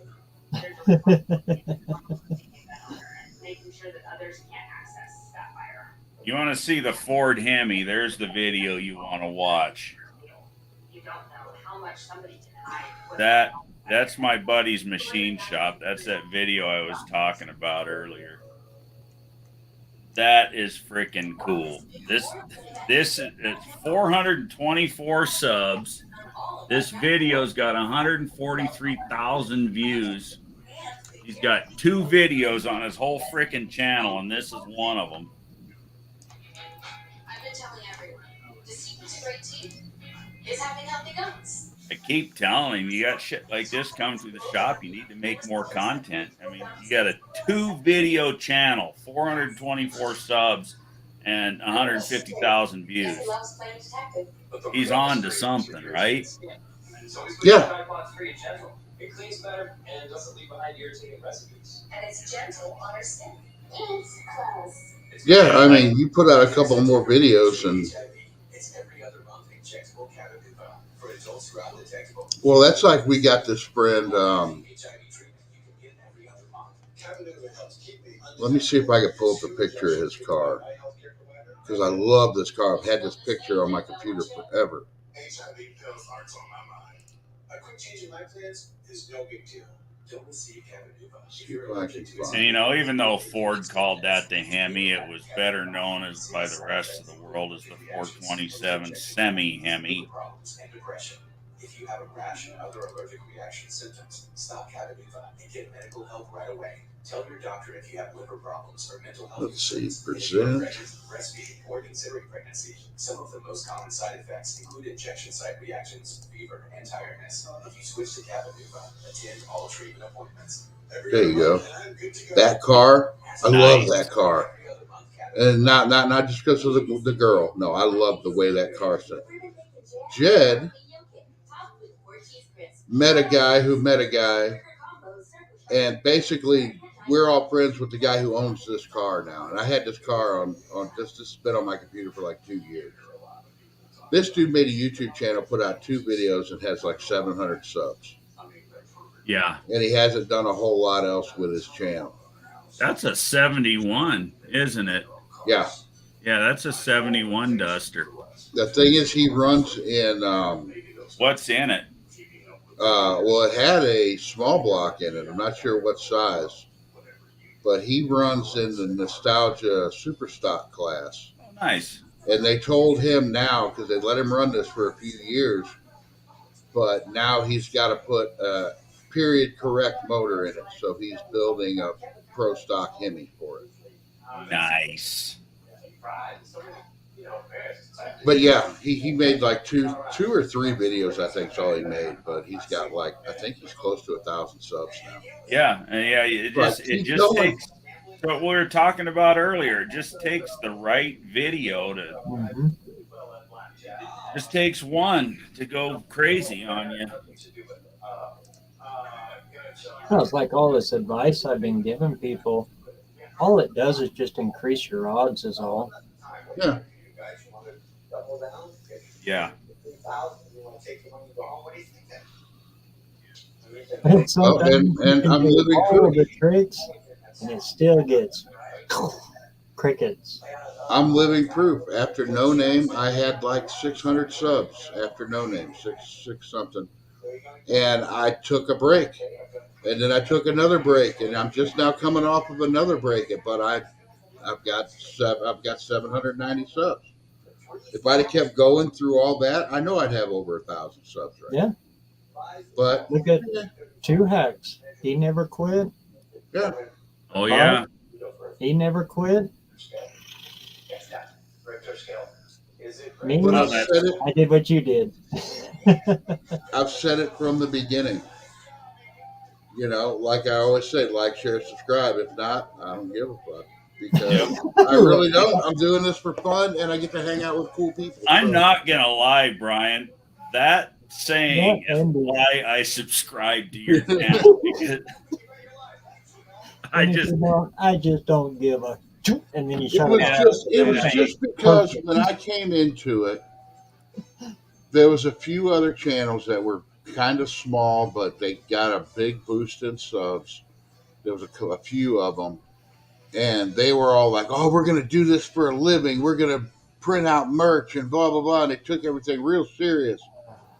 And my whole thing was, "I'm doing this for fun. I don't care. You know, I really don't.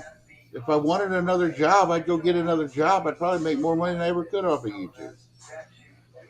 I don't want to work two jobs." it is fun watching it grow though. Well, yeah, and you do, even if you are doing it as a hobby, it's like anything else. You want to do the best that you can. Yeah. Right. But you know what? I'm pretty good. I can jump into anybody's live in the community. Nobody turns me away. Right. I can Have a jump good into time. any chat, and all I got to do is say hi, and I've got 8 or 10 people saying my name. Yeah. That's more recognition I ever got playing paintball. Right. And I had trophies, you know. That's more recognition I ever got running sound for bands. And I actually made money doing that, DJing and running sound, but Yeah. that's why I like Doing this, if it does take off for you, you Great. get paid to work on your own shit. Oh, yeah. That is amazing. Well, and that's Ain't the it whole though? thing. Like I was saying, I get to the point where I want to maybe every once in a while throw a car together and sell it and flip it. Well, I've got the best advertisement right here. Did I lose everybody?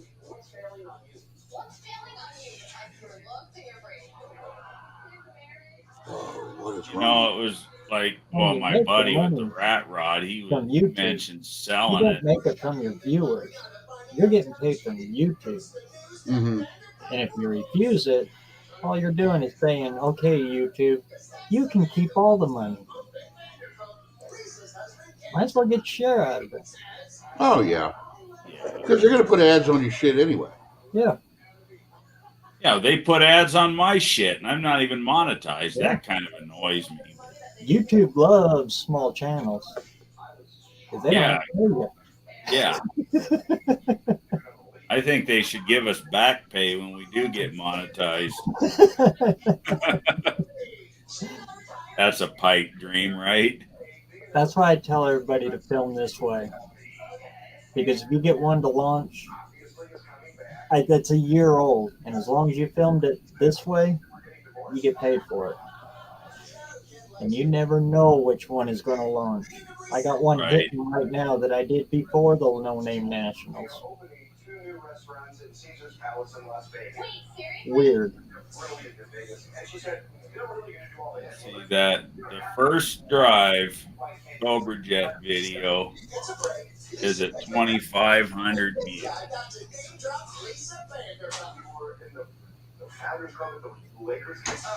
That Is it over 8 video minutes? is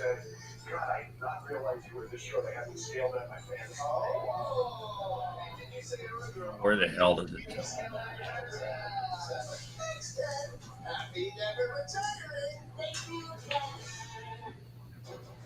8/20th, so it's 10, 11 days old, 12 days old. How long is it? 6.5 minutes. 6.5? Oh, we lost Brian. Uh-oh. If you can hit that 8-minute mark, oh, that's gold. 6 minutes, 28 seconds. What the hell happened to Brian? His internet must have shit I think the his bed or internet something. conked. But it operates off of 365, so if you do happen to push it all the way to get monetized, then you He's start back. thinking on it. What was There that? you are.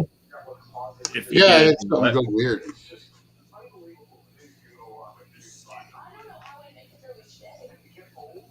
I need a new computer. But as far as the money goes on YouTube, that's a whole another thing. That's complicated. You got to be somebody like Uncle Tony, where you got nothing but time and you make videos every day. If you want to do it full-time job, it's a Yep. full-time job. well, and that's what he did. Mm-hmm. All right, guys, I got a question for you. Do you ever edit your shorts on the PC? Yes. I do. I do on some, and the hardest part is getting it from the PC to my phone so I can upload it as a short. Any suggestion? You can upload it from your PC as long as it's in the vertical format. It'll go as a short, or you hashtag it short. You have to hashtag it short. You have to put it at the title. You have the title of the video, then you put in hashtag shorts, and it will put it up as a short. But I have 90% of my No Name Nationals shorts on my channel, and there's 30 or 40 of them were uploaded from my PC, taken on my phone at No Name, obviously. My last two shorts I just put up, I edited. Yeah, when I got home, I cut them all up and turned them into short. I did a short a day for like 2 months after No Name. Yeah. Mostly how I edit them is just to squish them in. Within that time mark. Sure. Yeah. If you're doing it this way. No, shorts. On my shorts when I'm doing them. Yeah. What is it you do? Oh, you shrink the. Yeah, the I'll just crop them. Yeah. Within a minute. If you film them like this though, and you go to on the editor, over on the side it says, oh, here, let me bring it up. Here, actually, I'll just do this. Where is it? There it is. Okay. Here, I'm going to share screen again. Hopefully it doesn't screw me up. I know you can cut short. If you do it like a long form this way, you can cut segments of that into short. Yeah. Okay, so what you got, we'll never just do new edited video anything project. with the GoPro app. I'll have to check it out though. Does this look familiar, Barrows? Oh yeah.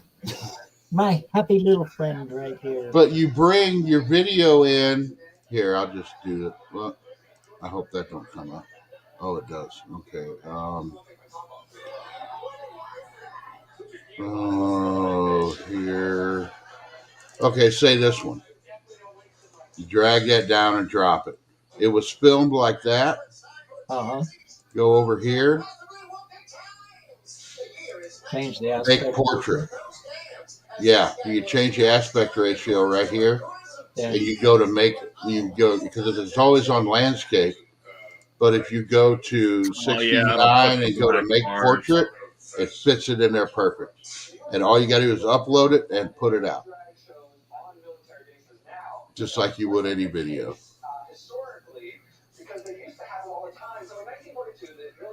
And now I can do it because my new computer is big enough that I can actually load video into. My old one, the computer was too That big. is weird.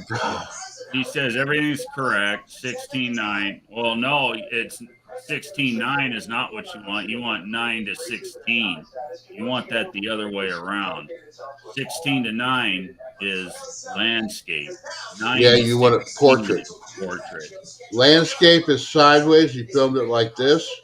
Portrait is like this. Yeah, so it's got to be 9 to 16 and 59 seconds. And I've done that. And it's I've done them short. a It's minute. short with an S. Shorts. Not just Oh yeah, short. you're right, Brian. It does have to be shorts. Mhm. Yeah, if it's short, that's a different feed, and you won't get anything off it. Yeah, If but it's short, you're definitely talking gotta about be like short. me when I get out of the shower. But shorts is a video. TMI. Oh, you don't have a weird hour video. Never mind. I gotta quit. Oh, I don't give a shit. We're at 4 hours and 40 minutes. That's what I always say. If somebody's watching this far in, you're on your own. The weird hours. Hell, we're gaining. We had 10. We're back down to 9. That was one time we were talking because Wilbert is the one that coined the phrase "the weird hour" on my I know live. it. And he said that one time because I said, I think a lot of people. We were in the middle of a live. I think a lot of people come here for the weird hour.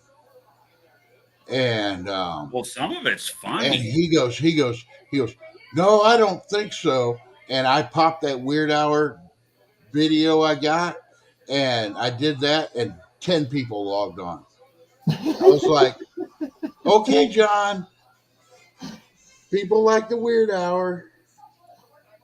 I don't remember. I think it might have been one of your lives deep into it one night. I was listening to it and my wife heard some of it. And to this day, she coined shit out of that.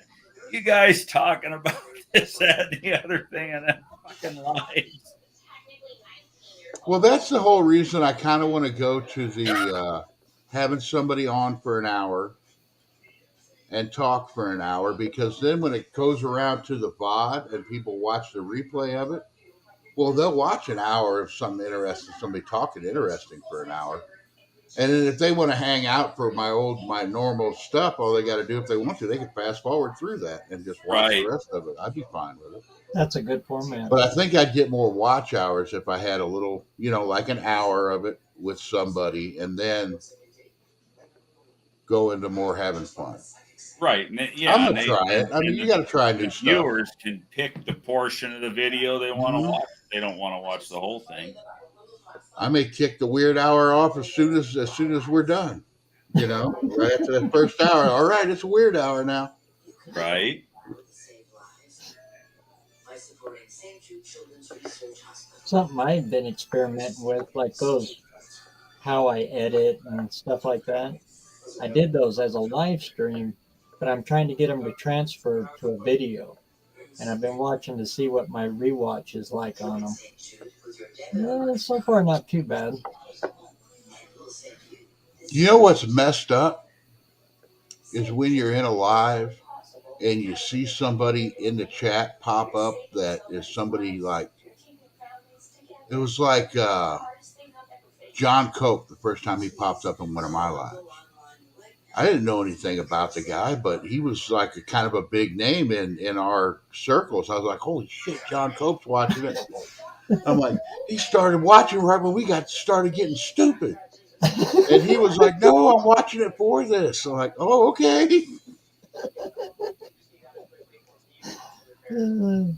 I have never gotten Tony to say anything in my chat, but I know he has watched my videos, my lives before. Oh yeah, he's mentioned you. Hmm. I think he thinks I'm a troll now. I don't know. I think it's guilt by association, but oh well. You talking about Uncle Tony? Yeah, Uncle Tony.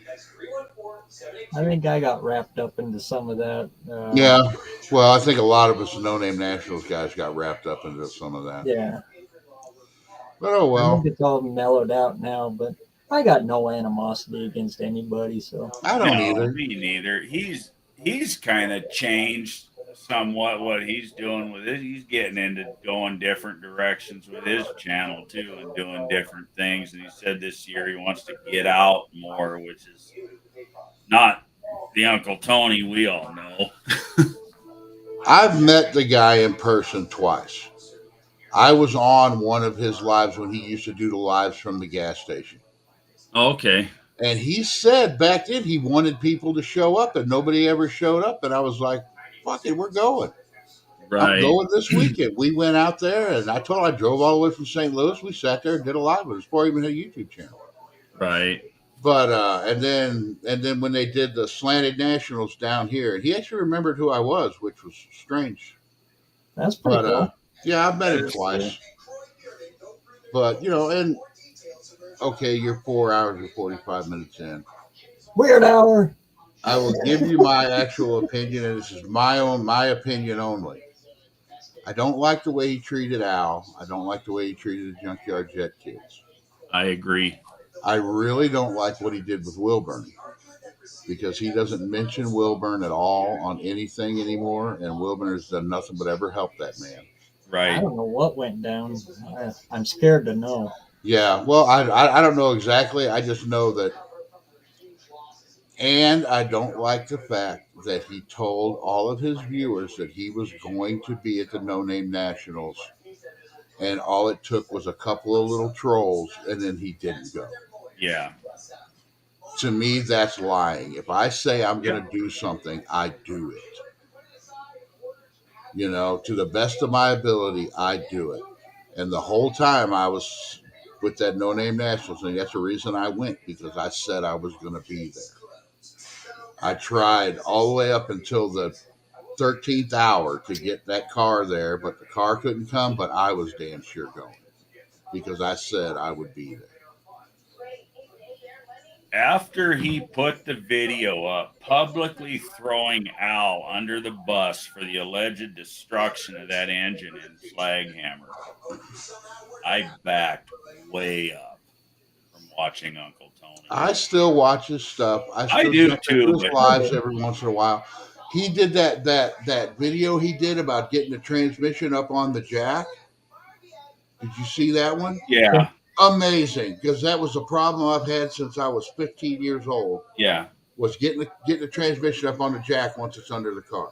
Mhm. I even commented on the video. I said that's a great idea. Mhm. I said now you just got to deal with that with the 1,000 people that are going to come in here and tell you how unsafe that is. Oh, Right. yeah. But I Well, think anybody it's a that great watches idea. Uncle Tony knows everything he does is sketchy, but it works. It's the same shit everybody else has done since the dawn Yeah. of time. Yep. Exactly. You If you're know, in your backyard, in your driveway, whatever, and you got a handful of tools, and you got to do what you got to do. We used you to know? throw chain falls out of the fucking tree in the front yard to pull engines, for God's sakes. I mean, you want to talk about sketchy and unsafe, and we're all here to tell the story about it. there was a guy who did a video a while back, and he, I guess he didn't want the shit. He put 4 jack stands under the front of his car before he crawled underneath it to work. And there's somebody commented, you really don't need 4 jack stands. And this guy commented on his thing, well, I guess you've never seen a jack stand fail and kill somebody. And the guy said, no, and neither have you. So shut up. Right? Yeah. Pretty much. I've put transmissions in cars that were up on a bumper jack, all right? Yeah. Because So I have had I. to.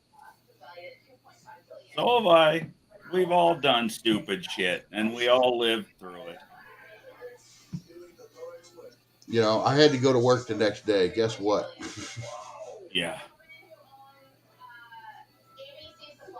It took a Yeah, no, long. I When I get what first you're started my channel, when I went off on my own, I quit doing the 4 hour build series and started doing my own stuff. Uh, my dad did not like my channel because I'm showing you all the stuff that all of his customers would come in and ask him, well, can't you just do it this way? No, you can't charge people for that. Yeah. I'm showing you all the tricks that, yeah, this will get you by.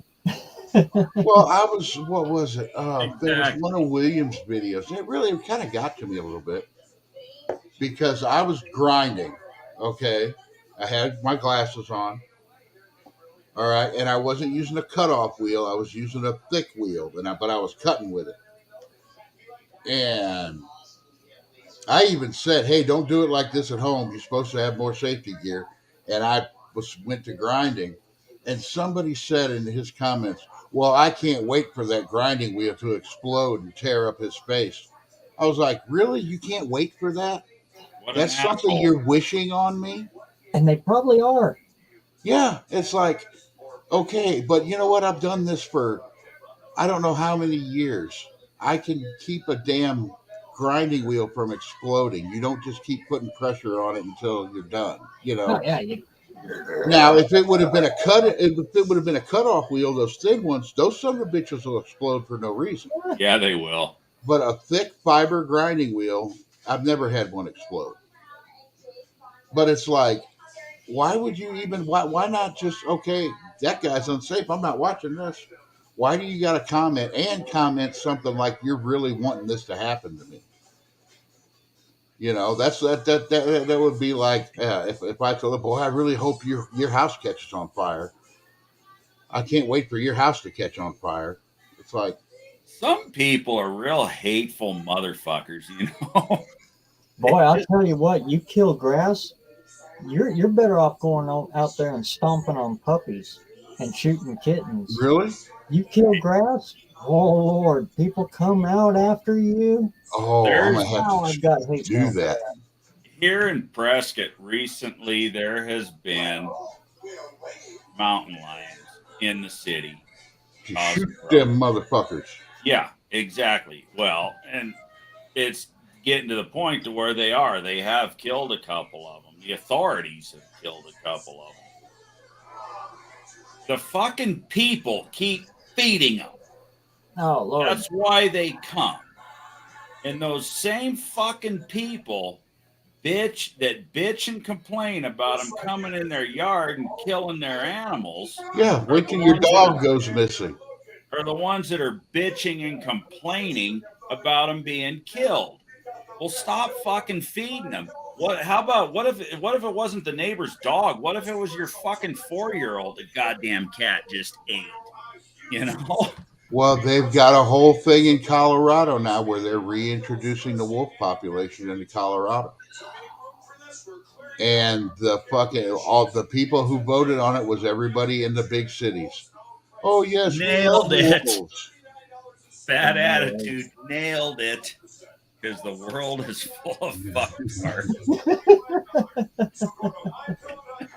Nailed it. But you know, all those people that voted to reintroduce the wolves aren't going to have to deal with the wolves because wolves won't go into a city.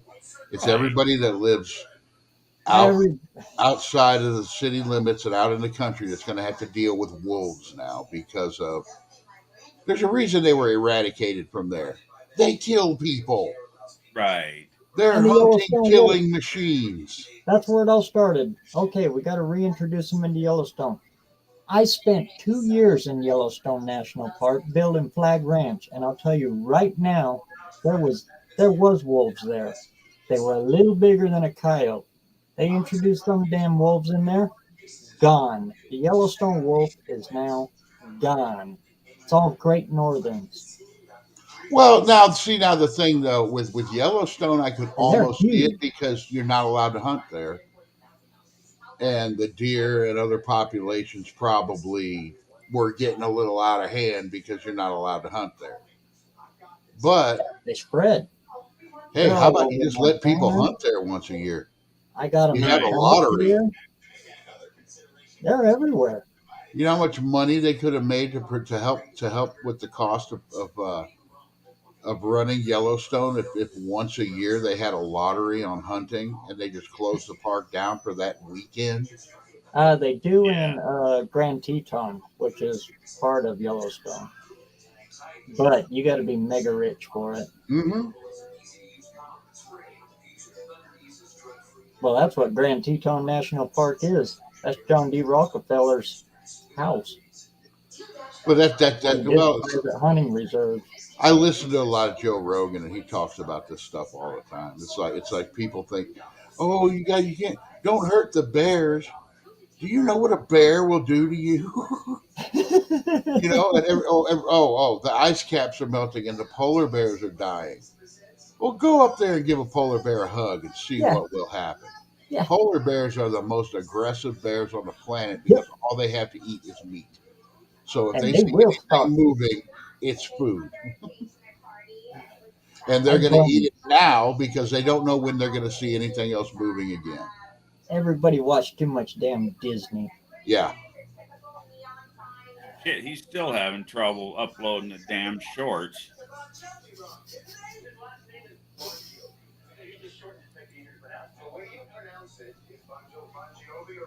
That's weird. I don't know Generally, why when I I would do a do short, that. I just do it straight off the phone, though. I try to do I've the had short it. in one take. I've had it where it'll take them, it'll take a few minutes and then it'll convert to a short automatically, but that doesn't happen very often. I do mine. Now, these last two shorts I did, and I'm probably going to do them all like that. When I publish them as private first Oh, yeah. to make Oh, I sure it always did do that everything because then I right go back and do the and then description hit shit. public. Yeah.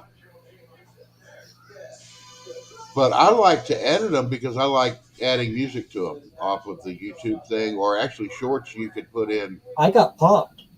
on a short. All of them. I had like 30 claims.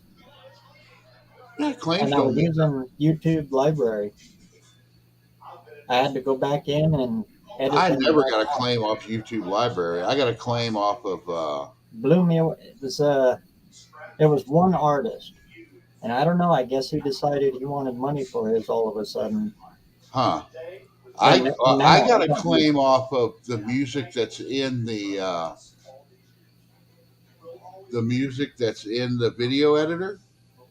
I got a claim off that music. Yeah, yeah. That's why That's I'm awesome. not using that now. I'll just use YouTube stuff. But in shorts, I don't care. I don't think you can get a copyright claim for shorts. If you use it, you don't get the watch time for it.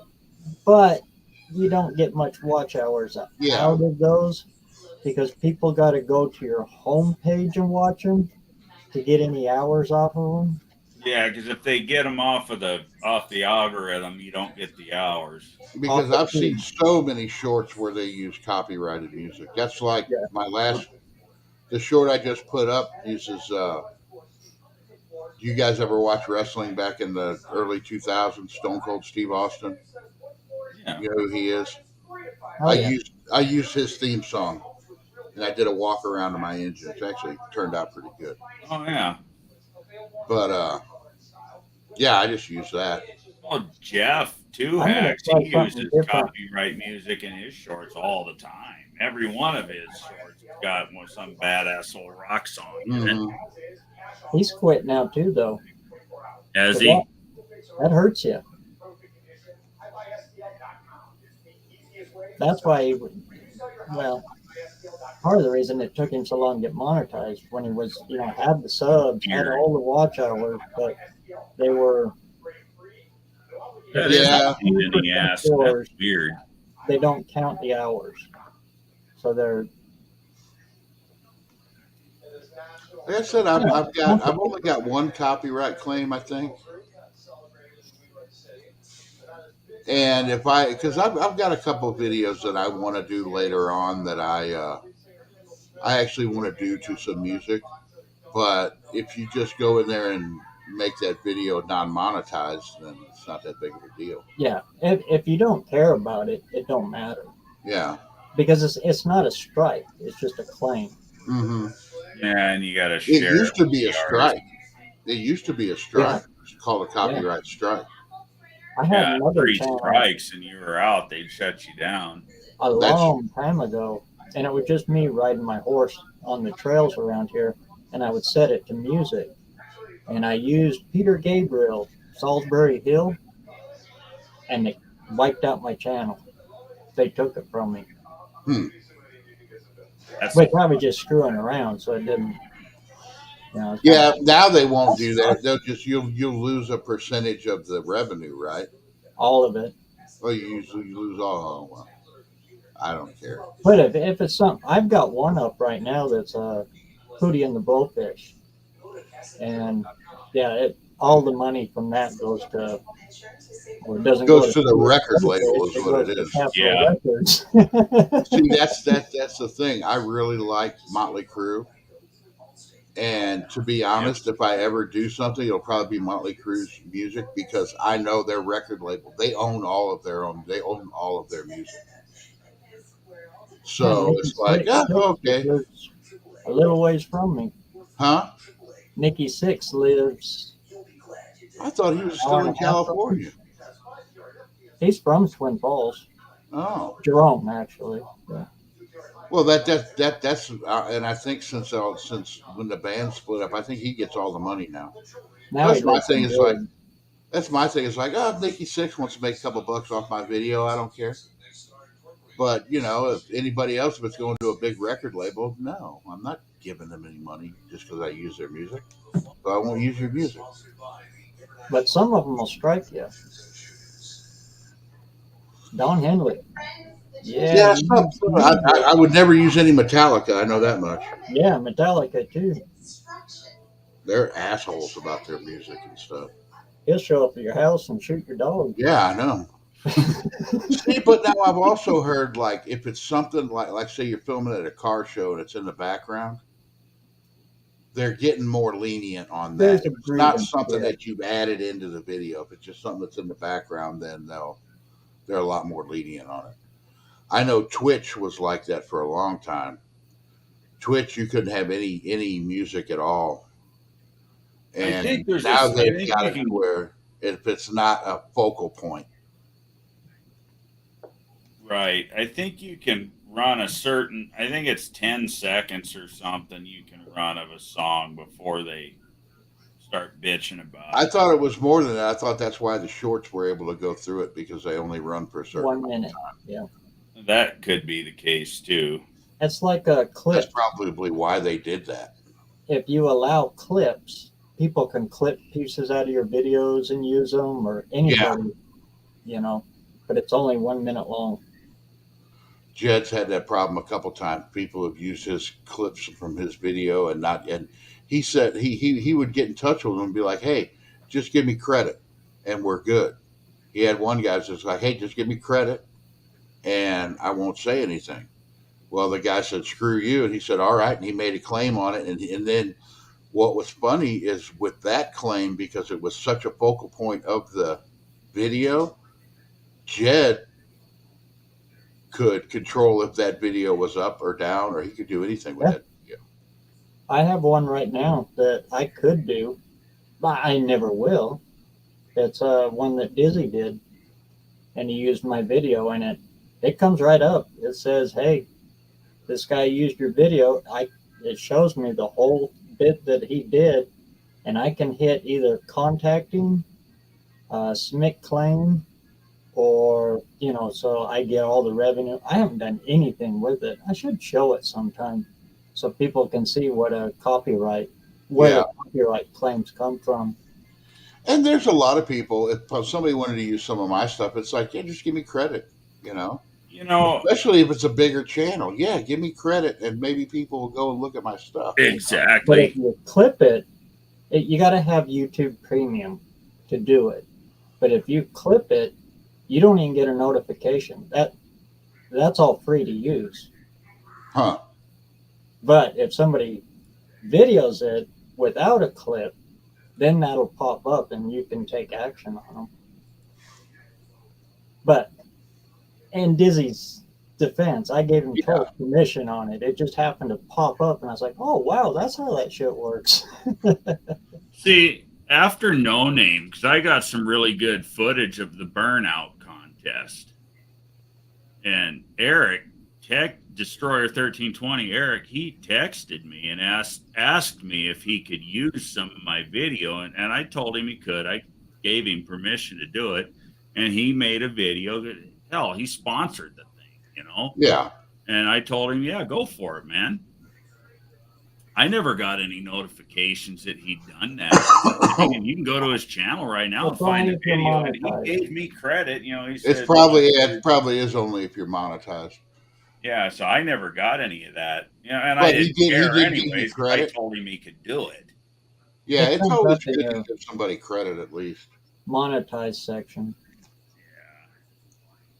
Yeah, maybe that's why, because I ain't monetized. I should do that. That's a good idea. Maybe my next wacko live like that. Yeah, I've seen you've been doing some like in the middle of the day. Yeah, I'm experimenting.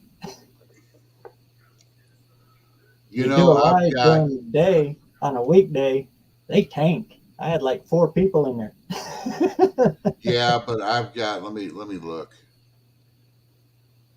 Because this was the funniest thing me and Jed have pretty much ever done. Remember that asshole that cloned Jed's channel? Oh, yeah. He took care of that. I've still got screenshots of where that asshole, the not Scott Speed Shop asshole, commented on one of my videos from No Name of Jezebel. Really? Yeah, and I told Jed about it, and I screenshotted it all and sent it to him. I said, "Yeah, that son of a bitch comment on my videos," and he's like, "Really?" I sent him the screenshots of it. Asshole. I have got from Christmas Eve a live that me and Jed did on Christmas Eve. Let's see. I guess we started it at around midnight my time, or no, 1 o'clock my time. Weird hour, and right? I was just like, you know what? I'm going to start a live. Started a live, and I was testing some stuff out, but we just left it up, and we're like, okay, let's just let's watch. Let's see where Santa Claus is. You know, they had the map, and I did that. I've got 114 views and 26 watch hours off of that. And it was we went till like 4 a.m. just bullshitting, and it was just me and him just talking and tracking Santa Claus. That's funny. Oh yeah, it was whenever they put in the. Now here I have a question, because I paid for my StreamYard. Do you have can you put music up right now on your StreamYard? If I can, I wouldn't know how. I'd have to look at mine. I can't on mine. I'm still on the free. Well, you're still free too, because it's got the watermark. Yeah, you got the duck. I paid. Yeah, I'm on the free. I paid $20 a month because I don't like that duck. Well, considering this is the first live of the month and we're at 5 hours, I may have to pay for it, or I won't be. No. What it is it's that's only what it records. You could be as live as long as you want. Oh, I thought there was a restriction on how many hours you. Not that I know of. I've never had a restriction. I get an email saying you've only got this many hours left. You're getting close. Really? But they don't cut you off.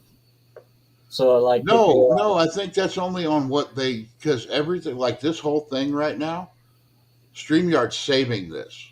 No, it's not. No, only if you hit record. Only and then if you you only tell get it like to. 5 And hours. when I set these up, it tells me that I can't unless I upgrade.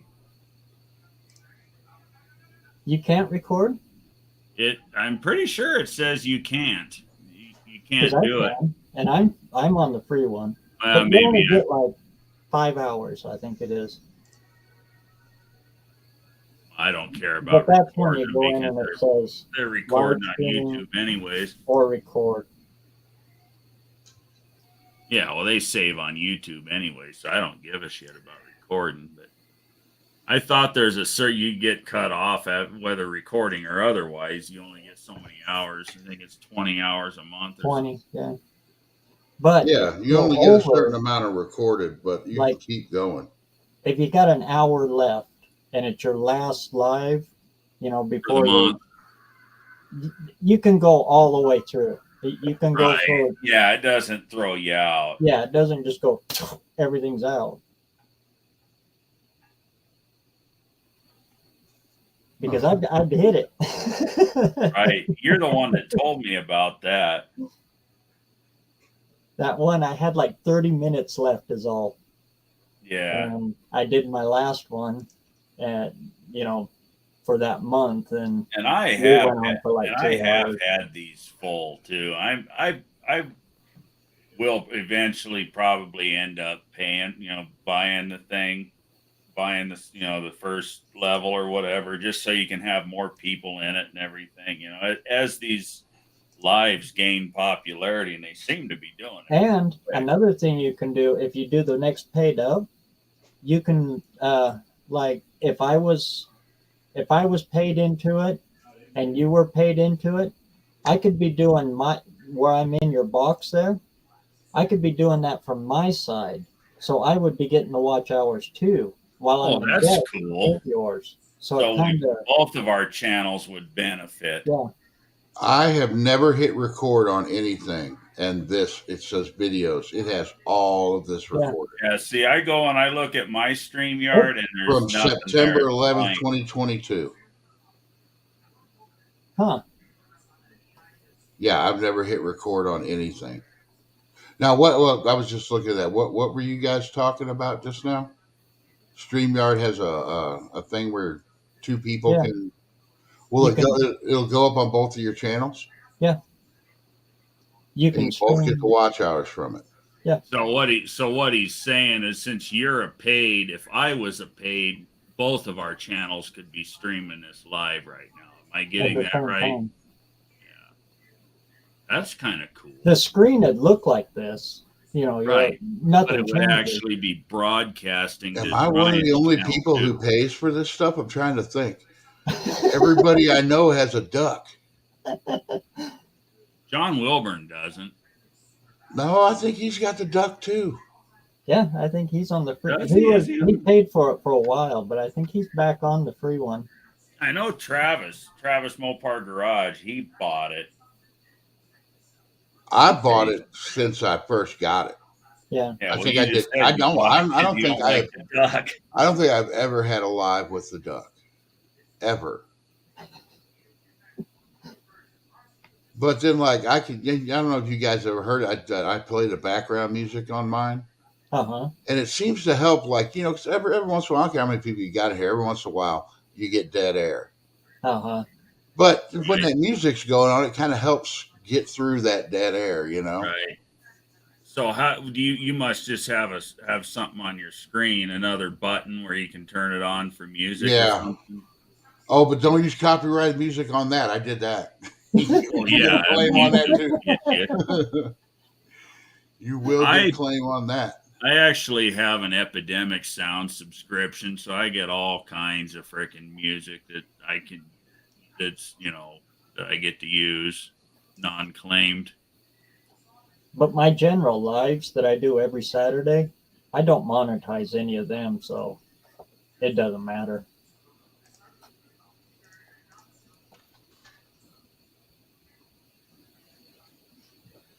That way, if somebody comes on and they got the TV playing in the background and YouTube picks that up, I don't get in trouble for it. Or if the language gets a little colorful, YouTube doesn't ding me for any of that.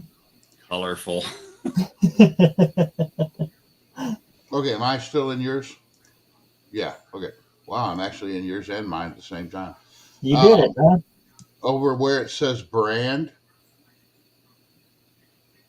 You see, it says comments, banners, brand. Uh-huh. Can you scroll down and see background music?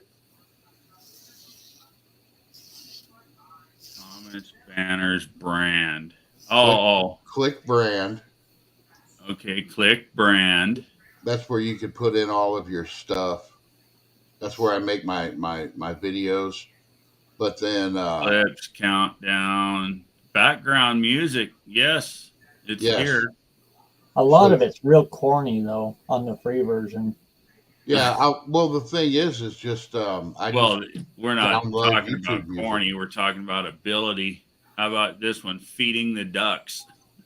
What does that one sound like? No, but the thing is, I've just if you have music from YouTube, yeah, there you go. Can you hear it? Yeah. Yeah. So I guess you can do it. That answers your question. You can do it. Okay, even That's on feeding free. the ducks. Yeah. But the thing is, like, if you've got, I've got a couple of. See, the thing is, you got to turn it down a little because Yeah. that was kind of loud. But if you have it down where it's just barely in the background, about like that, maybe a little more, up a little bit more. Yeah, right there. You leave it just like that. That's 22 on the volume slider. But you can get, you know how you get your music for your videos? You download that off the YouTube thing. You can download those and use them in there. You upload it to StreamYard and you can do that. Okay, so Any yeah, I see music where on it your says YouTube? add at the very bottom. It says add music. Yeah. Only upload music you have made or you're authorized to use. So I could take anything off of my Epidemic Sound subscription and use it. That's if, but then now the thing is, YouTube will give you a copyright strike. No, it won't. Do you have to add the license though, No, saying that you're okay to do it? no. When you subscribe to Epidemic Sound, I am allowed to use this subscription for anything pertaining to Tony's Hot Rod Garage, Facebook, Instagram, YouTube, TikTok. Oh, Yeah. so it's basically a whole collection of non-copyrighted music. Correct. Now, does Correct. YouTube Well, it is know- copyrighted music, but I've bought the Bought the license. and it's like $60 a year. It's not expensive. But did you have to let YouTube know that you No. have that license? No. Or? Epidemic Sound does that for you. Okay. When you Oh, well, that's subscribe awesome. to it, you punch in your YouTube channel, your Facebook page, your Instagram, your TikTok, whatever social medias you're making content on. You punch that, and Epidemic Sound takes care of the copyright bullshit. Oh, that's All you cool. do is pay them your $60 for the year, or it's $10 a month or something. It's way cheaper to buy it by the year. I just buy it by the year. So is it good music? It's decent. Okay. You've heard the music, any of the music that you've heard in my videos, which I don't use a lot of it. Oh wait, does that have sound effects and stuff too? Or is Sure it you all can. just music? I'm sure you could turn it into sound effects. You can clip it and cut it and do whatever the hell you want with it. I might look into that. And you can do a trial too. So you don't have to pay. You can go check it out and see if it's for you or not. But Yeah, I'm They've gonna got- look into you know, that. they- I like you can- having music in my videos in certain places. What happens Yeah. if you cancel your subscription though? anything you have done up to that point, you're in the clear. Okay. Oh, okay. So I'm not sure what mine, I think it just renewed actually, because I bought it shortly after I started my channel. But anyway, when it expires, if I don't renew it, everything I've done is fine. But if I do something forward of that subscription expiring, then it's no good. Because I'd hate to have one go viral or something, and then oh crap! Now I got to keep subscribing to this, or Right? now I'm If stuck you got a with it video for life. going viral, if you got a video going viral on a monetized channel, I don't think $60 a year is going to be a major concern. Yeah, that's not a bad idea. Like I said, because like whenever if you're doing something where you speed up footage, Exactly. And Yeah, that's what stuff I like use that, it that's for, is where I like time putting in lapse type music. stuff. because that'd kill it when you do like a time lapse, and then you've got to cut the volume, mute it, otherwise you Hmm. get. Yeah. There's some people that don't. I can't stand it when they do that. Usually what I do is I cut the audio track out of it and out of that part and replace it with a music track. Same here. But if it's dead air and you're just working hyper speed, yeah, They and there's won't nothing watch it. there. You got to have sound going on all the time. You got to have something to keep people's interest all the time through the Well, it's whole like thing. everybody Audio says, king. you can have mediocre video, but if You you can have have shit mediocre video. audio, you're screwed. Yeah, you can have shit video. Yeah. You can have UFO video. But if you don't have good audio, you're done for. Yeah. That's why, even before I bought the GoPro, and one of the very first things I bought when I decided I was going to do YouTube was a good set of microphones. I need to. Well, I guess with this phone, I might not need to, but I need to do. I want to get a good GoPro setup. You know what I really like about having the setup that I have is, one, I have two mics. So, let's say, well, it's like I wish I would have had my mics because, well, at the No Name Nationals, me and Clint interviewed me. We did a nice interview because, to help boost my channel and stuff. And we were just talking as part of us getting sunburnt out there, standing for 2 hours talking. But his mic failed, and that video never came to fruition because the mic screwed him or whatever. He was actually pretty upset about that. See, I want to set But up. Oh, go ahead. Go ahead. but with my setup, if I would have had, I mean, I had them at the No Name Nationals. They just weren't in my pocket when Clint and I decided to do what we were going to do. And I set it up on my camera. I have a mic. He has a mic. There's two of them, and we just sit there and talk and back and forth. And it's not with the mic and, blah, blah, blah. And it's just a good setup. And yeah, I paid about $250 for the damn things, but I'm not sorry I did. I want to get a USB mixer and a couple of microphones for No Name Nationals because I want to set up a table and I want to start a live. And if anybody walking around wants to come and just sit down on the live and talk, I was thinking about doing that like after the sun, after everything's calming down and the sun's starting to go down. The microphone set that I have will do that. Because I want to do that. I want to The do a live. microphone setup that I have, that's what I use when I do the lives out in the shop. I've got the Yeti Nano in here for the microphone. That's what we're on right now. But when I'm out in the shop, that's what I'm using is my Kamika mics, because you can plug it into the computer via USB, and the computer sees it as a microphone. Then you pair the two lav mics with it, and you've got your two microphones that go to the computer.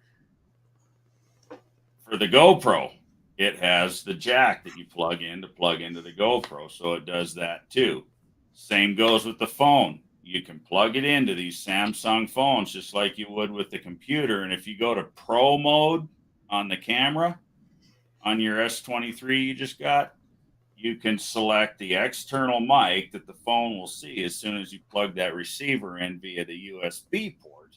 And then you can use the mic array with it. The other thing I love about these mics is my GoPro has more than once failed to whatever. The mic is outputting it to it, but for whatever reason, the damn GoPro didn't accept the sound. The mics, each mic has a built-in 8 gigabyte hard drive in it, and it records a safety track.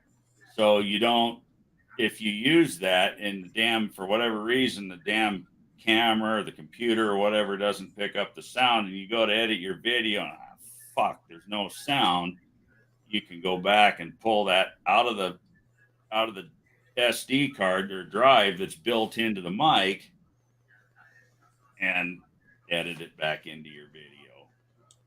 You know what? I really wish. $250 seems like a lot of money, but these fuckers, they do a lot of shit. I really wish. And if you think this is a good idea, we need to talk John Wilburn into it. He could run it on his channel. He could run it on the AHRA channel, whatever. But if they had a live running from the booth, had a camera at the starting line at least, just maybe at the starting line aiming out. Or they could have a camera at the starting line and the finish line and set up a live like this with those cameras. With two views or 3 views. Yeah. To where people who didn't make it could sit there and just go, oh, okay, what's going on in the No Name Nationals? They do it on all kinds. They're doing War at the Woods this weekend, and there's been a live running all day. Yep. And I think that they should do that. They should have a live running of at least what's going on the track. And it wouldn't be hard. We already got an announcer.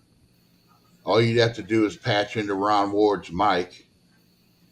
You'd have your starting line camera with a microphone on it and your finish line camera with a microphone on it, and you'd have all three.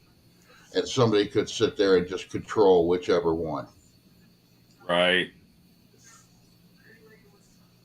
That would be cool. There would definitely be some expense involved. I don't think it would be that much. I think at that point you would have to have wireless cameras on the track. If all you did was the starting line, you wouldn't. All you would need is 2 laptops. One laptop up in the booth hosting it, and then one laptop down at the starting line with a camera being like Barrows. And they would all just be dead cameras. No mic, no audio. You could have the audio. You could even have the audio just adjust it down. You could adjust the audio where you could still hear the burnout. And right. You just set the level on the microphone at track level, and that would be fine. And you have Ron Ward with a camera on him up at the top. Yeah. Announcing. You could have Ron Ward with a camera on him up at the top, and a camera shooting down from up there, and have the other. And if he does what he did last year, the Wi-Fi won't be a problem. The laptop down on the track could run off of the Wi-Fi. Where I was, we didn't have no Wi-Fi. That's why I'm having to bring my own internet. Yeah, down at the other end, it wasn't great. Thankfully, I had good cell service there, so I wasn't concerned about it. I'll get with Cousin Mike. A company reached out to me for they're a camera that's got a magnetic base on it. They're made to stick on your garage door opener. They're a security camera, and it all goes wireless to your phone or to your computer or whatever. That would be the ticket. I was supposed to do a review on it, but I didn't want to do it, so I gave it to Mike. But he said it's actually shoots in 4K, and it comes up on his phone, or he can set it for his computer, and it'll come into there. And they're cheap. They're really cheap on Amazon. Really? But I'll get the information. He's supposed to be doing a review on him. That's why I gave it to him, because I didn't want to do it. I've looked into wireless webcams, and there's only, I forget the name of the company, but there's only one brand of them damn things out there that I've been able to find, and they're like $600. There's supposed to be an adapter to make anything USB wireless. And I'm going to look into that kind of stuff because if I do live from my shop, I'd like to be able to, walk around whatever project I'm working on, just be like, hey, check this out. Look, I did this today. That was the challenge that I had when I did the live fire up of the rat rod, and what I ended up doing was setting up a phone out there, and I was scrambling that night to get the bootleg and access point out there because there's a reason why I've hardwired the shop. The Wi-Fi just don't get out there good. Yeah. But I took a spare router and I plugged it into my hard line and hardlined it back into the computer for the live, and then I was able to broadcast to Wi-Fi actually in the shop, and it was a freaking Well, and Landon did wires. But something. I ended up setting up a phone for the in front of the rat rod for the fire up, so the rat rod was basically its own entity on the stream. Remember Landon that, did something like that. The car, it was the rat. No, not Landon. Leighton Welding. Yeah. Did you see that live where they were working on that 440 and they had the phone over the top of it? Oh yeah. And it was one of these. See, it'd be the same way. That would be down at the starting line. Look, you could set it up with a phone. Yeah, you could. Yeah, and a good phone like you that. You have to make sure the phone stayed charged all the time. I was just going to say the only challenge would be keeping the phone charged, but I have that solution. I have a 4,200 amp hour lithium ion boost pack. You could set a camera up on that fence behind the burnout. And hell, I don't leave home without that thing. I'd let them use it for that. They're like $400. It's the best one NOCO sells, but no shit have jump started my dead 12.7 Detroit in my Freightliner with that thing. Oh yeah. Oh, I love those little jump boxes. They're awesome. Yes. But if we could figure out a way to have that live streamed all day, that would really, I think, whoever's channel it got put on, if it got put on John Wilburn's channel or on the AHRA channel, which would be where I think it should be, right? Or if he just started a No Name Nationals channel, that would be cool. Or a Facebook page. I'm sorry, the Facebook page. That's my number one gripe, and it by no means am I downing John Wilburn or anything else, but goddamn, if we had a Facebook page, they would do so much better. Didn't somebody try it? They started up a secondary thing, and Dallas was putting it on the AHRA. If you put it as like I said, I've got 3,000 followers on my page. I hardly ever do anything with it. In a sense, I'm a lot like John. I'm anti-Facebook, but I at least have a Facebook page. I hate Mark Zuckerberg. That's my biggest problem. Yeah, but who cares? It's putting advertising out there for the event. Well, what I'm about to say is really funny. You right now sound like my wife. She loves Facebook. But she makes all of her money on the fucking thing, so of course she loves it. It hasn't. That's the thing. All you'd have to do is you could. I would even volunteer to run the Facebook page. He send me pictures of whatever I want to post, and I just do a post a week on the Facebook page, and get people into it. And I guarantee he'd have more people. He'd have more people show up to watch and pay money. I'd be willing to help him run it too. I don't disagree. It's a good idea because, like it or not, a lot of fucking people are on Facebook. And then, to be really honest, because you can do that on this, I've done it. You could run that live stream on Facebook and YouTube at the exact same time. Yep. You do that through StreamYard. I've done it on mine. You do have to have the paid version. I do know that for sure. Oh, okay. Well, but that's fine because my wife I've started looking into some of the shit you can do with the paid version of StreamYard for my wife because she's done a few lives with her business and wants to, wanting to do it on both. And yeah, you can, but you have to have the paid version. But so what? It's not like it's stupid expensive. It's $20 a month, I think, is what I pay. I don't know. Yeah, and it's cheaper than that if you just pay for it up front for the year. Yeah. It's like $200 if you pay it up front for the year. You save like $50 or something. I've been paying for it for 2 years. I haven't really even noticed it. So right. Well, yeah, it's not that expensive. I've been paying for Motor Trend Channel for like 5 years. I haven't even noticed that either. So 5 $5 a month, and every once in a while I want to watch a bunch of episodes of Roadkill. Okay, it's worth it. Right. I have a Wix page, but I can't figure out how to get into it. That Wix reminds page. me. I got a bunch of emails in there I got to answer, but I can't get into it. Oh shit. That reminds me. You know what? You know what I'm going to do. One thing I am going to do. I've got all the stuff to put a remote oil filter on my car. Well, whenever I change the oil filter on my car, when I put the big block in it, I'm going to get the one with the dual remote oil filters.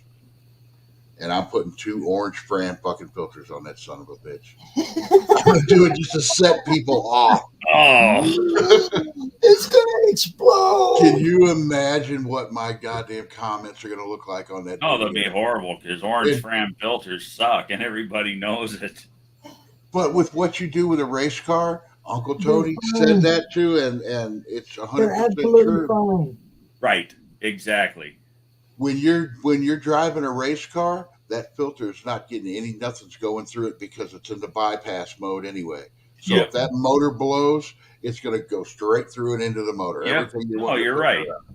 While it's not ideal for a daily driver, when it comes to a hot rod race car like that, it really don't matter. I don't care either way. But you know Even what? on a daily. I But have not got you my got truck. to change your oil. I don't even do that. Fuck that. It uses enough. I just put a couple quarts in every couple weeks. It gets changed that way. That is funny in a clickbaity kind of way. I've got 280,000 miles on this truck I got out here, and I haven't changed the oil for I know 10,000 miles. Every once in a while, I'll be like, I'm going on a trip. I'll change the oil. What the hell? But I don't care. I don't That's like that care. Lincoln out there. I've never changed oil on it. I don't. I probably should. It's sat for about 10 years. I know I should. I know How I many should. revivals have been done, with the oil sitting in them that's been in there for God knows how long? But it's a car I don't give two shits about. On a fuel injected Right. If it car, dies, I on got a fuel injected car, you're not going to get a bunch of gas. Yeah, exactly. My Yeah, old well, Dakotas, I know I drove my one Dakota 4 years and never changed the oil in it. Had that 318 Magnum in there, and when I pulled that motor out because the transmission went out, pulled that motor out, I could still see crosshatch on the cylinders. Yep. And that thing had 250,000 miles on it.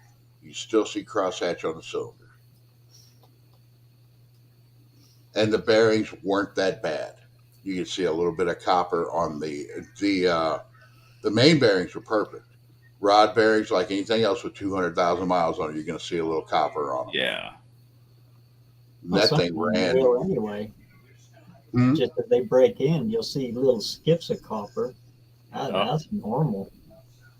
5.5 hours in, we still got 8 people in here. Fuck yeah, those 8 people are awesome. See, when it gets to this time, I am bad, I'm bad about looking at chat anyway, but when it gets this late, it's like, I need something where certain people can just like make a ding or I look over to chat, because I will forget to look at chat. I honestly, like, Speaking right of chat, here. I wasn't looking at the chat and bad attitudes. Which cameras are you talking about? The wireless? Or that or the microphones? You were talking about the microphones. Microphones, not cameras. They're out in the garage. Let me see if I can find them. I'll just go to where I bought them online. Mine too, on the camera where I left them. Yeah, mine are out in the garage. But yeah, when it gets this late and I'm just talking like to you three, that's what it is. I'm talking to you three guys. You said there's 8 people, and I'm like, oh, 8 people are watching us talk. It's kind of creepy.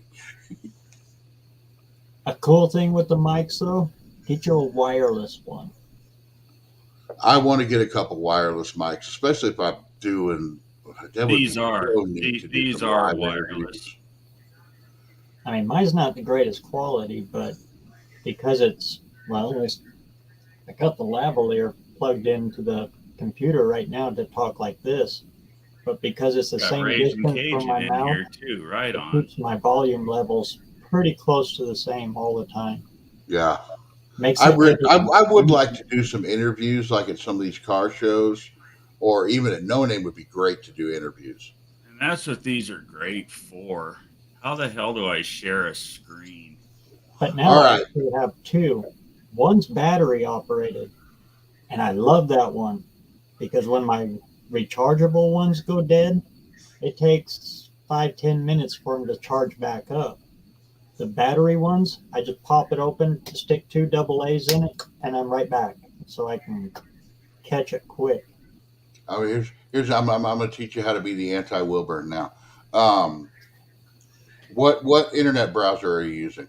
Oh wait, I think you got it. I figured it out. Perfect.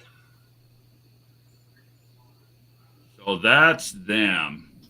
Ooh, those are kind of high techy.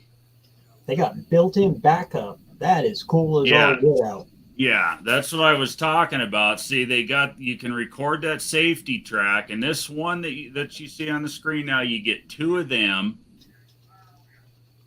Oh, and they There's just the flip on. receiver, and if you see up here on the top, can you see my mouse pointer? I guess you can. Yeah.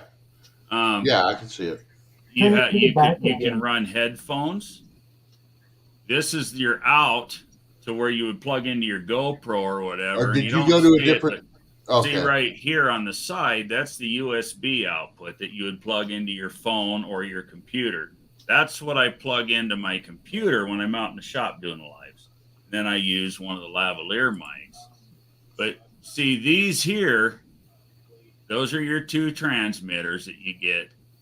And if we go here, they come with two lav mics also. So you get quite a bit. Yeah, I see they've gone up. It's $270, $269. Yeah, but But still. you get quite a bit with the damn things. Hey, you little button pusher.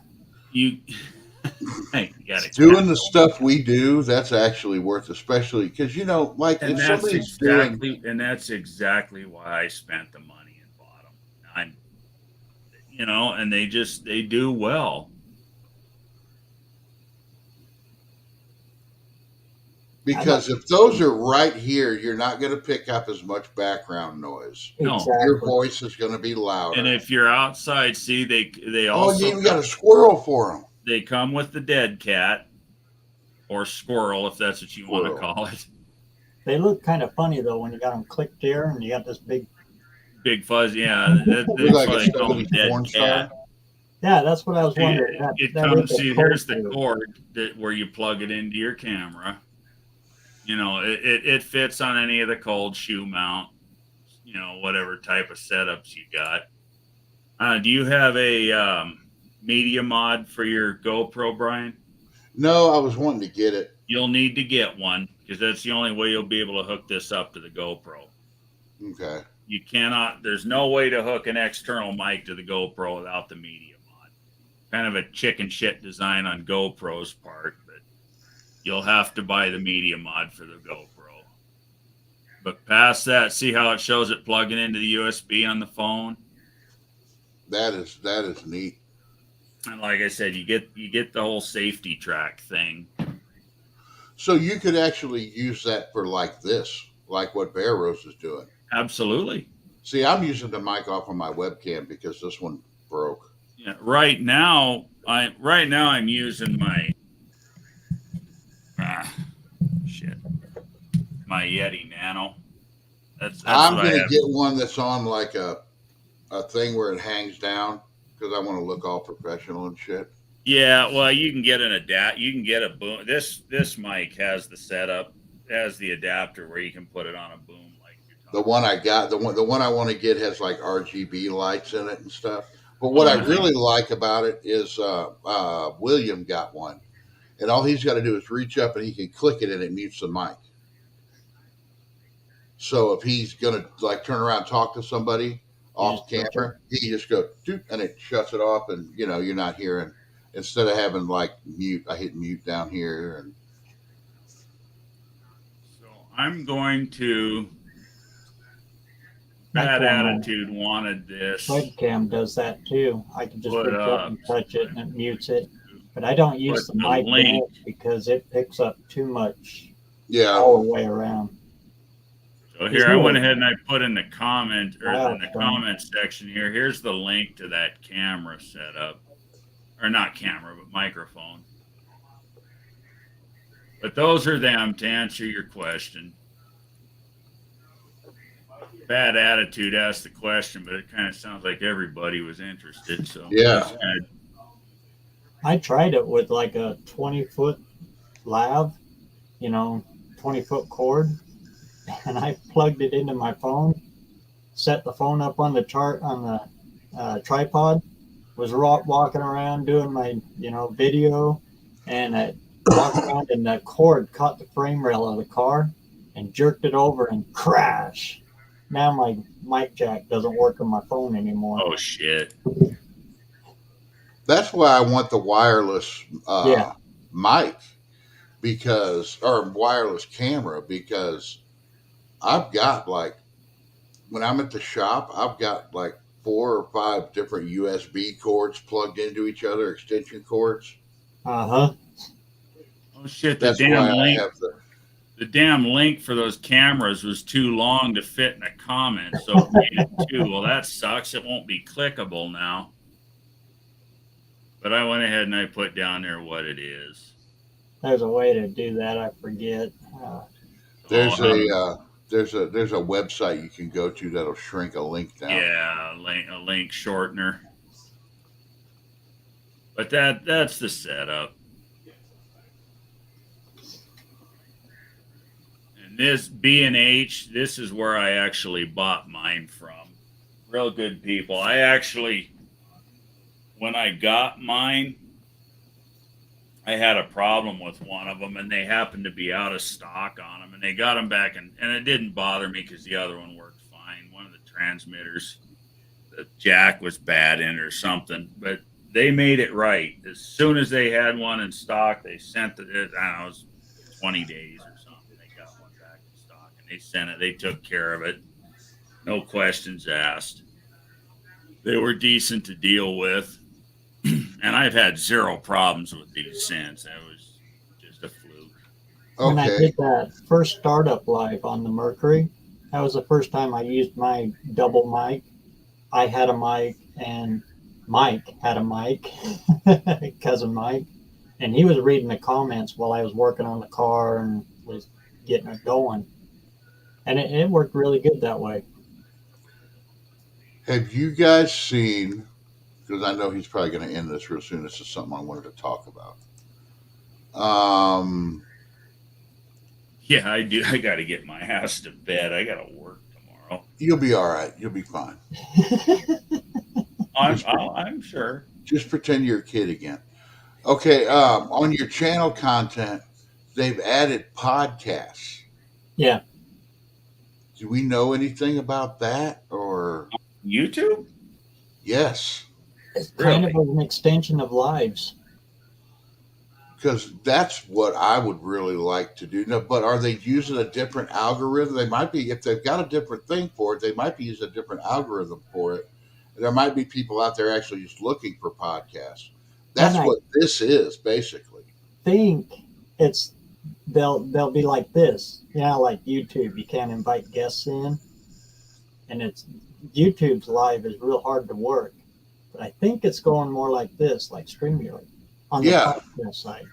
Oh, but it's just good because it says you can move stuff over, and I haven't. Let me try right now. Where do you see that? I haven't screwed around with it. In your studio, where your content is, up on the top. It says videos, live, post, playlist. I see it.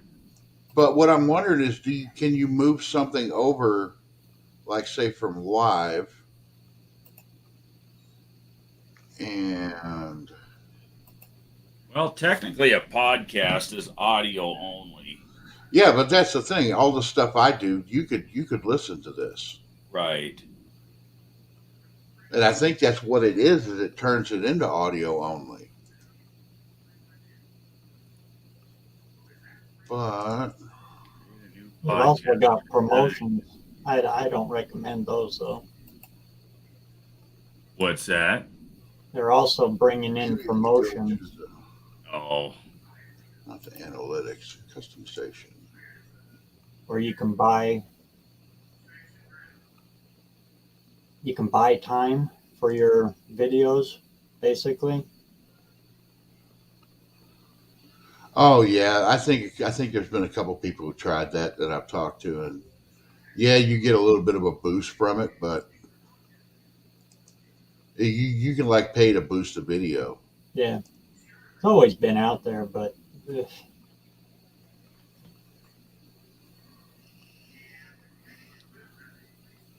Okay, playlist. My friend Pete did a segment on that a long time ago. that's a good channel. I like watching him. My friend Pete and his other one, DIY. DIY Auto School. I met him. Oh man, he is one cool guy. Right? He's another tall guy too. He's like 7 foot tall. Oh, just wait if you guys ever meet Tall John. Woo, he's a big son of a bitch. I can tell how big he is because I've seen him drive that Dodge truck. Oh, I he is have so a Dodge goddamn truck smart just too. like I it, wish. so I can judge. I just wish shit wouldn't have went down the way it did, and he'd come to No Name Nationals. I really do. I was looking forward to meeting him. He would have so much fun there. Yeah, he would. Oh well. But Jed was there. I met him too, Jed. So Now, Yeah, I was gonna talk to push Jezebel off the track. I was gonna talk to Wilburn about that because he said it was like up the year 1 year anniversary of Tom Muse throwing his fit. oh, is it? Is it the Yeah, 1 year? just about. And I was like, well, have we had any? Well, I haven't seen any major drama yet. That So was crazy. maybe we'll get through with only like maybe one major drama thing going on. Yeah, there hasn't been much. There's been that little spat with what's his nuts, Rich. Rich, who's that? Rich, what is it? Rich 220. I miss out on some stuff. It's like every once in a while I got to call John Wilburn and just like, okay, who am I supposed to be mad at right now? I did everything I possibly could to help that guy. And he just bit me so damn hard. He's a jackass. I have 2 people blocked. That's it. He's, That's he's one of them. sexy dancing girls, but I don't count them. But I leave them up. The other one used my name in that Uncle Tony feud. Oh, for fuck's sake. That lit my ass. I don't get mad. That lit my ass. Who was that? Mr. Will. Oh, screw him. Oh. You know, everybody helped that guy out too. Yeah, he's about a backstabbing son of a bitch. Invites me on the live to talk about his Torino. And then goes off on Uncle Tony. And then Well, that was my whole thing. Said, see, Barrow's Garage even says this. I didn't say shit. He's just another one that's in it. Mr. Will is in it for Mr. Will. No, you said hi on Tony's live, and he said hi back to you, Bear Rose. I don't think he did last week, didn't he? I don't think Uncle. I could have swore you came in on one of them, and he said hi to you. He's not mad at you. Oh, no, not anymore. If I post something, it gets ignored. You're talking about Uncle Tony? Yeah, and I don't know why. But I guess it's guilt by association because I have told John on my because it was Uncle Tony. You know, he invited me under false pretense. Yeah. Changed the subject, and then I was like, whoa, wait! I got nothing to fucking do with this stuff. We're here to talk about a Torino, not what the hell is going Yeah, on? not this Oh, high school blindside. shit.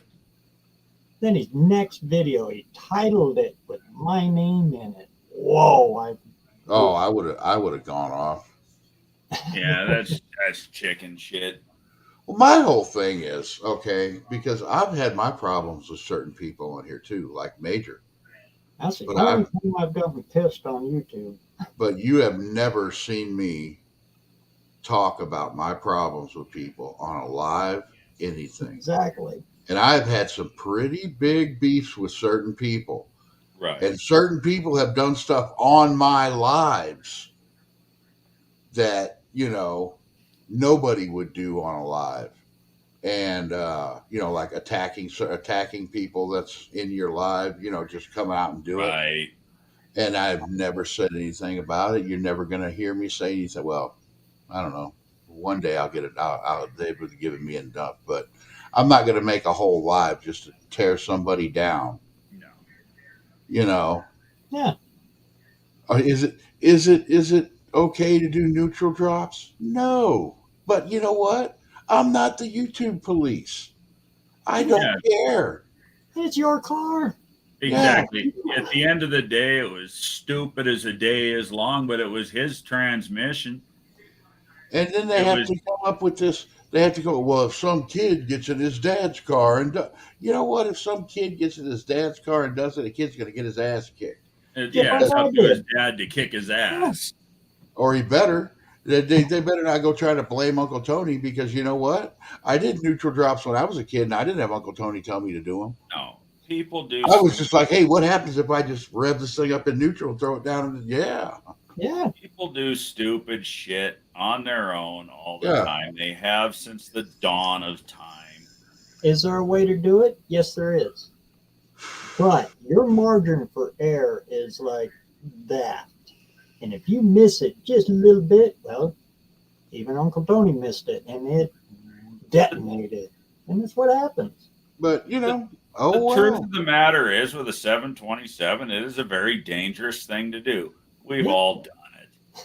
The truth of the matter is just as easy as he blew the sprag out of it, there's a good possibility he could have exploded the drum and lost his legs that day, but he didn't. Mm-hmm. And well, no, that one guy did almost. Did you see that? That other guy that blew that transmission up. And I have up I close don't necessarily. It's never happened to me, but I have up close and personal, like 10 yards away, witnessed 727s blow up. I know what they do. It's the thing is, the guy did it on his channel, and it dented up the floorboard. It didn't come through. Oh yeah, I did see that. That was one thing. Okay, and just because I say something against what Tony did does not mean I hate Uncle Tony or I'm a hater or I'm a troll. No. If it would have been me, I would have used that as a moment to teach and say, oh, look what could have happened. Yeah. You don't do burnouts in first gear with a 727. You put them in second gear because this could happen. Right. Fucking John Cope did a whole goddamn video on what can happen. Mm-hmm. He sure did. And Tony could have, like I said, if it would have been me, I would have said, awesome, I can make content on this, and here, I can show people something dangerous.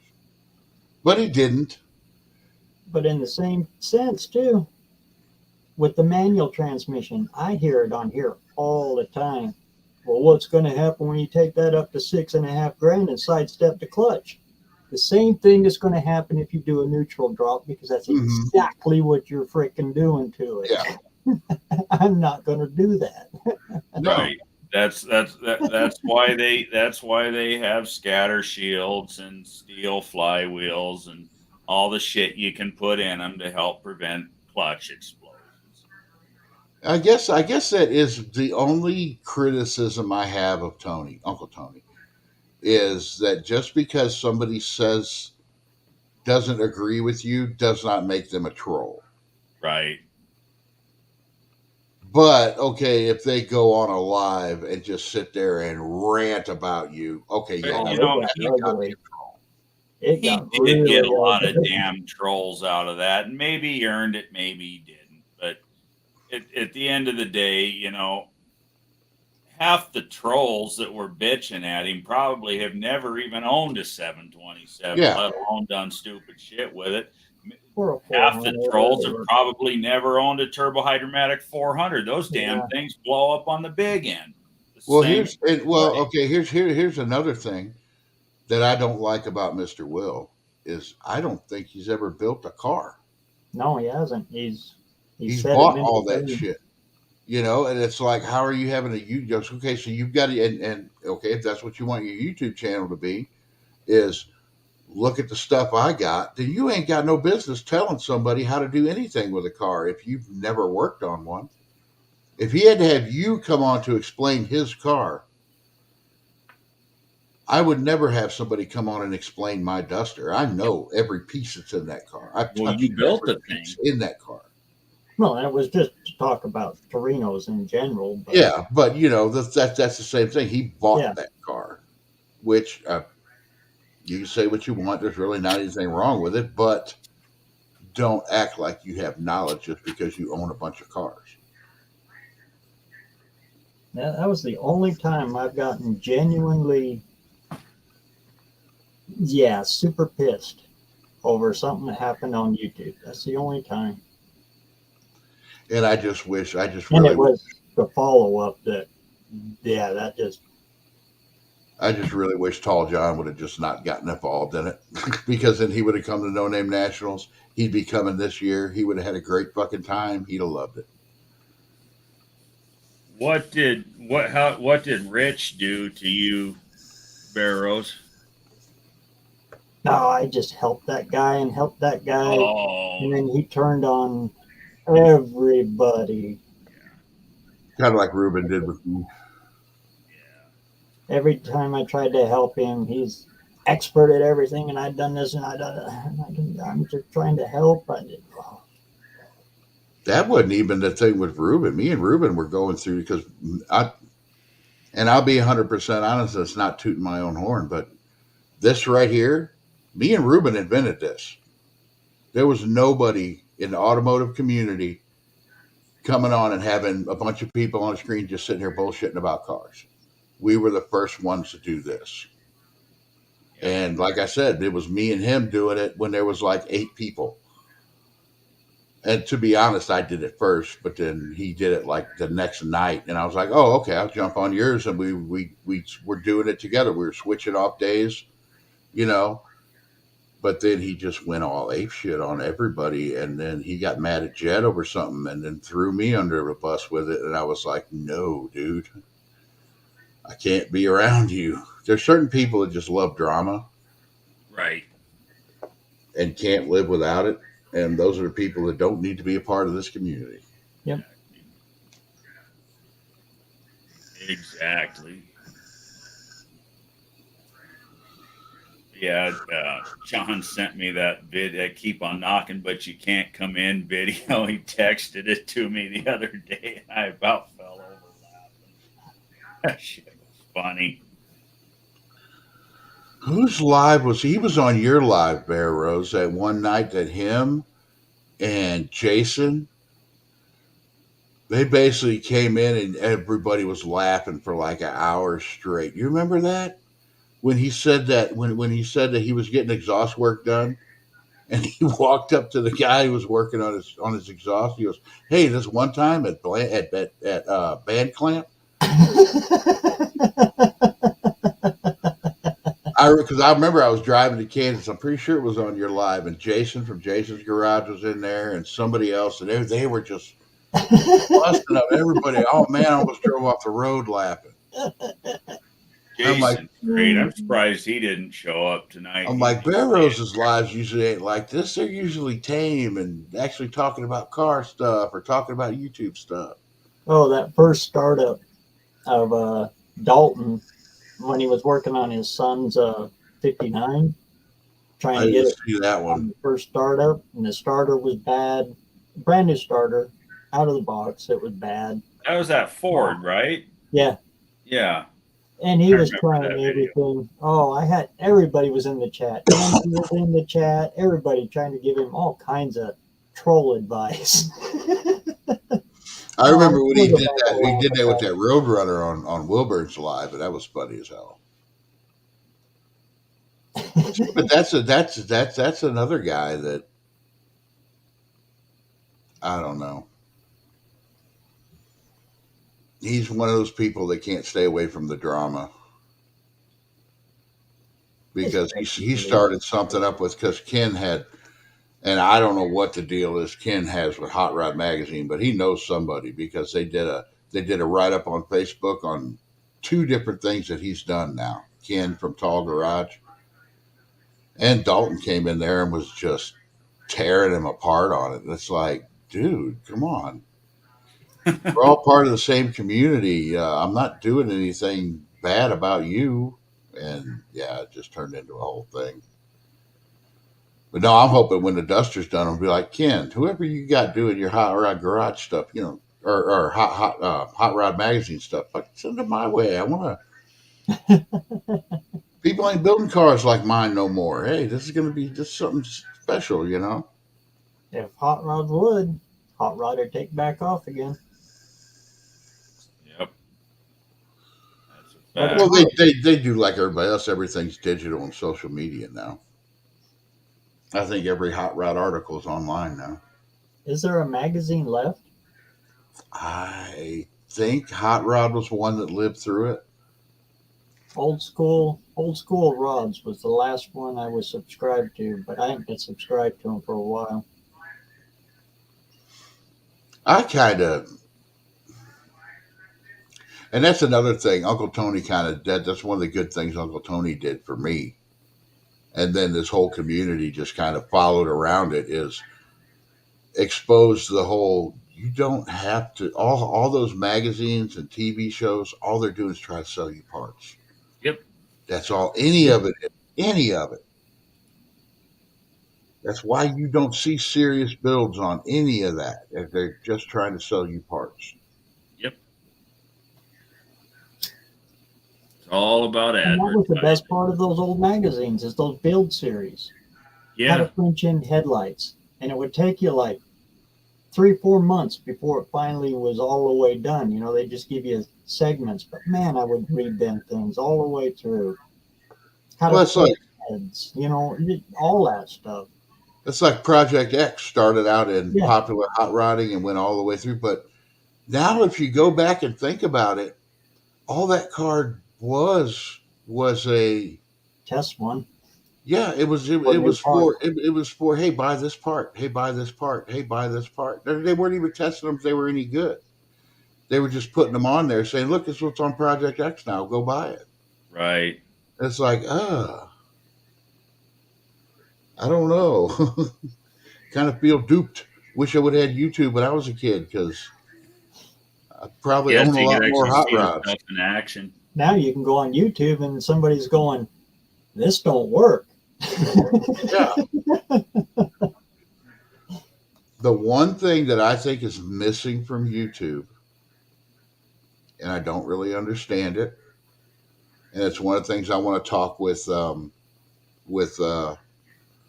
Professor P about. Is probably what our main thing is why is every engine build that anybody's doing got to be a pump gas motor? If you're building a race car to be a race car, why would you put a pump gas motor in it? Why wouldn't you build the motor that would build the most horsepower? Do one on big fuel. Yeah, that's what I'm going to do. Whatever you want, whatever it's going to be. Look at the response that Thumper got when he did that live with John Wilburn talking about E85. Yeah. Mm-hmm. That's probably John's biggest grossing live that he's ever done, and that was good. And I want to go through. I want to go through with Professor P. Be like, what do you need to do to build a high compression, badass race motor that's going to take at least 110 race gas? And you could break it up. What would it take to do on methanol? What would it take for My whole thing is race gas because I love the smell of it. Oh, I do too. I hate the smell of alcohol. E85. E85 is what I really like to run, but one, there's no E85 pumps around here. Yeah. And I hate the smell of it. I love the smell of race gas. I absolutely love the smell of BP 110. But now everybody's building pump gas motors, and you go to the track and you hardly even smell any race gas anymore. Right. You know? Because that 440 I'm going to build is going to be a budget race gas motor, as budget as you can get, because Well, you said you're going to be running 13-to-1 compression. 13 or 14-to-1, yeah. My machinist said with those pistons on a set of open chamber, the good, what are the 9 whatever heads? 906s. Yeah, he said on a set of 906s, which are open chamber heads, he said it would be at least 11-to-1 compression on a set of those. And I plan on running. Well, you told me you were going to run them same heads I'm running, them Speedmaster heads, right? Mm-mm. No, you were going to go with the trick flows. Trick flows. I want to go with trick flows you were going to go with the ones I wished I would have gone with, because they flow the most out of the box. Out of the box, yeah. I put a lot of money into mine. They're flowing 300 CFM and plus out of the box. Yeah. I think out of the box, those trick flows are getting pretty close to 320. But then if you look at the numbers on a set of stock 3rd gen Hemi heads, God, those things. Oh yeah, those stock, they flow about 300. Yeah. They flow right where everybody wants them. Yeah. It's Well, like, 300 man, CFM, if everything's right, will net you naturally aspirated. You can get 650, 700 horsepower. well, that's the thing. I want to build this motor. I want to build this motor to have 12 to 13-to-1 compression and take about a 300 shot of nitrous. That flowing 300, 320, you can get 1,000 horse out of it. Now but I also, it may go, the whole bottom end may leave the track. Keep this in mind. Stock 440 bottom end is 750s pushing the envelope. Well, see, now from what I heard, you could run 600 horsepower out of a cast crank, 440 crank. I'm not talking about the crank. I'm talking about the fucking main webs letting go. Oh, well, you know. I've seen many 800 horse 440s just shit the whole bottom skirt off the block. The block was free, so I got another one. But if the you whole really, thing is, if you really want to, what you should consider doing is finding a 400 block and sticking that 440 crank in it. Can't do it. Why not? You know why? Because low deck. Oh, you've already got the fucking pistons. Yeah, I already got the pistons, everything else, and low deck tunnel rams are impossible to find. They're way expensive. I could buy 440 tunnel rams for $350 all day long. Yeah. And I'm buying back my old tunnel ram that I traded partially for my motor to Jed. I'm buying that one back that has the fogger system. I forget who it was. Just Mopar Joe traded a low deck tunnel ram for an RB tunnel ram.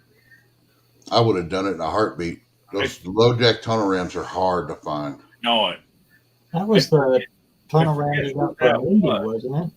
What's that? Wasn't that the tunnel ram you got from Indy that had all of the? Yeah. I traded that. I was going to put a big block in this car from the beginning, but I started running out of time and running out of money. And Jed was like, "Hey, I got this 360 that runs. It's got a cam in it. The guy said it ran into 12s. And from what I've heard from everybody, if you do just a little bit to a 360 in the Duster, you can run the 12s easy." Oh yeah, all day long. So I'm like, okay. And I gave him some money and that tunnel ram and a couple other things. And that's where that motor came from. But I'm going to get that tunnel ram back from him because I'm going to run that with all the nitrous. And even if I only run 150 shot through it, it's going to look like I'm running fucking 5. Whatever. It's just cool. Yeah, it's going to look good. But that's the whole reason with the 440. And I've got the. Go ahead. And I'm not going to sit here and tell you that a 440 won't take 1,000 horse, because they will. I've seen them do it, but they're few and far between. My goal with this car is to run as close to 10.0 as I can with it looking exactly like it looks. Oh, I think you can do that all day long. I'm not going to go faster than 10.0 though. If I want to go faster than that, I'm going to build a whole new car. What's that car weigh? Oh, fuck, I don't know. Heavy. I haven't done a whole lot for weight. I'll bet it's not more than 3,400 pounds. No, my buddy had one that was pretty well exactly the same as mine with a big block in it with iron heads, and his weighed 33. Right. So I'm betting mine's around the 3,000 pound range, because I'm going to do some other stuff to get a little bit more weight out of it in certain places. Let's see. And I'd like to get a full fiberglass front clip for it, but that would be nice. That'll be for the 2.0 when it comes out, hopefully next year, if I can get all this shit done in a year. Well, 3,300 pounds, 700 horse will put you at about 1027 in the quarter. 131. Well, that's what I was saying about Jed's car, Jezebel, because he was like, "Oh, this car will probably run into 12." So I'm like, "You got 660 horse." I go, if that car hooks and runs right, you got close to a 10. Yeah, but compared to an A body, Jezebel's a pig. Jezebel's a 3,700 pound car. Yeah, but it also has had stuff done to it where it does not weigh as much. Right. And he had what did he have? 660 horsepower. Well, let's just say Jezebel does weigh 36. It's 660 horse. In a perfect world, that would run a 1078 quarter, 691 in the 8. That's still better than what he ever thought. Right. You know, yeah, that's a whole. He thought it was lot going to be like a faster. 12-second car, and I'm like, no. Yeah. No, If he wouldn't have broke on that last run, that car was dead hooking. Those front tires are ready to come off the ground. If you watch that car was dead hooked. That's what broke it. That and he dumped the clutch too hard. That fucking car was ready to go on a run. It probably would have scared the shit out of it. Honestly, would have scared the shit out of me. Yeah. No, Jed broke that car because he launched it. He admitted as much. Mm-hmm. He was just like a lot of us. You know, he was new to it. He should have preloaded the drivetrain, and he didn't. He just dumped the clutch, it dead hooked, and it fucking broke. And me and Jeff broke it, but it did break in a place. Pushed it off in a place that it was not supposed to break. Right. It broke. It should have sheared the input shaft. Yeah, it should have done. Well, if that car would not have broke, he was good. He was getting ready to go for a ride. He would have been wheels up, and everybody would have freaked the fuck out, including him. Those fucking 18 spline 833s are tough bastards. It definitely took a lot to break it. I just think if he'd had an automatic in that car, none of that shit would have happened. He'd have still been on a ride. Yeah. He had built 727 in that car. But he wanted 4-speed, so. Automatic. They're a little more forgiving. They're a lot faster. Drag racing a manual transmission is hard. Mm-hmm. There are certain, and if you're really serious about it, you need to put a $3,000 clutch. Yeah, you got to be. Well, the clutches. You have to have soft start clutches in them. They have slip designed into them. That's how you don't break shit with a manual. And they're expensive. They're damn expensive. You can spend $2,000 and $3,000 on a clutch setup real quick. Yeah, not to mention the rest of the transmission and all that shit's overpriced now. All that 4-speed shit's all the expense in the clutch protects the transmission. they, like I said, they have slip designed into them, and they centrifugally apply heavier. It's like That's 400 why bucks for a linkage kit. Just the kit, the hookup kit for a her shifter.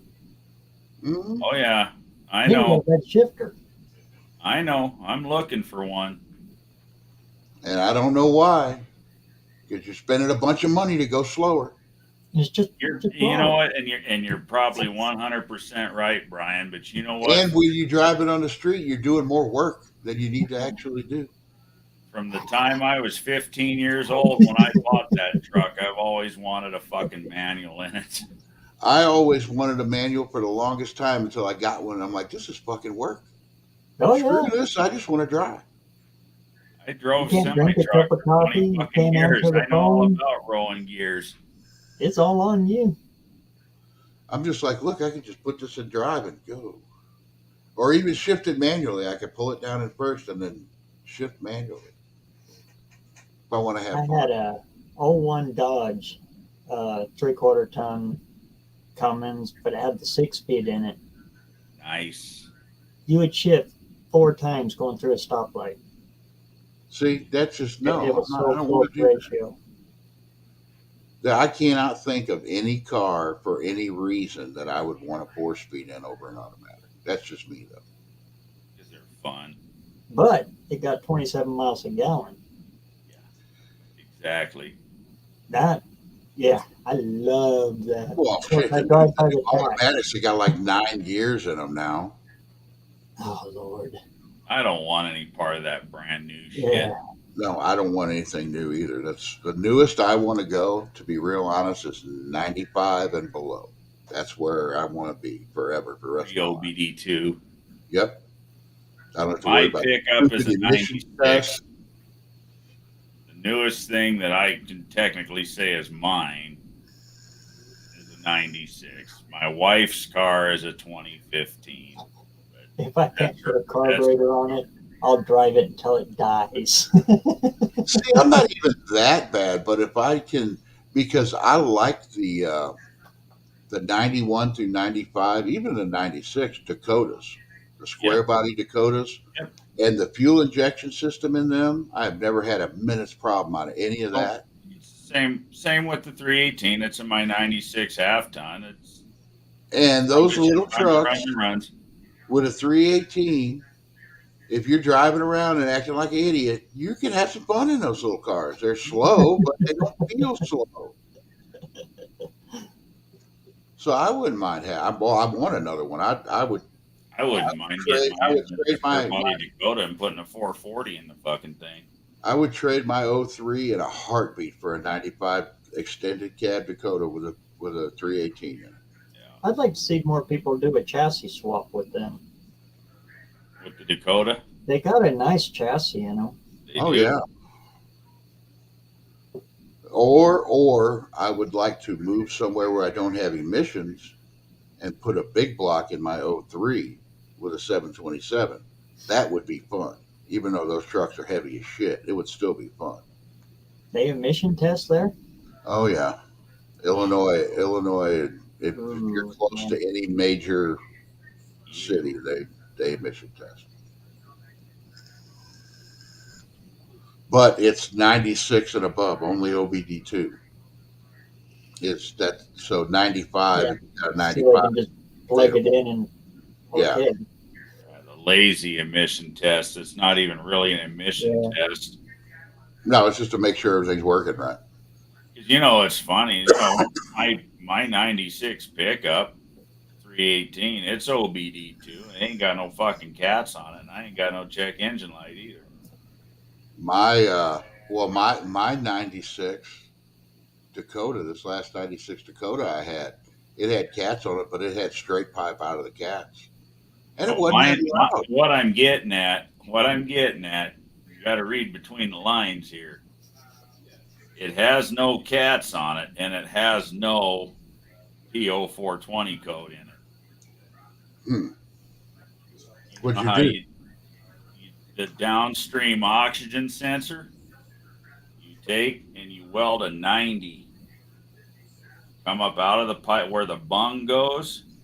You come up out of the pipe and you weld a 90 and then you put the bung in it and you put the O2 sensor back in it and it tricks the motherfucker. Wonder if that'd work in my 03 because I need to spend Probably. $400 on a catalytic converter. Probably. I've done But it's it. bad. It's bad. You ever heard of catalytic converter that rattles? Uh-huh. Son of a That's why there's no cats on mine after the second. See, my poor little 318, I have asked a lot out of that little engine. 318s, you can ask a lot out of. I have dragged my 28-foot RV all over this fucking state with that truck. Up 15% grades, long 15% grades, and that's foot on the floor all the way up to the top in second gear. And that kind of shit melts cats. Yeah, I did it twice, and then I said, "Fuck you, you're deleted." You know what I really think it is about the 318s, and nobody ever says this, but I mean 318s last a long time. You could put them through some shit. Yes, they do. That's They're what they're tough. made I for. think a lot of it is because they're internally balanced. Yep.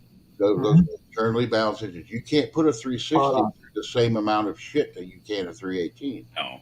and that's an external balanced motor. Look through all of them. All of them that are internally balanced will outlast an external, hands down, Well, double time. well, because the whole balance process is different. You know what they've done. Fox bodies are fun. What they've done. I'd like to build a Fox body with a modern Hemi in it. I had an 82 GT. I would with a 4-speed in it. I wish the hell I never got rid of that. Oh, when I was a kid, the Fox body Mustang, that was the car. Oh yeah, and they were all over the place and they were cheap. Yeah, and they were fast. The They GTs were were cheap fast. and they were fast.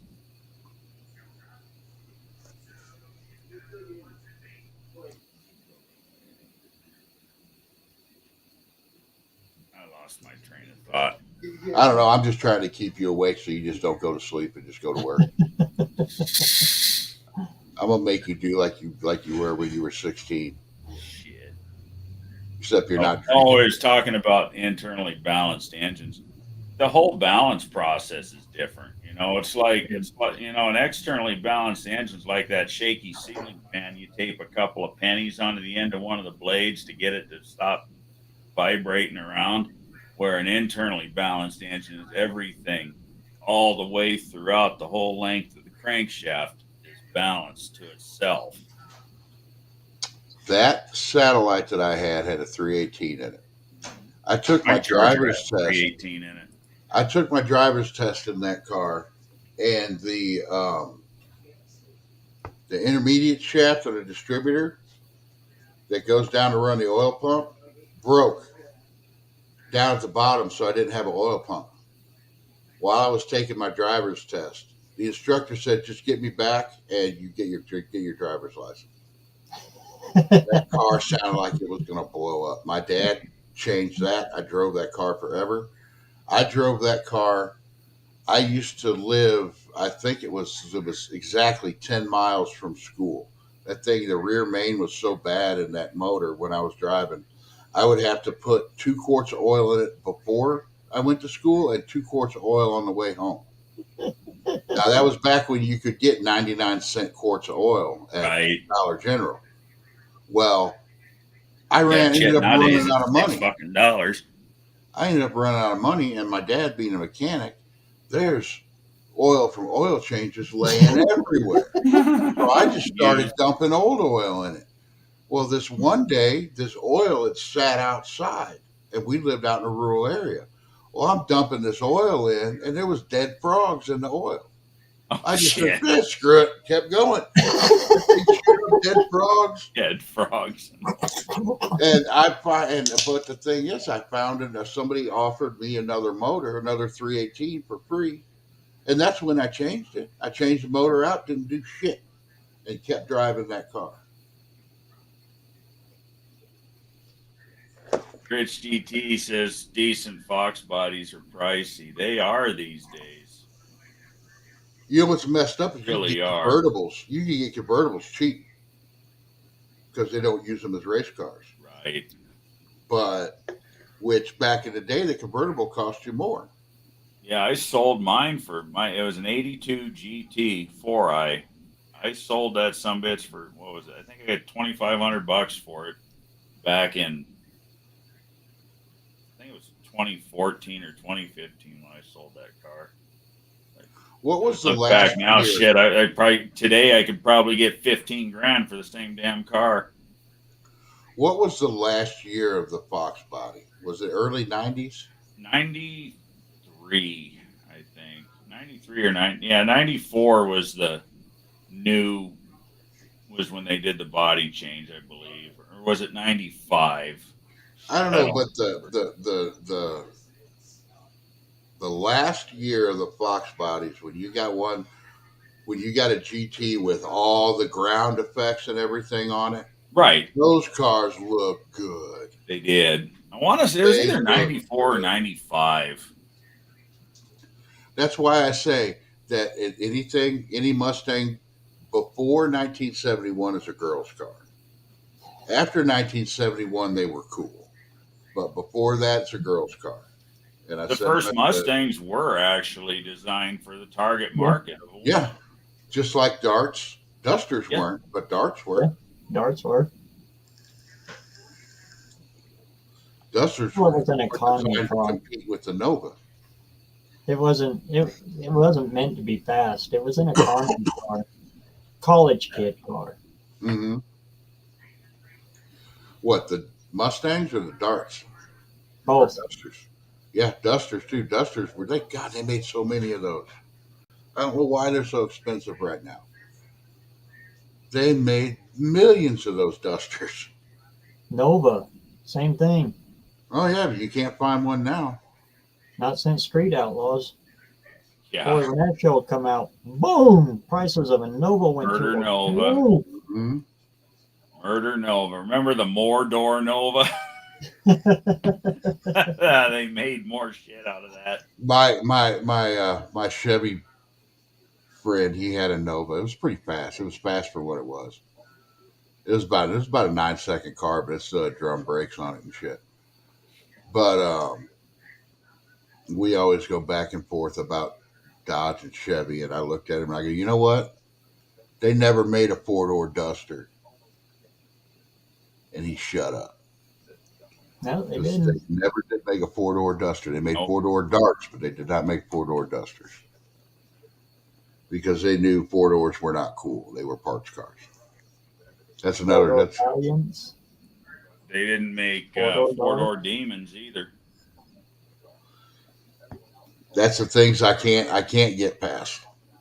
Okay, there's certain 4-doors that I would own, but I wouldn't say they're cool or race cars. That's just because of the age that I am, I guess. 4-doors are not cool. Column shift bucket seat cars are not cool. And it's like Jed's like, this thing's column shift, you got a bucket seat. I'm like, yeah, that's not cool. That's what everything had back in the day. Now everything's got buckets and consoles, except for pickup trucks. Everything does. And like I asked my son, half of them got a fucking knob on the dash. And like I asked my son, he's like, yeah, 4-doors. I can carry more of my friends with me. It's like, no. You get the friends you don't like and make them sit in the back seat. That's how that works. The friends that you don't like as much have to sit in the back seat. Put them in the trunk. And on a Dart, they got to be pretty little. Yeah. There ain't much room back there. I have to say Novas are okay. But if you actually take a while to look, because I didn't used to like Dusters. I didn't used to like Dusters until I owned Like one. my Novas. Oh, God, I hate them.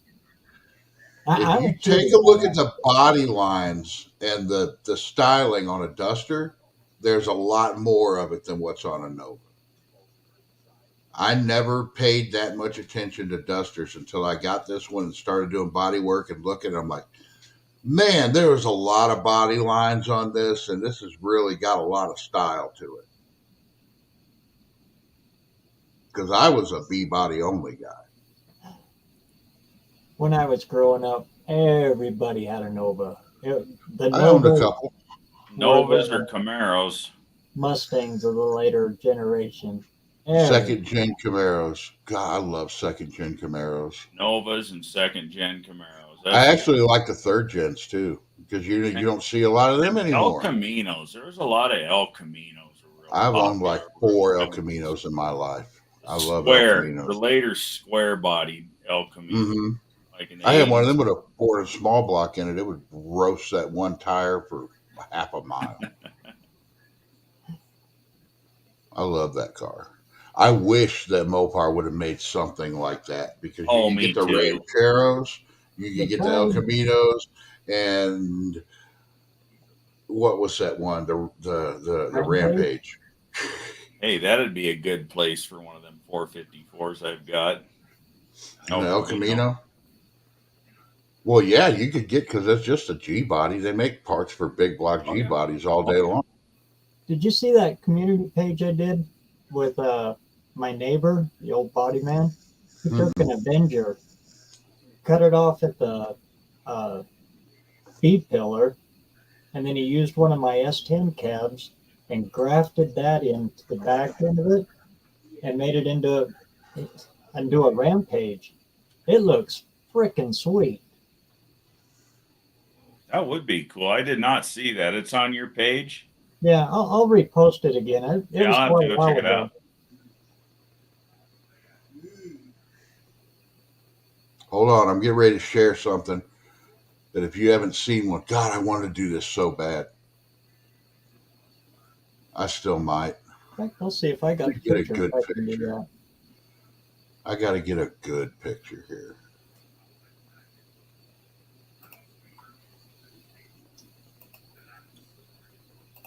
This is a pretty good picture.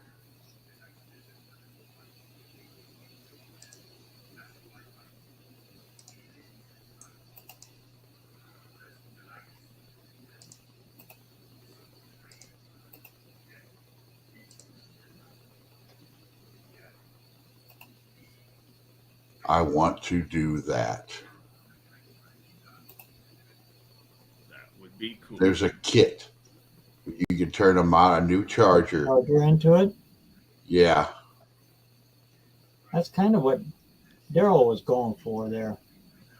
Good Lord, where the hell is it? That I would be really like that.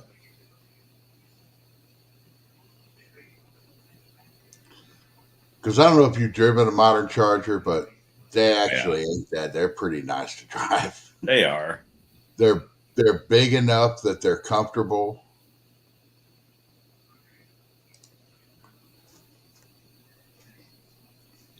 Now, me being a 35-year owner of a 71 Charger, I still to this day cannot wrap my head around 4 fucking doors on a Charger.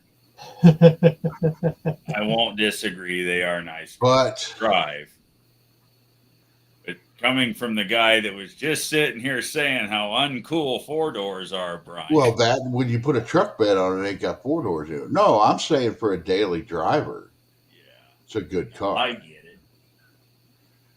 I hated when they came back out with that Charger and it was a 4-door. I just thought that was the biggest load of bullshit. Yeah, but at this point, though, they've been out a lot longer than the original Chargers were. Yeah, they have. And they've made a lot more of them than the original Chargers. So, Charger's pretty well 4-door now. The rare ones are the 2 doors.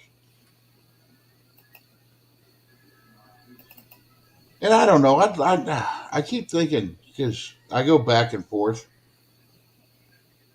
Because it wouldn't be bad to buy, pick up a Challenger, V6 Challenger, drive back and forth to work in. It looks cool. But I want no part of a V6 Challenger. I would like to have a modern Challenger, but I ain't. those V6s surprise the shit out of you. Oh, they do run good. They do run good. They do make 310 horsepower, but they don't sound good. Challenger just ain't meant. I had a 2012 200 with that V6 in it. That fucking car shat and gat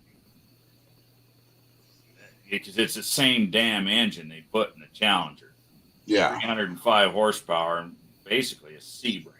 You know, the 200 is what the Sebring evolved into. That car was fun to drive, and it was a touring edition. It had all the frickin' bells and whistles. I actually kind of missed that car a little bit. Now I wouldn't mind having a Hemi There it is. Durango, the new Durangos. Yeah. I wouldn't mind having one of them. You can pull a race car with them too. Oh, all day long. Because they instead of like the early Durangos that they modeled off the Dakotas, they didn't have a Dakota to model these off of, so they modeled them off a half-ton pickup truck. Yeah.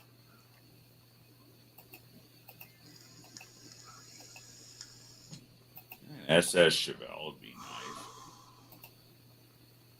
That's one of the overrated cars, I think.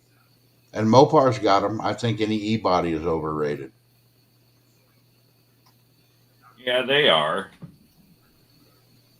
Overpriced for damn sure. I like them, but I won't pay that kind of money for one. No.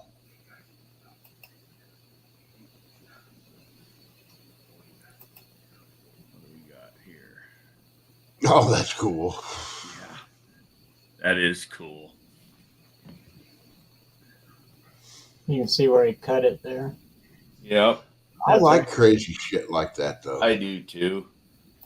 I think they should have made that. You know? And they would have sold the shit out. That's him right there. If they brought the El Camino back, they'd sell the shit out of them right now. Mm-hmm. Still front wheel drive. Oh, well, that makes it easier, doesn't it? Well, no, I guess it really wouldn't matter with that. Oh, there's me and Pete.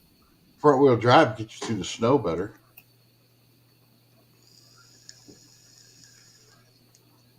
Was that Pete and Minnie? Yep. I thought. That's when I went down to Mohawk and seen him. Nice.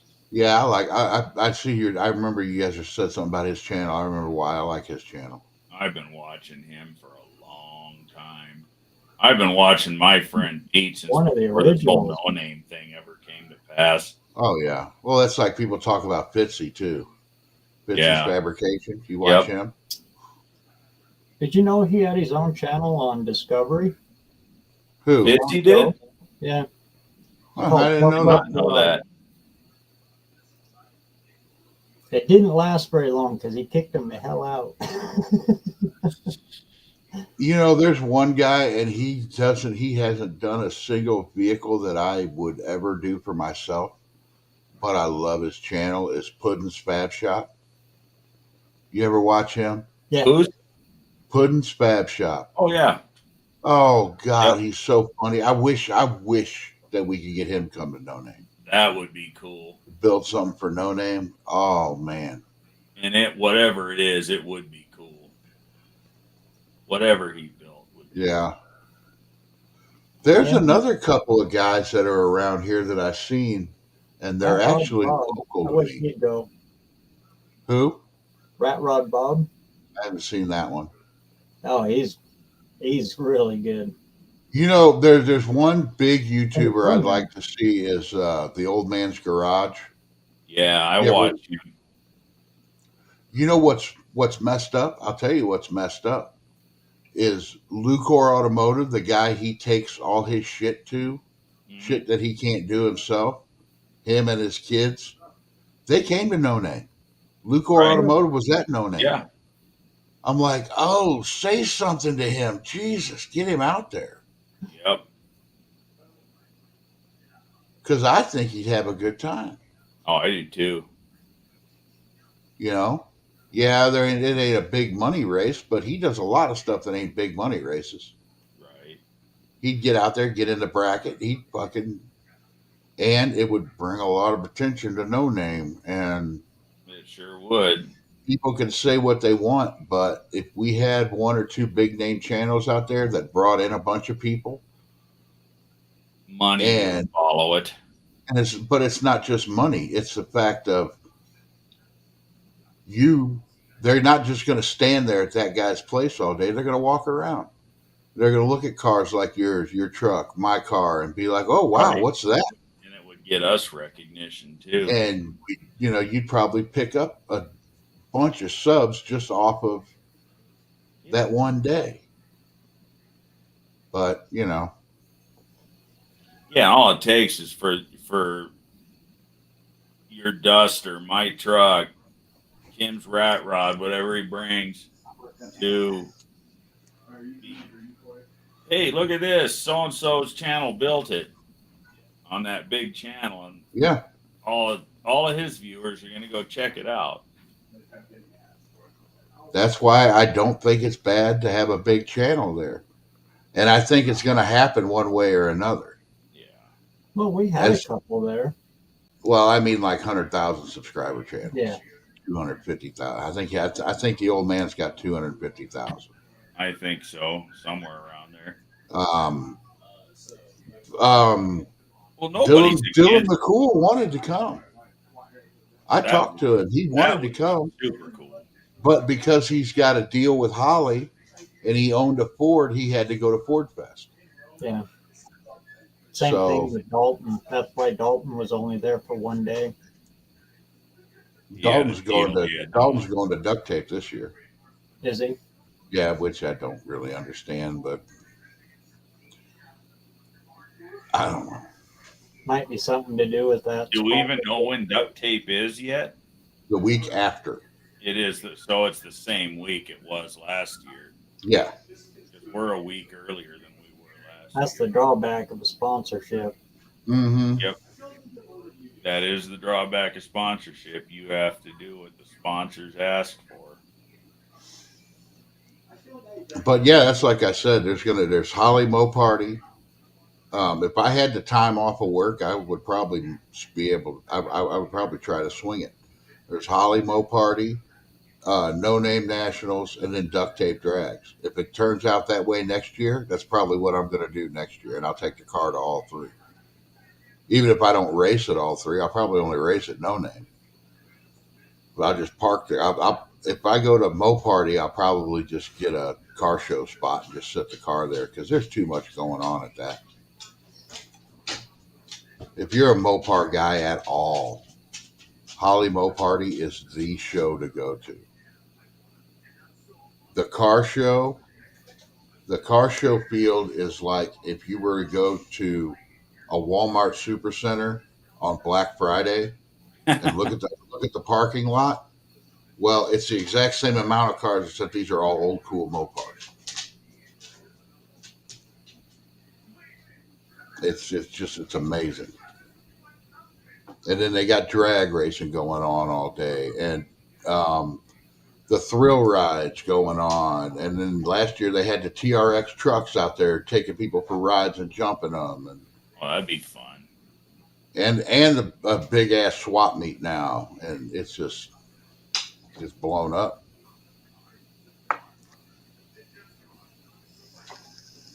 Yeah, that would be fun. That's for sure. But then I heard that LS Fest and Ford Fest are the same way out there. They're just Holly just kind of took over the show scene. Right. That's all right. Beach Bend is a really neat track too. If you've never been there, No, I've never been there. they're a quarter-mile track, and their grandstands, I guess, go down about an eighth mile. But they've got giant pavilions over the grandstands, so you're not sitting in the sun. Oh, nice. Oh yeah, it's like, why can't every track on the planet do that? Yeah, right. Vegas needs to do that. Phoenix needs to do that. Yeah, I'm sure Phoenix too. Because they've got a whole campground there at Beach Bend too, and the guy who built this place he was smart as hell, because there's all that racetrack and a circle track and all kinds of racing shit. And there's a water park and an amusement park with a roller coaster. So, the dad wants to go racing, bring the wife and kids. They can go have fun at the water park and the amusement park while he's racing. And you can camp there. If we ever outgrew Sykeston for No Name Nationals, that would be the place that I would recommend as Beach Bend. And what state's that one in? Where the hell is it? Bowling Green, Kentucky. Okay, so that's still America. That works. Mm-hmm.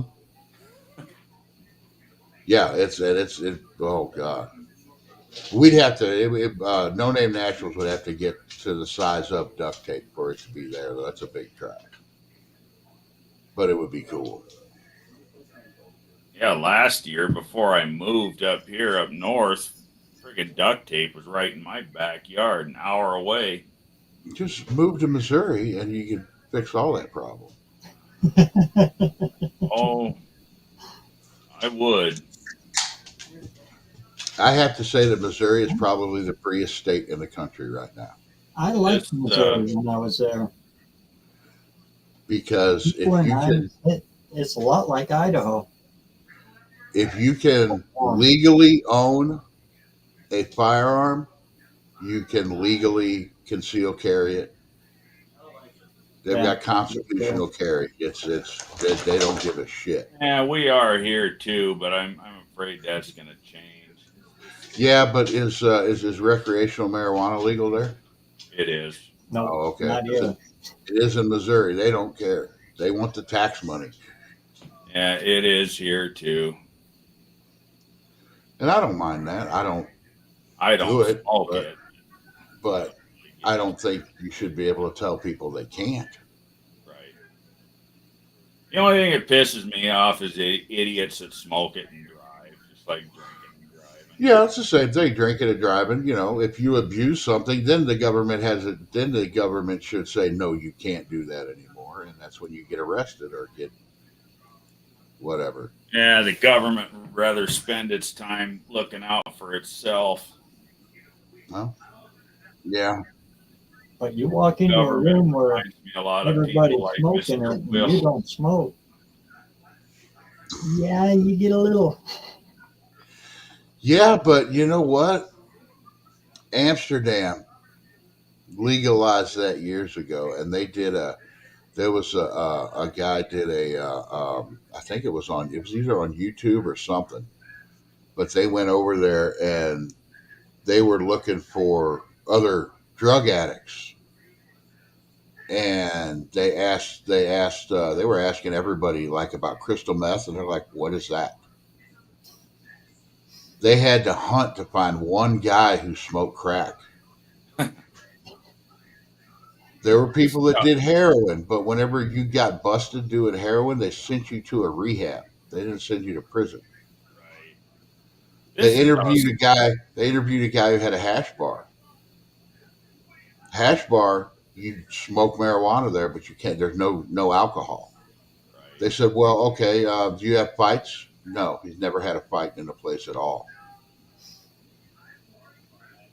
So that it's is like one thing I can say about potheads. They're generally pretty mellow. Yeah, you just want to smoke a joint, eat some cookies, and go to sleep. I've never heard of a pothead knocking over a convenience store. Mm-mm. I don't know too many potheads that beat their wives. No.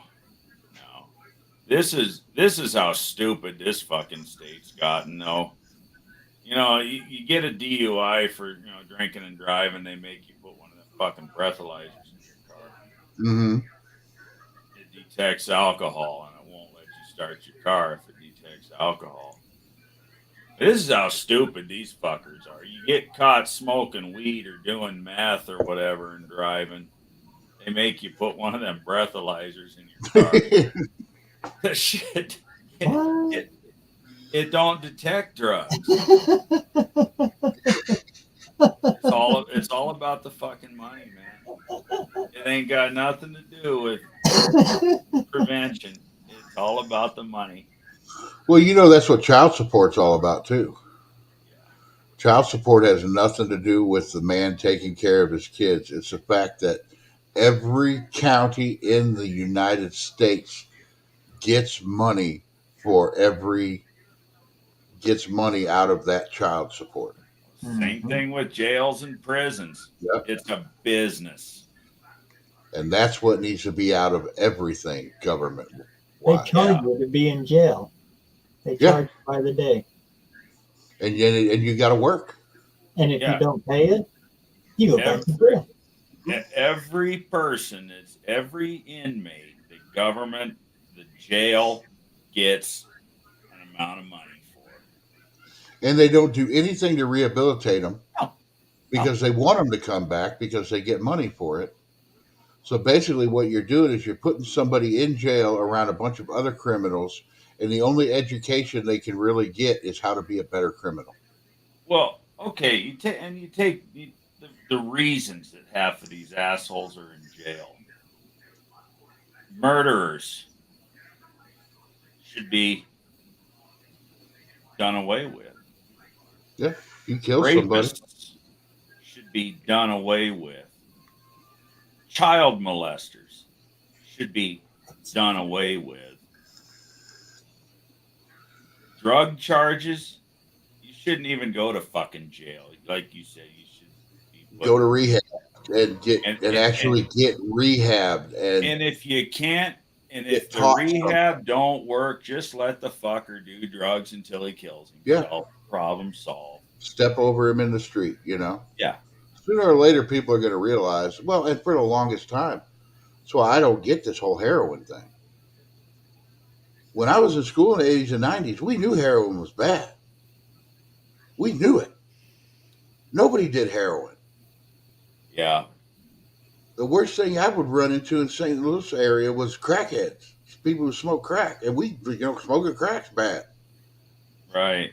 But even crack addicts would look at somebody doing heroin like they were fucking crazy. Right.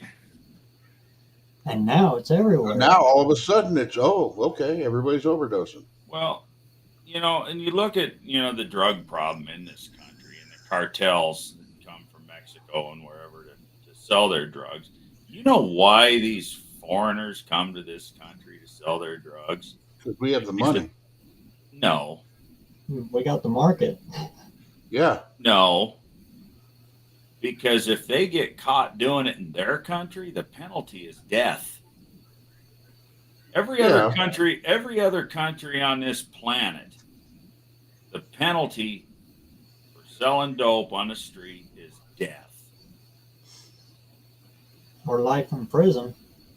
Yeah, well, that's pretty much death. Well, it's most countries, the Paul penalty McCartney is found that death. out in Japan. That is why Mexico, I know for positive, the penalty is death. That is why those bastards come up here and sell it here. The market is here. The money, the market is here. The penalty of death is not here. If they do manage to get busted, they got 3 hot in a cot for the rest of their life, courtesy of the American taxpayer. The easiest way is just to legalize all of it. The problem will sort itself out. Yeah. I mean, even heroin, okay? Even heroin, if you have it, if you do it the right way, will not kill you. It's when you overdose on heroin that it kills you. Right. So you don't have any telling you, there's no dosage. There's no, but okay, this is where I think that the government should step in. They should legalize all of it. But okay, say you get heroin, you go to the heroin store and buy heroin. There's a dosage on there. There's education. Right now, technically there is a dosage. What do you think OxyContin is? It's synthetic heroin. Yeah. That's what caused all the heroin problem anyway. It is. It It is is. exactly what caused all the That's why heroin it came problem. back. Prescription drugs, it became addictive. They got addicted to it, and the doctors didn't seem to give a shit. And then, oh well, when you can't get the script anymore, you got to go to the street for it. 'Cause you're Well, fucking my dad, shit. when he was in his accident, they gave him a bottle this tall of OxyContin, Fuck. and he had 3 refills on it. He hardly took it at all. Only when he was in severe pain. I had a toothache that was killing me. He gave me one of those, and I was like, "This is why people get addicted to this." Because you take one of those and you feel like you're 12 years old. You have I no hate pain it. in your body at all. You're not high. It's nothing I like hate that. It's just there's no pain. And I'm like, that's why people get addicted to this. You get that wash feel, and then you just feel funny. I hate that. I've never ever took one. I've never done heroin. I have no idea. I took one of those, and I didn't feel high When or they anything. took all my teeth out, they give me. I only got a bottle like this. Right. It was about half full and still, and I threw them away. Oh, that's what my dad ended up doing, was throwing all his away. I hate it. Yeah. Because after I took that first one, like I said, it didn't make me feel anything. It just made me feel there's no pain, and I could do shit like I could 20, 30 years ago. But as an intelligent individual, you recognize it. This Yeah, is I'm like, this is dangerous, why this shit is bad. and you stayed the fuck away from it. If they could come up with something that wasn't addictive that would do that, oh my God, everybody would. They could actually come up with a safe drug or something that would take your pain away. Woo. That's where you'd make your money. But that wasn't good enough, so now they got fentanyl. I don't know what. Well, the fentanyl was supposed to be only for extreme cases. Yeah. Well, and the problem Criminal is cancer. fentanyl is all these fucking assholes are cutting everything with it. Yeah, because they want you to get more You addicted. could be a meth head, go out on the fucking street and get a bag of meth and don't even know that shit's been cut with fentanyl. Oh yeah, people who do coke, Or, people any still of do you. coke, but they all these people who do coke, these big rich guys that do cocaine, Yeah. they all have testers where they test to make sure there's no fentanyl in it. Right. Yeah. Coke, But that's meth, where they're it on gets- any of it. Any of that shit. They're putting But their that's fucking where fentanyl. that's where if it was legal and you had to go someplace and was government regulated, It could which le- I'm yeah, not it could- big on government regulation, but you would know that it didn't have any fentanyl in it. Well, that's what they've done with the pot here. Mhm. There's dispensaries that you go to and you just fucking sell it. Yeah, and it's all regulated. You know And what's you in buy it. it that way, and it's the growth of it and packaging of it and everything is regulated, through the FDA or whatever. I don't know. I don't fuck with any of it, so I guess it don't bother me any. I couldn't get a card if I was to try and get it, I'd have to give up my CDL. Yeah, that's the other problem. They say if you do it, then you can't own a gun. Why? Well, you can't own a gun and you can't have a CDL. Yeah, why? You're not going to get high and drive a truck. It's just another fucking reason to tell you can't own a gun. Come and take it. But the whole CDL thing, why? Do they tell you can't ever drink if you have a CDL? No, they don't. No, but you can't. But there is. CDL so But bad. with the CDL, it is zero tolerance. Yeah. And I always said that was a big thing with pot. You can never tell definitive. There was no definitive test to tell if somebody was high right now. And They're it starting stays to in your crack system. down on diabetes. If you're a severe diabetic, your CDL's in jeopardy. Oh yeah. Yeah. They're pulling truckers off the road left and right.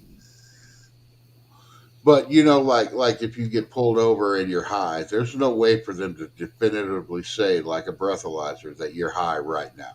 The only thing they have is a test that you could have been high 30 days ago. Right. That's where And I think hard. that's part of where the regulation comes in. And, Yeah. and I'm actually not against that. because I have a CDL. I've had my CDL for 25 years. Oh, I've always said that you should not even when I was younger and smoked a lot of pot. I always said I never drove high. You know, you don't. It's the same as drinking. I never Stupid. drove Yeah, it's drunk. just stupid. You can tell when they're high on pot and driving. They're Yeah, going 5 mile an hour on the yeah, freeway. 5 miles an hour. Right. Parked at a stop sign, waiting for it to turn green.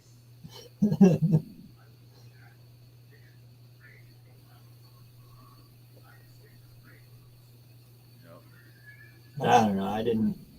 Never did mess with any of that. Well, dabbled, but never. Oh, when I was a kid, I smoked a lot of pot. I never did anything. Well, no, I've tried everything, but none of it ever.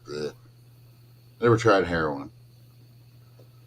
But I smoked a bunch of pot and I screwed with meth for a little bit, but meth never did anything for me. that Mine was was alcohol. I drank like a fish. I drank my share, your share, and his share. That was my whole thing. Okay, when you drink, you get drunk. It's a feeling. When you smoke pot, you get high, and it's kind of the same thing. All these other drugs, none of that. It doesn't do that. Not to me, anyway. So that's why I just said I don't like any of that stuff. yeah, they will pull your CDL immediately. Do not pass go. Do not collect $200. You're done. But I think if they had a definitive way to tell if you were high right now, like they do with alcohol, then it wouldn't be an issue with the CDL. Because I'm sorry, but I think it would help open You are- it up more to more states legalizing it.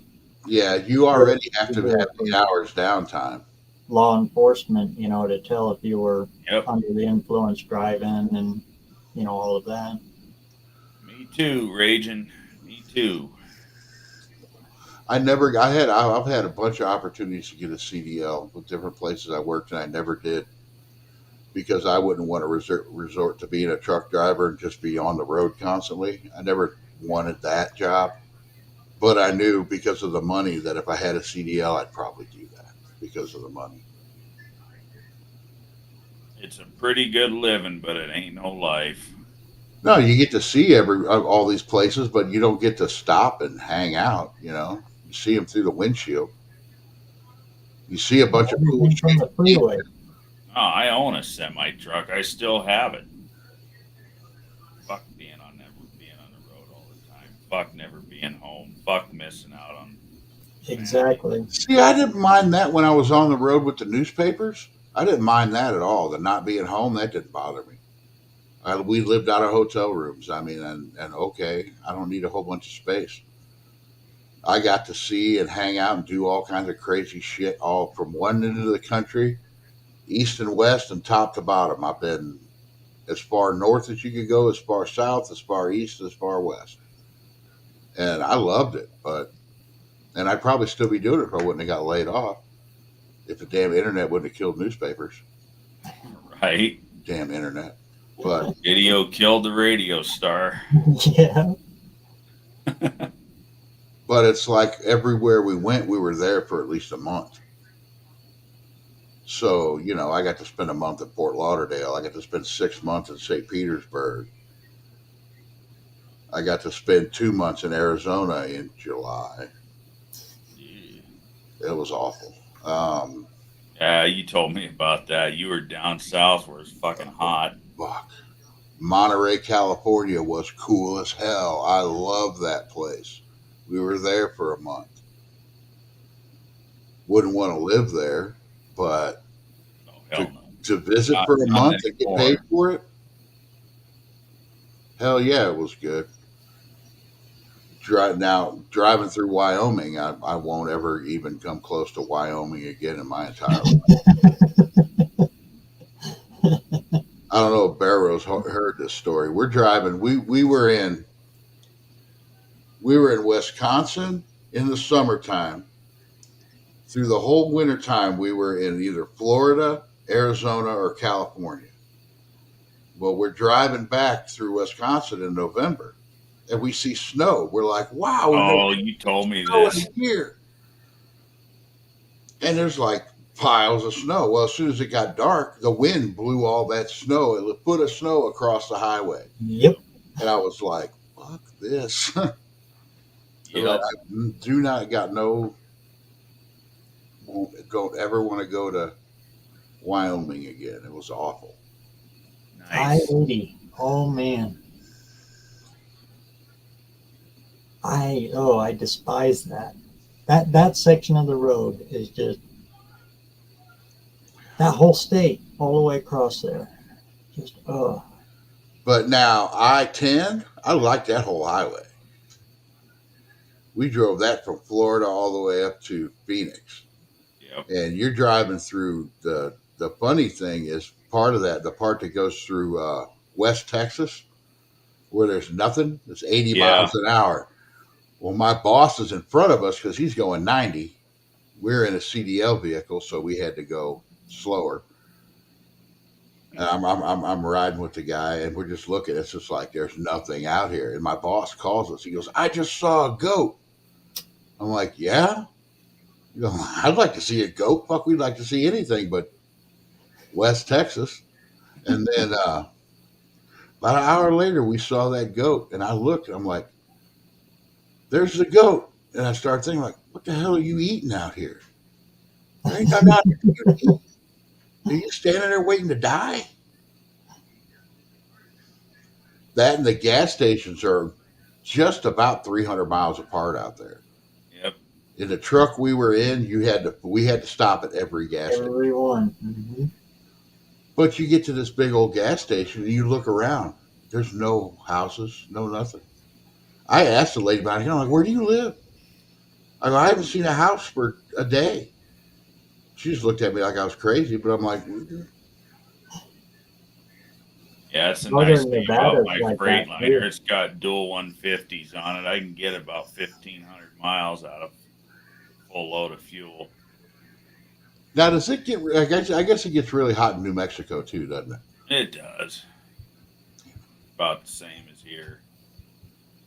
I wouldn't mind living in New Mexico because it's really, really low population. Up here where I'm at, it doesn't get really hot like what you're talking about. Like you were in Phoenix, you were It's awful. where it was 120, 125 in July. Up here, it might hit 100. Everybody's like, "What was the dry heat?" It don't fucking matter at 125. Not when the fucking monsoons come in. And then, because what we always used to do was we'd get to a hotel, we'd all get settled in. It would get dark. We'd go down every night and drink beer at the, they always had a picnic table or something. Well, if it's 125 all day, all that concrete's been soaking up the heat. So Dude, even at nighttime, the heat's coming up in this Phoenix way. in July, it's 110 at midnight. Oh, it was awful. And then, okay, yeah, they got a pool. You get in a pool, it's like hot bath water. Yeah. You don't need a hot tub. Jump in the pool. It is a hot tub. In Boise, they get 2 a year. They get one in the summer and one in the winter. Extreme inversions. I mean, the air just stops, and people die all the time from heat stroke. And it'll hit like that, 113, 114, and there is dead air, total 100% dead air. In the wintertime, it does it too, but it goes the other way. Well, I know I lived in Kansas for a long time, and I'd actually, if I wouldn't mind living in Kansas again. I liked it out there because not a high population. Where I lived was in the middle of nowhere. I loved it. Well, guys, it's 2:15. Hell yeah, you did 7 hours. Look at there. That's 7 alive and a now. quarter almost. You got me beat now. Yeah. How many people you got watching? There's 2? still 8 in here. Damn. But I think it's time. I do have a lot of shit I got to do. I fell asleep about 2 hours ago. Yeah, I'm probably gonna head straight to bed. I just had to do this to you. Yeah, me too. I'm That's what friends are for. gonna go slam a bottle of water and go to bed. All right. Well, it was good hanging out, man. It was. Thank everybody else for being in here too. All right. I'll see you This guys was a later. good one. We'll do it all This again was a next ramble. week. Maybe I'll probably be busy working now because I'm gonna get a late start, but I'll try to catch tomorrow night's live. All right. We'll see you later. See y'all Take care, later. y'all. See you, Raging. We'll see you next week. Yeah. Take care now.